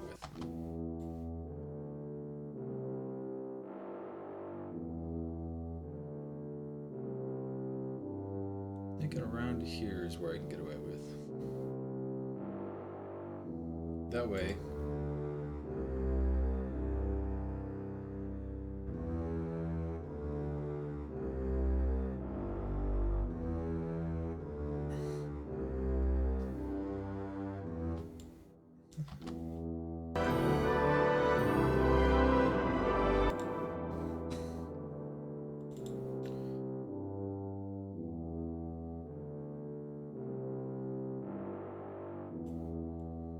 Somewhere there is going to be my low pass range. I'm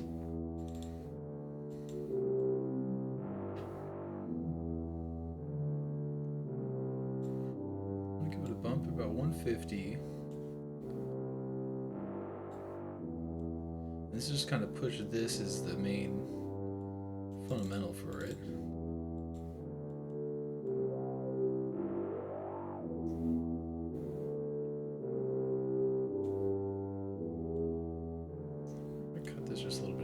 Halfway between grabbing a multi-band compressor for this one. Probably would be the best way to go.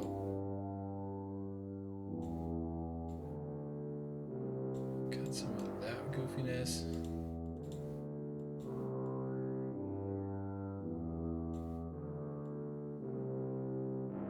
Something like that makes sense to me.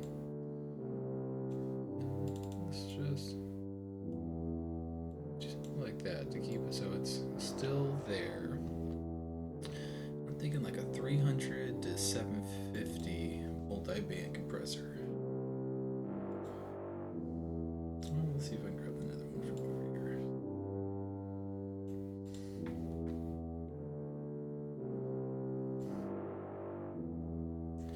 So let's go like 300 to 750. We just want to take off a hair.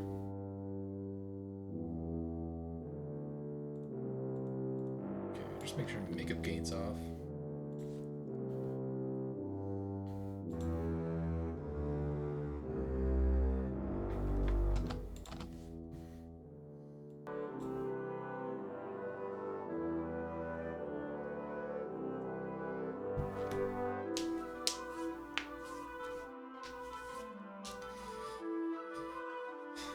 Okay, let's just give it a listen with all of these. I'm gonna have to use the restroom one more time. So I'm gonna go ahead and let's play it, and then I'll jump back in and we'll listen to it one more time.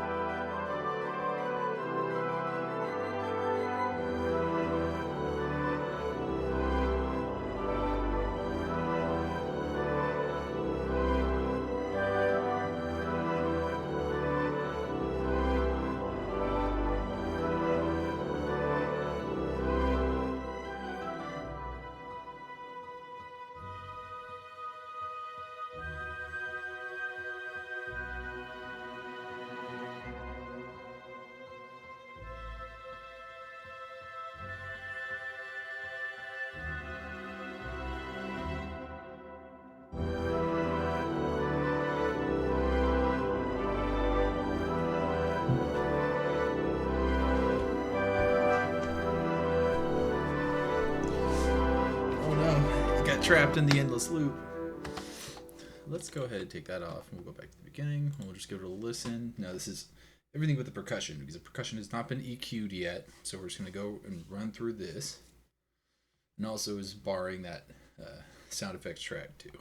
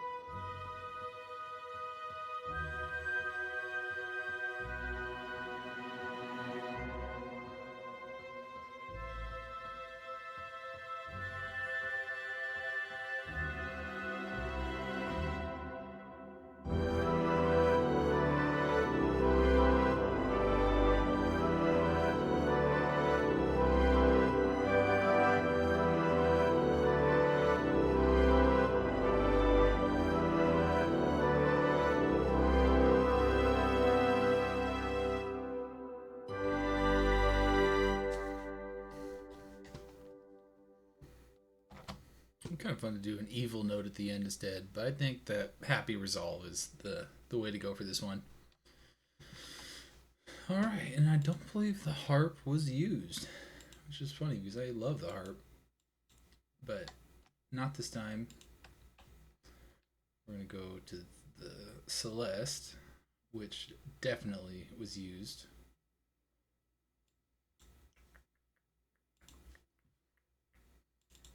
And we're going to start getting to some weird EQs.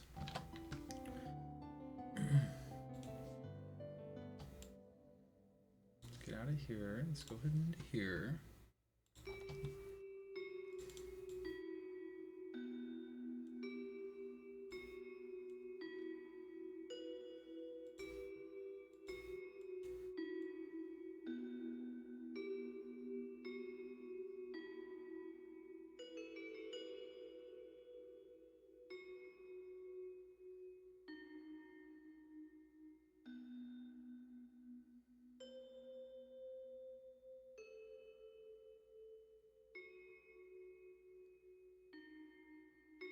I'm getting just a hair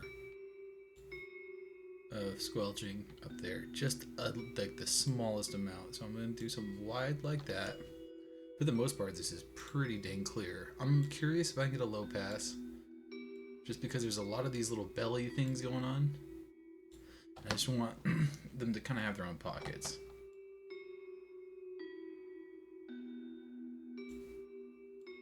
I think that's a pretty fair one for this.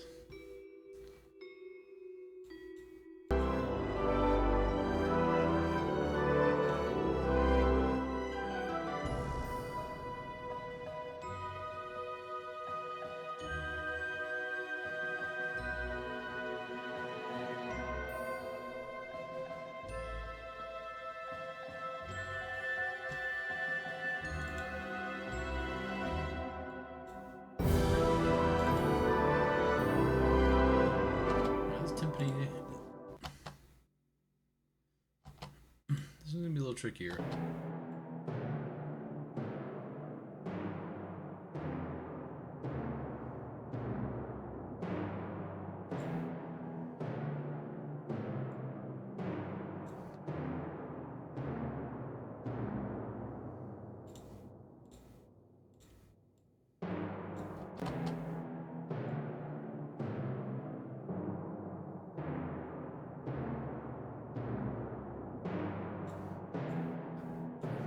Somewhere like there is appropriate for this one.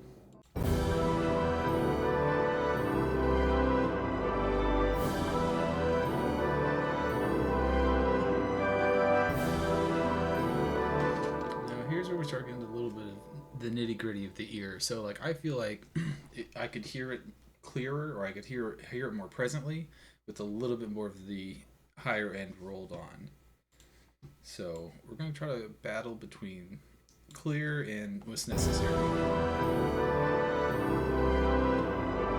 Meet in the middle somewhere there. I kind of took the bandwidth and I carved out a little more for it, but then I pushed it in just a little bit. So I'm saying this is the wall, but you know, you have a little more room within this. Let's just see if there's any funny sounds in there.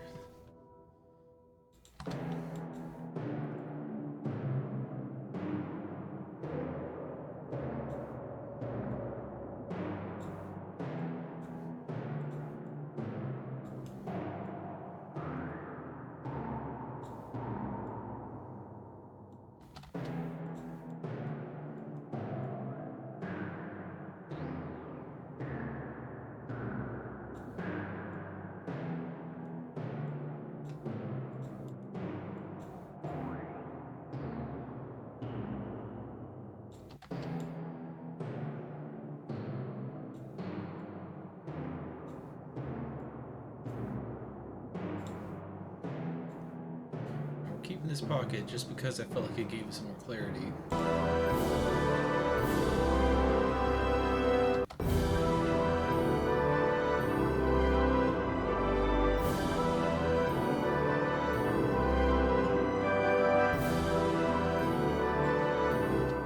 feel like if I I take it off, it's a little bit more on the lower end, and I feel like when I put it on, it's a little bit more like the throatiness in the middle. Which that's kind of what we're going for here, is we want that to be a little bit of a higher element. I don't want it fighting too much with like the basses and stuff like that. Let's see here, the miscellaneous perk. This one is going to be a little tricky because we have a lot of different sounds going on through the same channel. So that's a little bit of a pain in the butt. For instance, we have that deep orchestral bass drum. I was just thinking, what if I use an ReaXcomp for that? So the other stuff was up higher and it's not bringing that down. I don't know if that would make sense for it though. Let's just see what we're working with.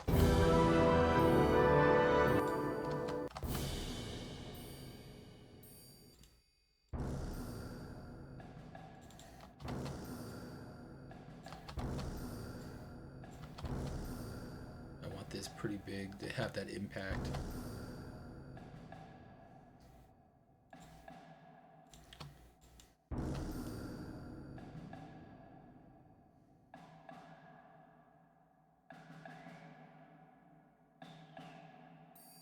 Say like pretty much this whole pocket of 1 to 5K. I can take some off.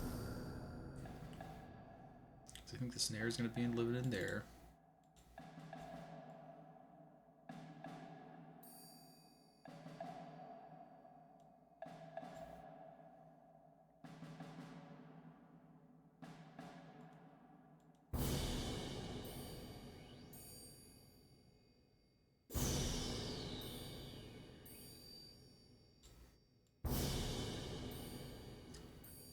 Some of this, but I'm going to use a high shelf. So I want those little ring-a-dingies to really come out. I want that to really hit.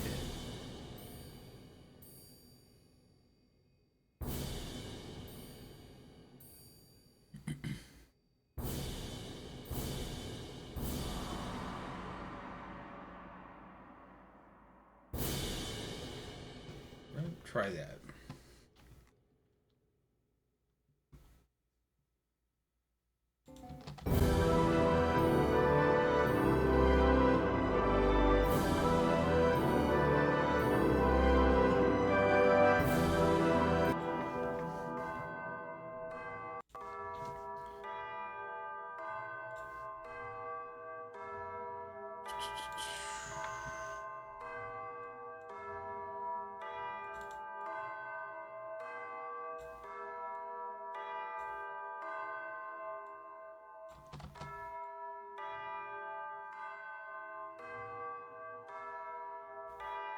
I'm thinking somewhere in that range.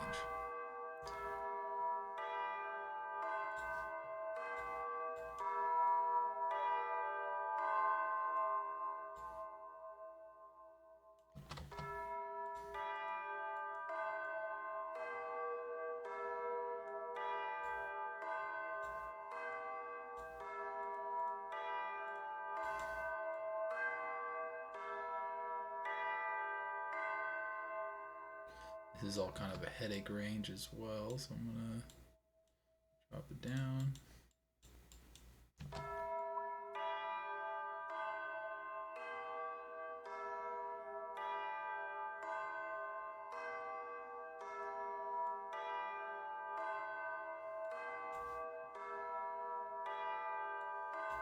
Let's see if we could use this as a low pass.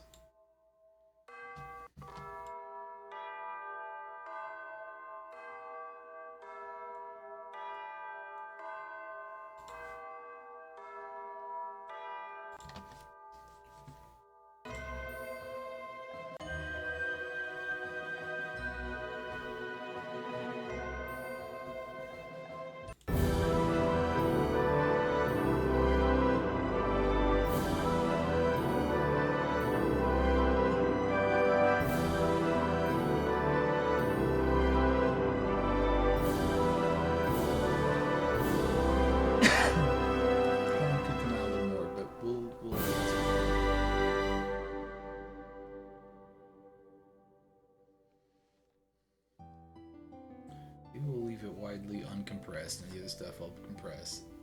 just the regular amount, and maybe that will give it a little more of an edge push out. It's already, the fader's already up quite a bit on that one. The other option would be to limit it, to get rid of some of the headroom on there, and then it would be a little louder than it is. But I'm not ready to take that step, because it's not really a central figure in it. It's just kind of like a little extra in the background, and this part is just enough. It's something that's there, but you're not really like focused on it. It's just a little like accent that that bridge is shifting chords. Let's check out this marimba.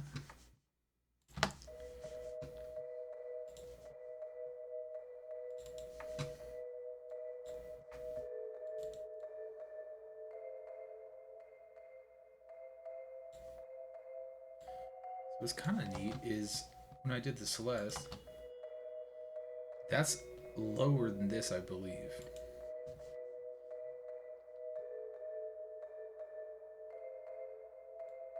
Which is kind of neat because I know the xylophone, and that comes in.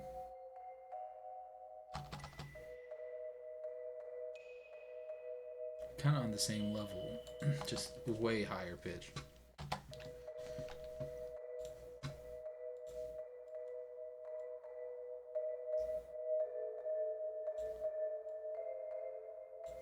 We're gonna cut it something like this. Give it like a flat surface there. I know that's hitting the fundamental bad though.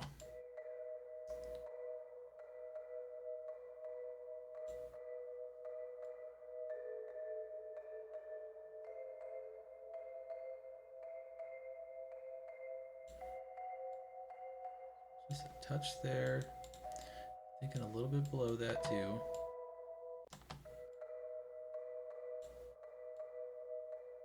And that clot, clot, clot, clot.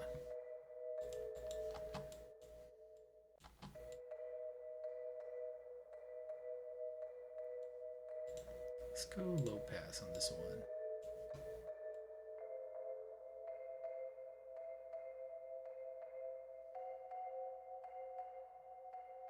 I'm gonna say something aggressive like that doesn't even hurt my feelings because there's a lot. Does there though?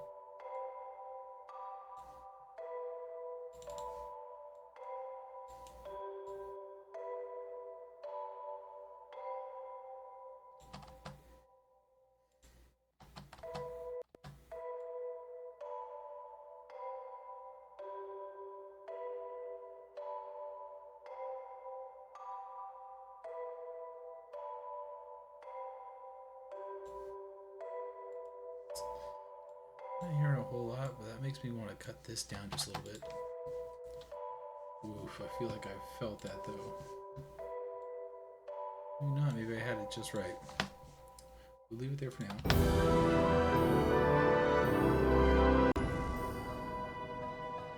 And this one is not loud enough, I think, to really push out in the chorus.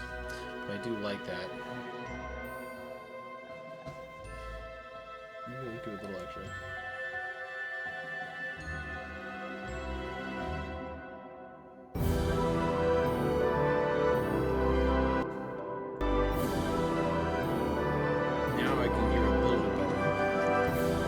Didn't want to push him too hard in the part before, where it really,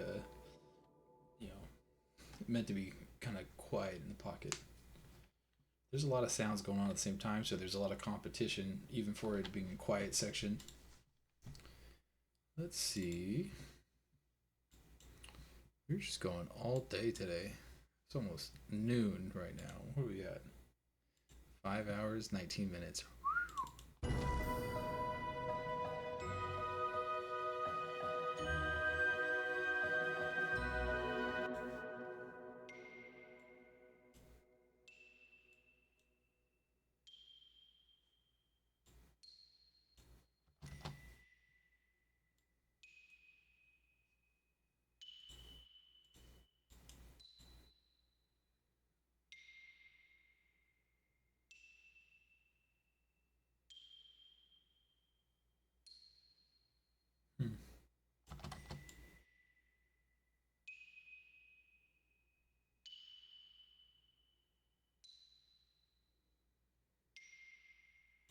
getting a little bit of like a vacuumy kind of sound right there, so we're gonna go ahead and just take out a little bit.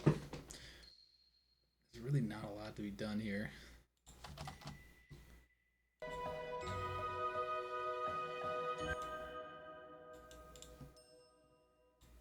That has a lot more depth to it. Maybe not.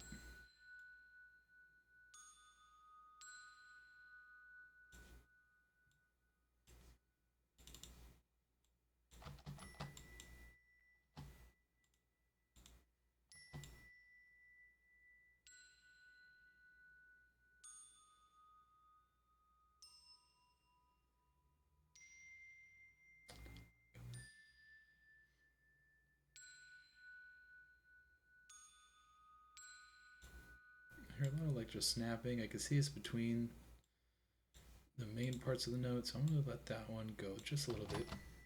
But again, I really don't have a lot to go on here.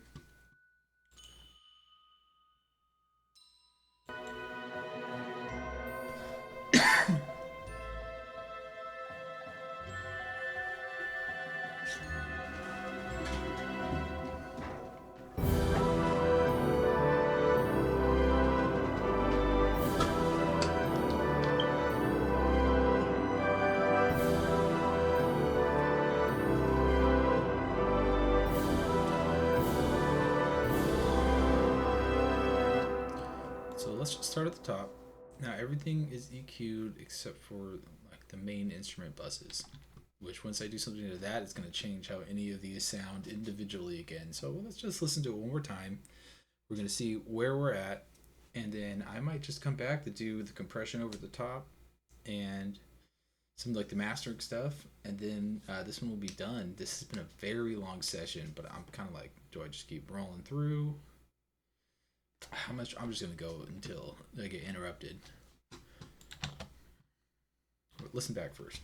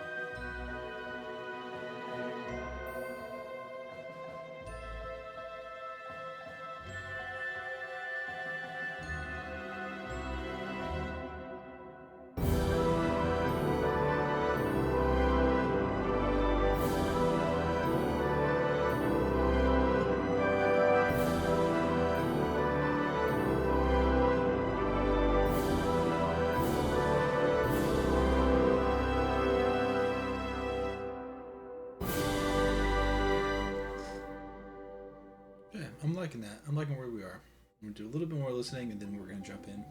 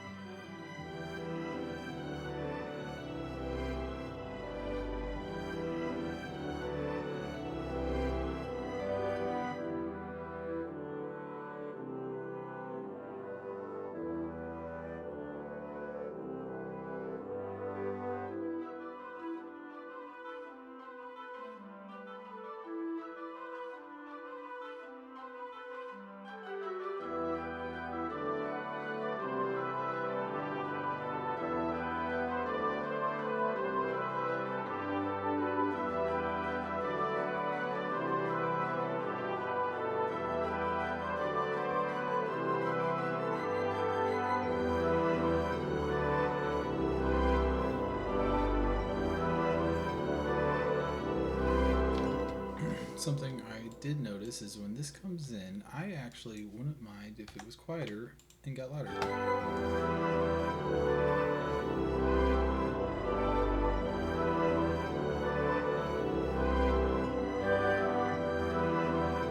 I still think that's a lot for what it is. So I'm going to say, let's take this, bring it down here.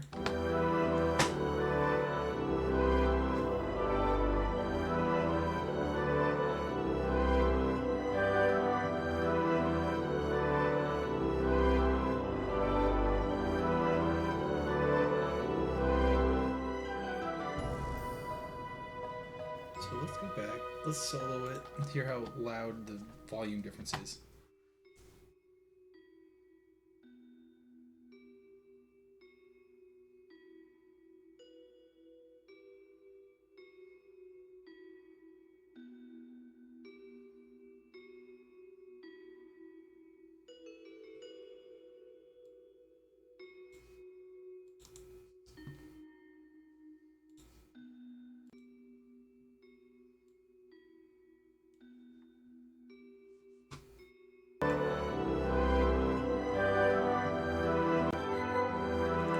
I want it to kind of blend in with like the piano attack, but I want later like the after to really start singing. And I want that I want that to really stand out. Like I want that to feel like, oh, there's a new thing that's louder now.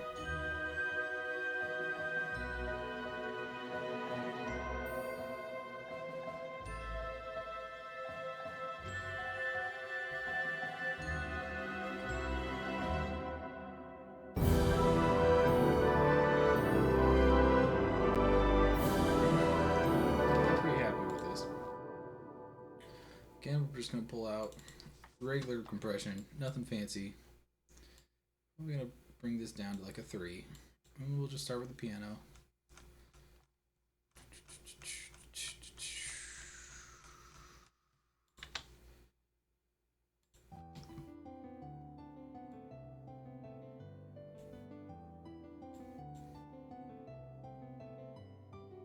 Listen to the last chorus.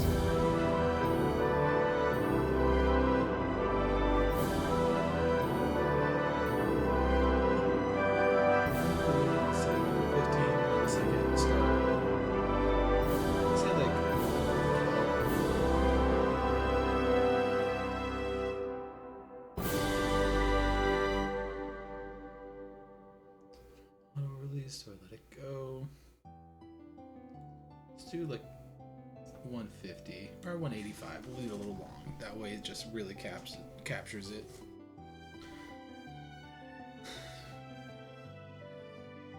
I don't want too much hitting now, and I want it to capture a decent chunk there. Like within the 6 range is still soft for me.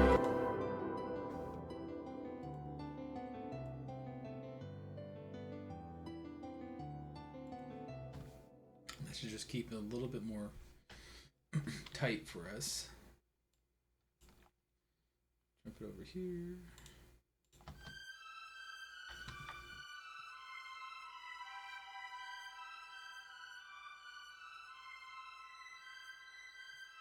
So again, this is the loudest part. I'm just shooting for the right amount. Taking off there.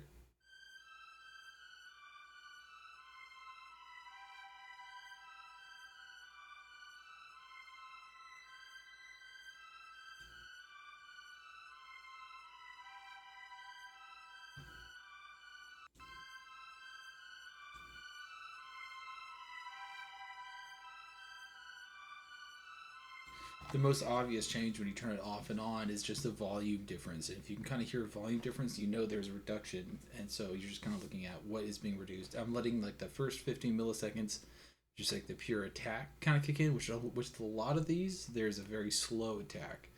So that's not going to kick in too much, and then the release is like 185, I think I did milliseconds. So it's going to hold on for a little bit longer than what like a default for the plugin would be. On those, you just kind of play with the taste. A lot of the times, compression is so subtle, I'll just kind of set it for a general setting, and I'll move it along, and unless something really like Like I'm like, oh, like the attack on there is getting kind of messed up. Or if I hear something, I'll go fix it. But for the most part, this is kind of just like a nice, easy, over the top. 3 ratio is a little high, but I'm going a little hard here. I have some of the percussive elements towards the end that I want to compress less, so I'm thinking let's go a little harder with the compression. Bring everything to a nice even smush, and then we'll have some pieces that are kind of sticking out. But let's just keep rolling with it. So we're gonna go to this part. Let's see here.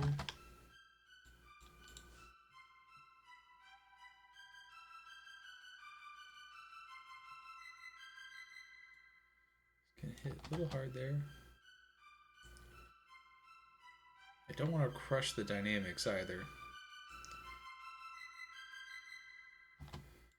Just want to bring it to a more even audio level. Let's see here.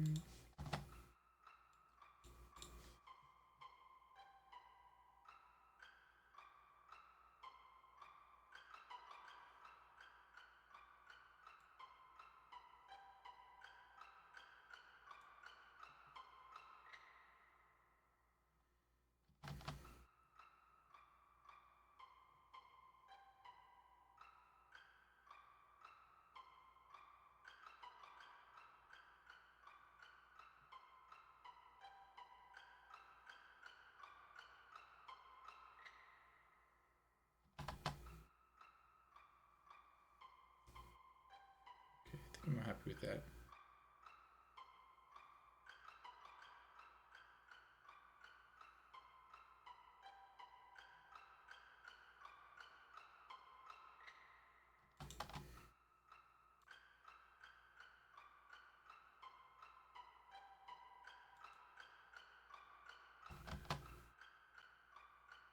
It's really bringing up like the smackiness of it, I feel like. It's, can't quite get the last note.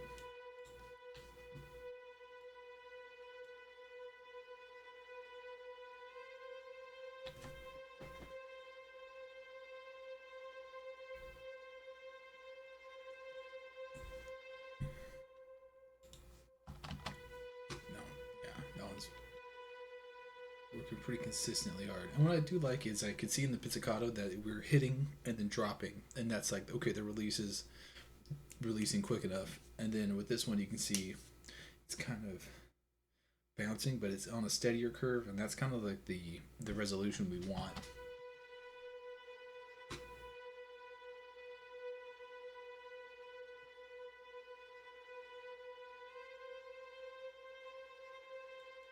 So just across the board, I think we have a pretty good setup there.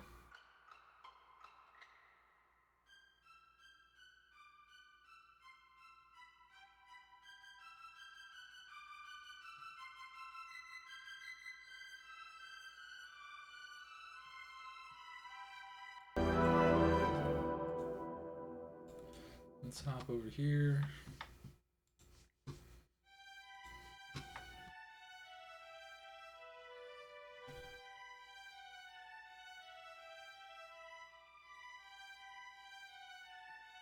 This will help with that one ugly note.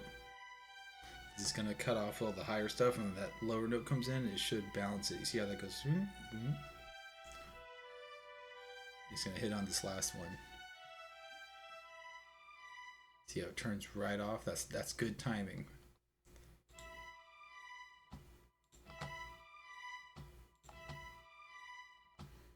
I don't know if you could tell there, but that is what we're doing it for. We want stuff like that to be kind of evened out a little bit. And let's go to this short part.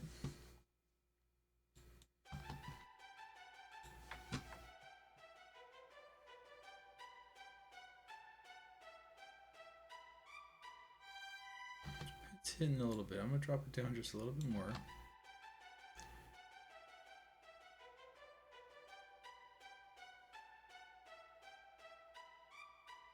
And you can tell with that one, since it's only hitting on certain ones, it's very polar. So that's why I wanted to drop it down just a little more. Is let's keep it so like the higher hits are a little bit more closer to like the average. see here, and here's the pizzicato stuff. You could already tell the volume's much lower.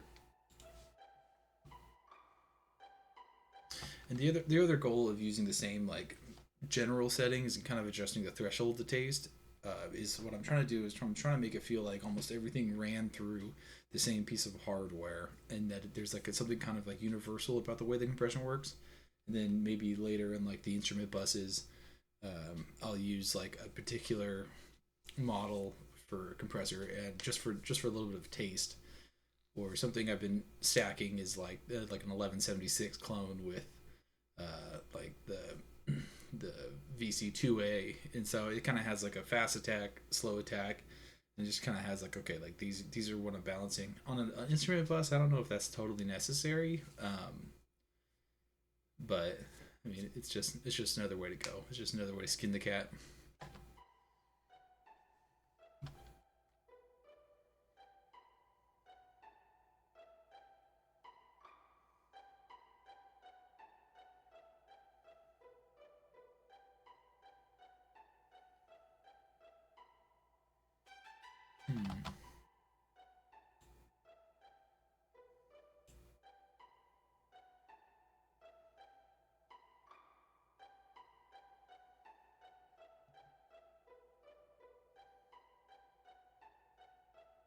And again, I could pull like 4.5 decibels gain reduction and then absolutely nothing for other seconds of it. So that's just telling you it is pretty varied, which as it should be, because we spent time doing the dynamics today.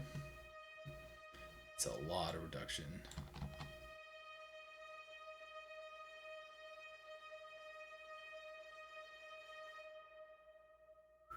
Kicks into a 6.7 at the end. But I believe this is a hard spike. Too much. So I'm going to let more of it out so it captures the end. In fact, I'm even going to bump this up to like 5.5.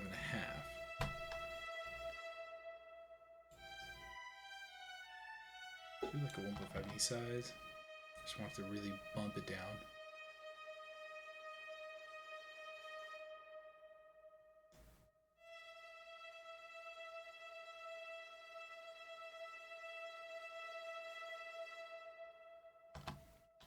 My idea there is I want the dynamics to go harder, but I don't necessarily want the level to spike crazy. I would rather keep it guiding under, and then once it goes over, it's getting just a little bit evened out. That way it still has like that feeling of it going over, but without the full volume effect, like a big peak, especially because there's a lot of things going on at once at that same spot. So I don't really want everything, like a big wave, and it's all of a sudden you have, a massive problem. It's like I'd rather it kind of get peaked out just a little bit, and it's just like it feels really big, but it's not detrimental to like the actual listening experience, I guess. I don't know what I'm talking about.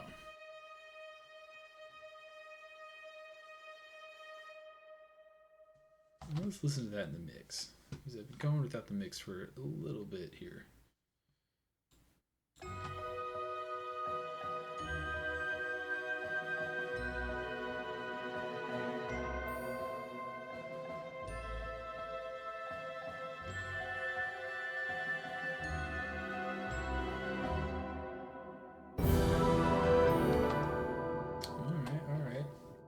That is feeling like a bigger hit on that chorus C there, which I am happy about. Let's go find the viola. Can't forget to test it over here.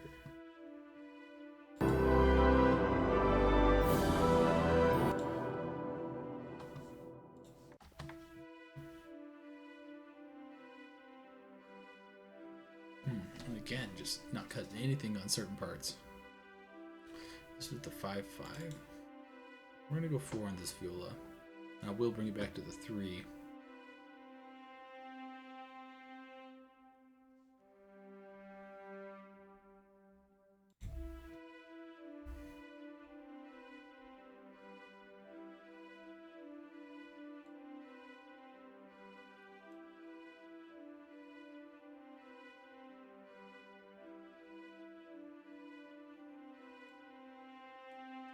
kind of want it to be quieter on that B, so I think I'm gonna actually roll it off just a little bit.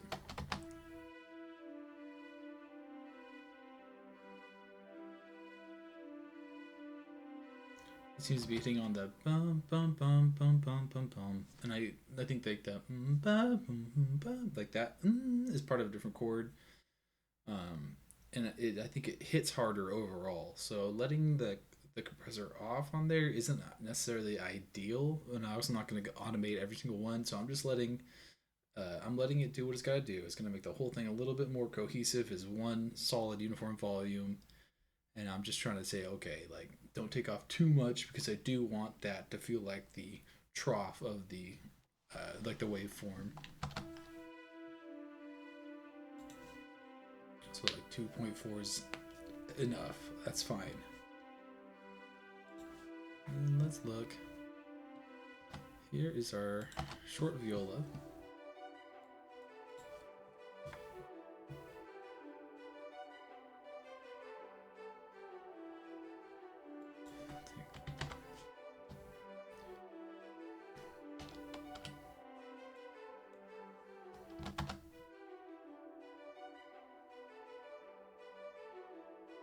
And this one I want to hit a little harder with the compressor.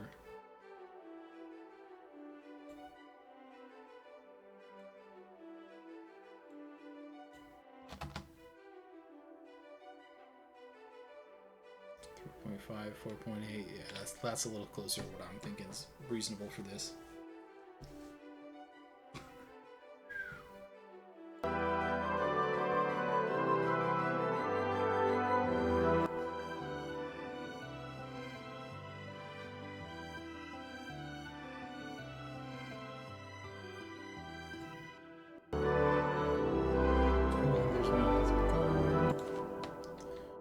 Here's this one. Let's go look at the compressor for this. And I think put it in front of the EQ. Let's go back here. About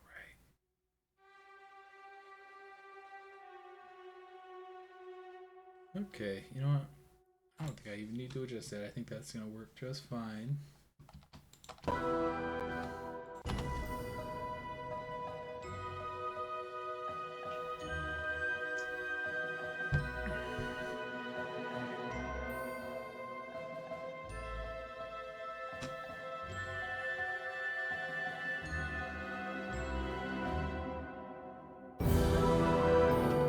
Quiet. I might have buried it a little bit too much.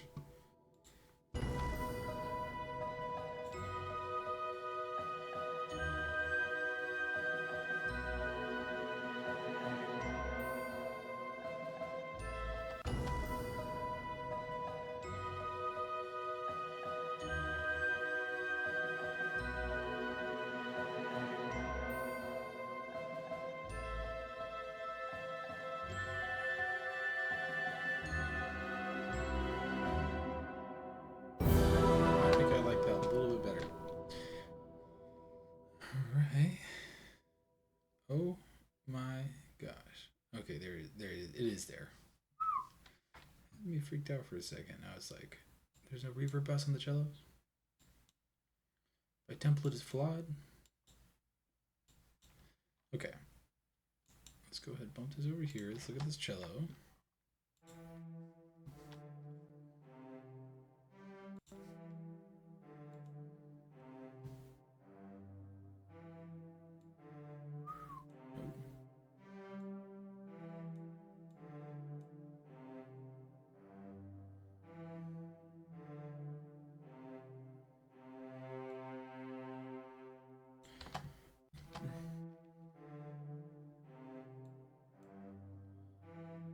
It's on the first couple that is really hitting it. I don't mind running the threshold a little tight on this one.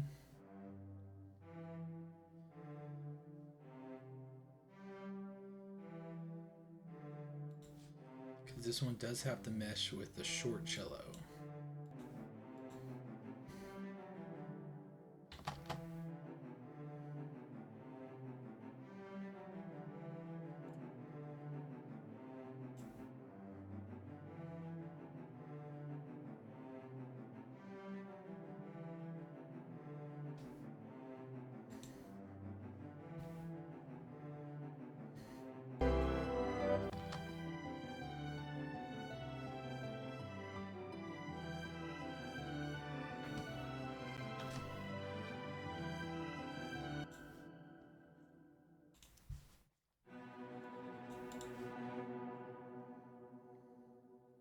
one's pretty short. I don't mind taking off a lot.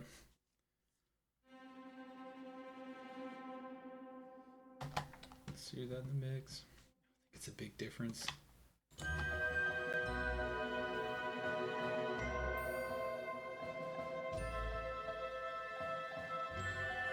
This one has that long. I think that's gonna work just fine for us.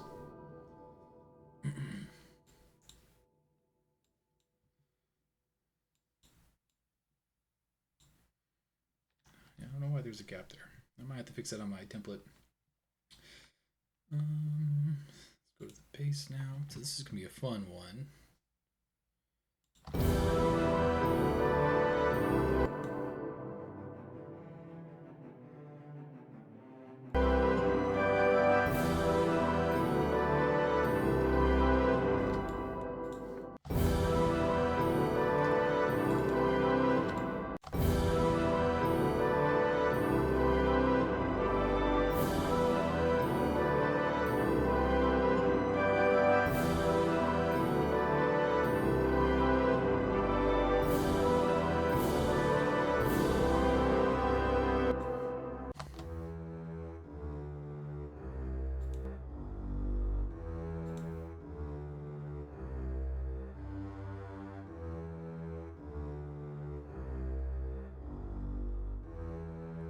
I'm kind of liking the pumping of that.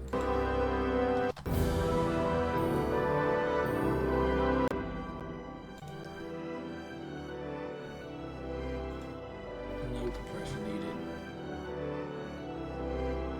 It's under the threshold. It's working out just fine. We're clipping it. We're clipping it.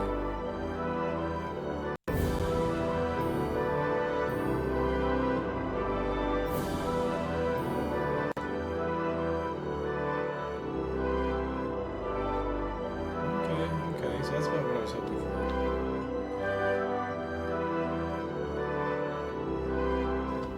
So it's letting it really go.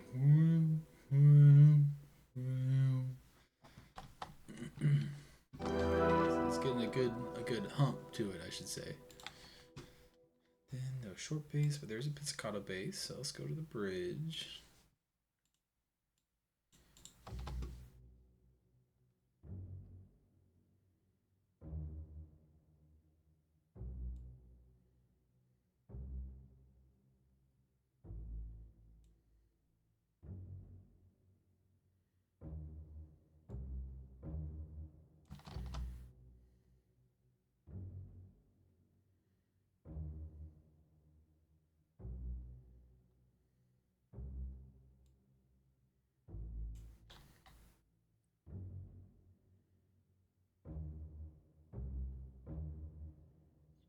These last ones are heavy. Yeah, maybe we'll reduce the ratio. Like that, pretty negligible. 2.3, that's something. Not a lot. Not a lot. Not a lot. That just means we're on the threshold. There's something. That's heavy. That one's heavy.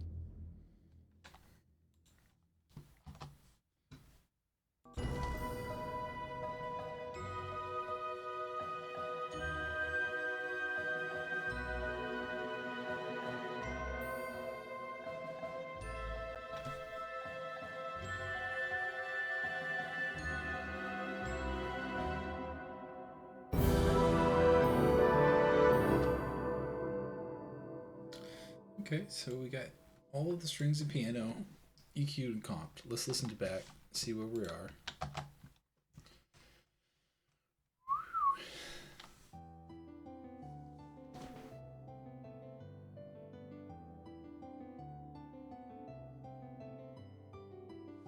How much is our input drop? 3.6? I don't know if we'll be able to get all of that back, but I have a feeling after all this compression, we'll be able to bring it up a reasonable amount.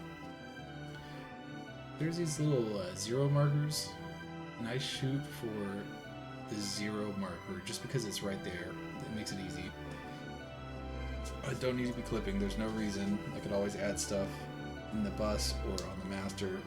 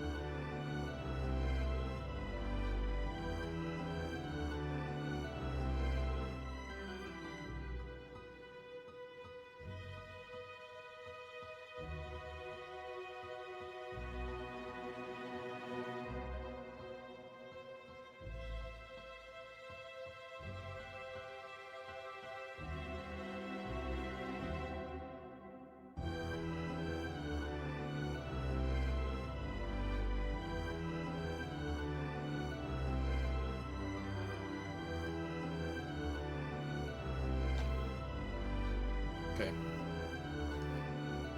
Tame. It feels much tamer than it was before. I think it's because the volume's lower. And of course, like, there's missing elements. So I think that's going to be a big difference as we keep moving it along. Let's see here.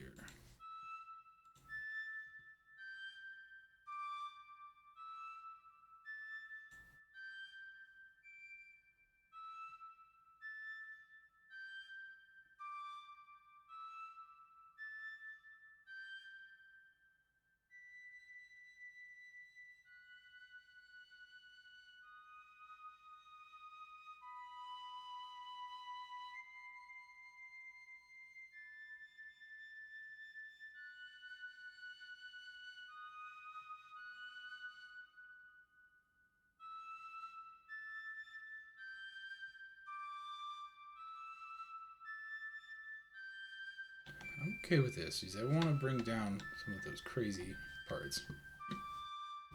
The very high pitch. I know it's probably bringing out some of the squealies over there, but...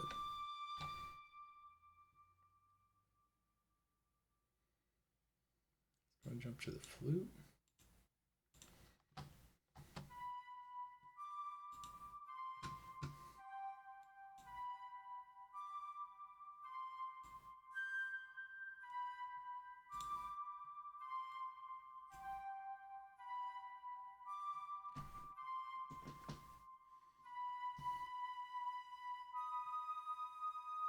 Just catching the flutters on that one. I did notice on those notes right there that I was having some trouble because they're really kind of awkward in the harmony, and it took off like 6 dB. That's heavy. And the next one is like none, which means there's a big difference in the actual volume there. I'm glad to see that ironing out. It's kind of wild.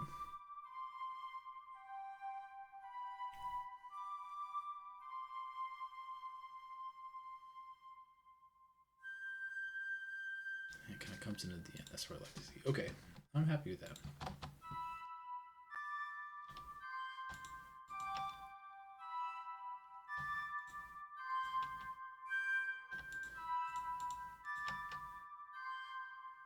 A little more controlled.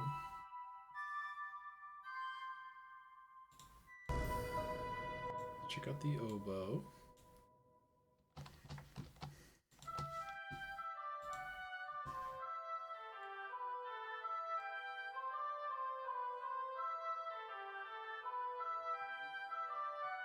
I don't want to compress this one too much. It's kind of one of my leading voices. I think that'll work.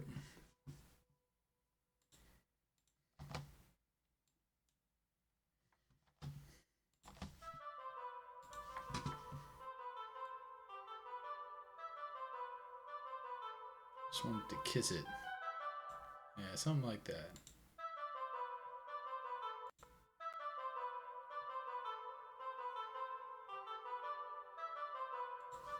Yeah.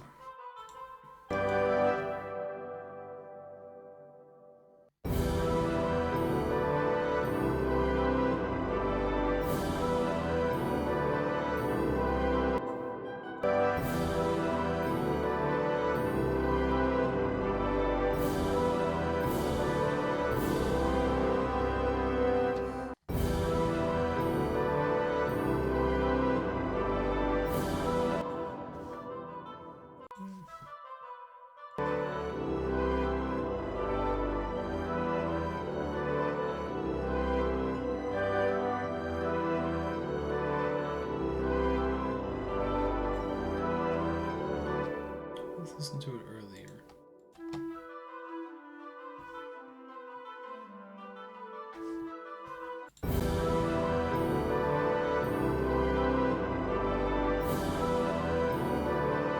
I think that just gives a little more of a fighting chance against that trumpet following a very similar, or maybe the exact same melody. So instead of that da da da da, it's like da da da da.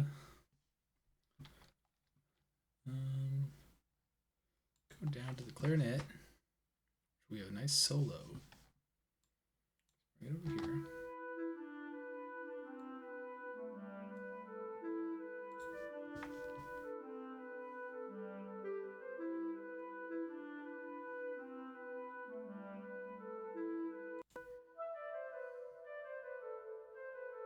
I really don't want to compress this one too much. I want to let it really breathe. I'm catching a little something here and there. I don't mind that. Even honestly, maybe you can just keep the ratio or keep the threshold and drop the ratio. I really want the things that I see it cutting are like the little runs at the end, and I want to keep those like a little more present. Yeah, like I want that to really pop.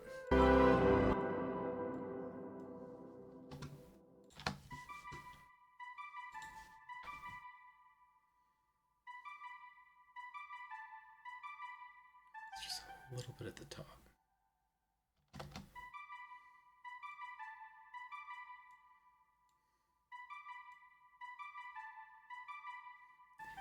I cross into 1 decibel.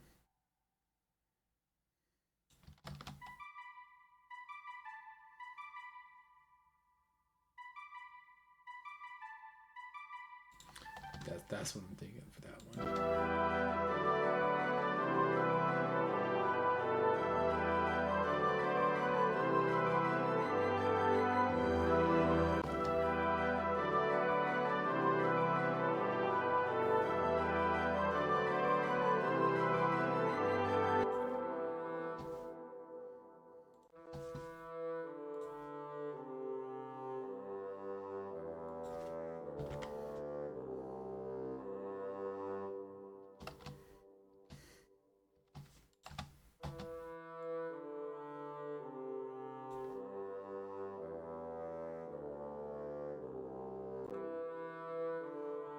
Figured this would be hitting a lot harder.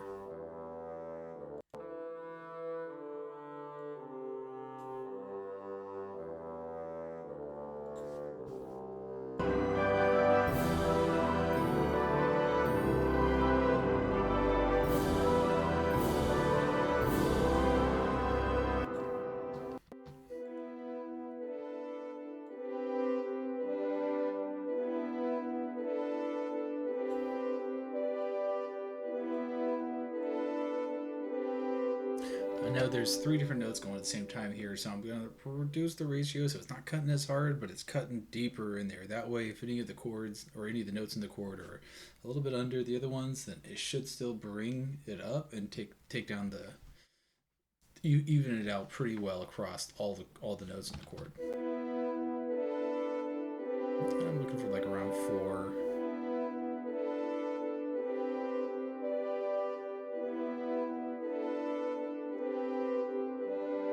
Seems like it's just fine. That will do. Let's go with the trumpet next.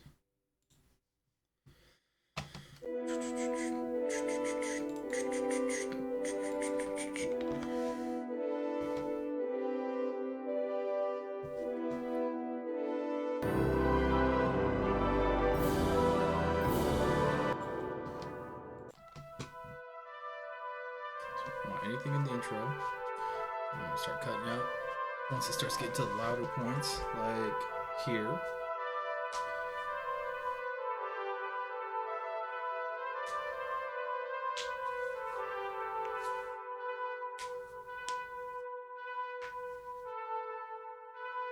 So those little numbers tell me I'm right on the threshold. Again, I'm just going to take this down. I think we're going to go somewhere closer to there. So none of this. Once we start getting here, let's give us a little more.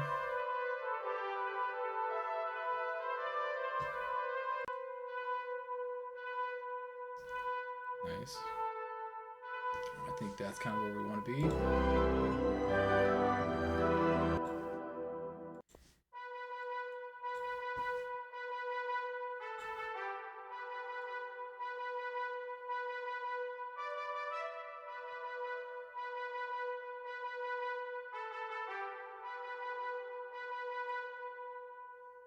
Take it back to 3.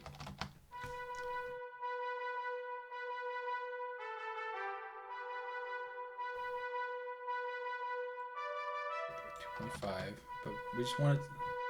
in my mind, I want this to cut enough to let those descending little riffs kind of speak through, but I still want the presence of it to really hit on those accents.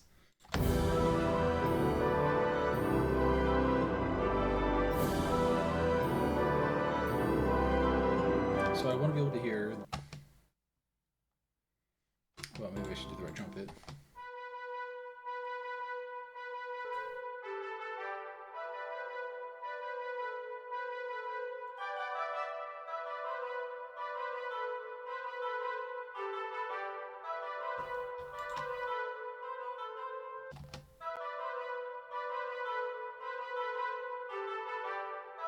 So when it's just a hair louder, I think it kind of really fights that.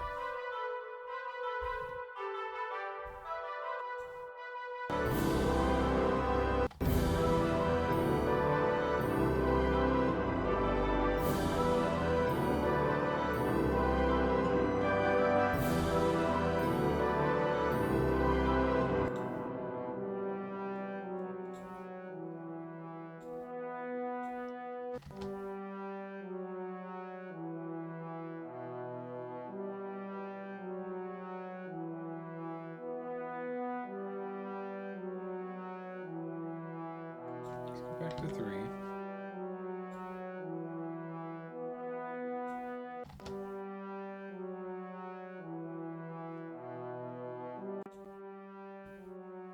And not even touching this over here.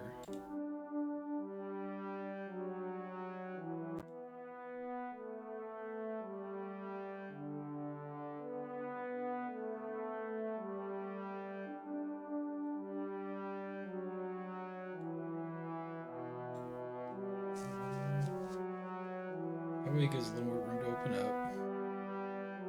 And then in here I'm expecting like 2.5 to 3.5.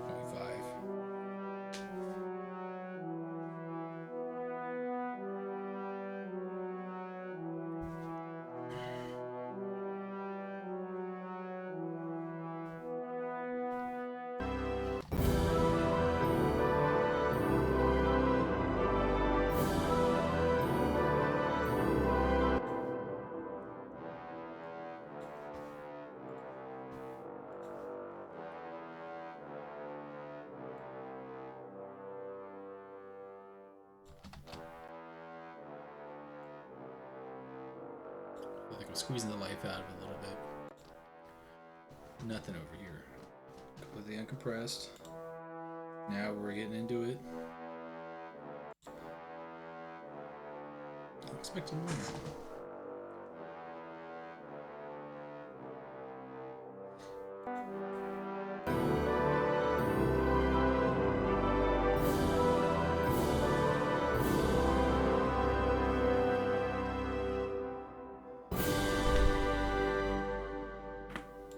Alright.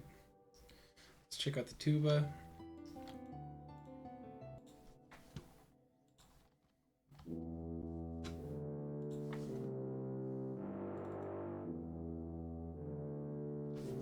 This one I'm doing a 4 ratio because I want it to be very even. I'm even running it to like 5/4.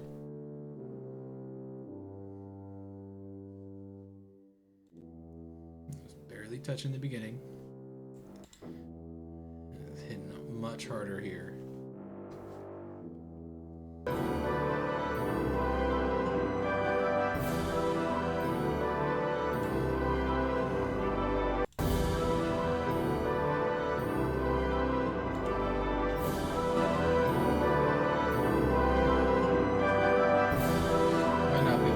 Still pushing it very hard.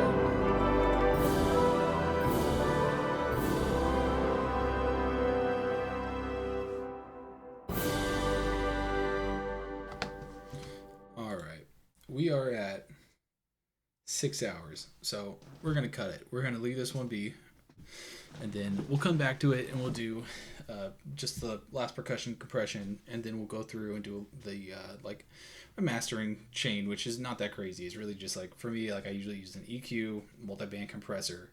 I have like an ozone plugin that I'll use for some like EQ, like additional. You'll kind of see my process when I start going through it, but it's nothing crazy. It's probably going to be a short last one, just to kind of wrap this thing up. But I'm liking it where we are.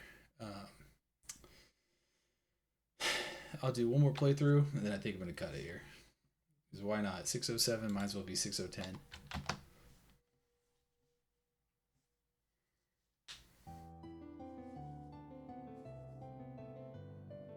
And I did give some volume back over here.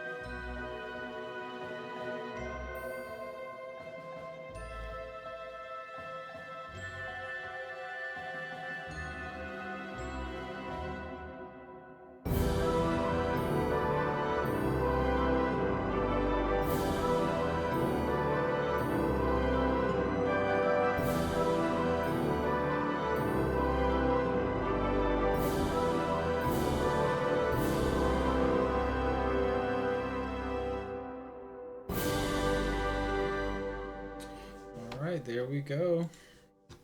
Well, it's been a long one.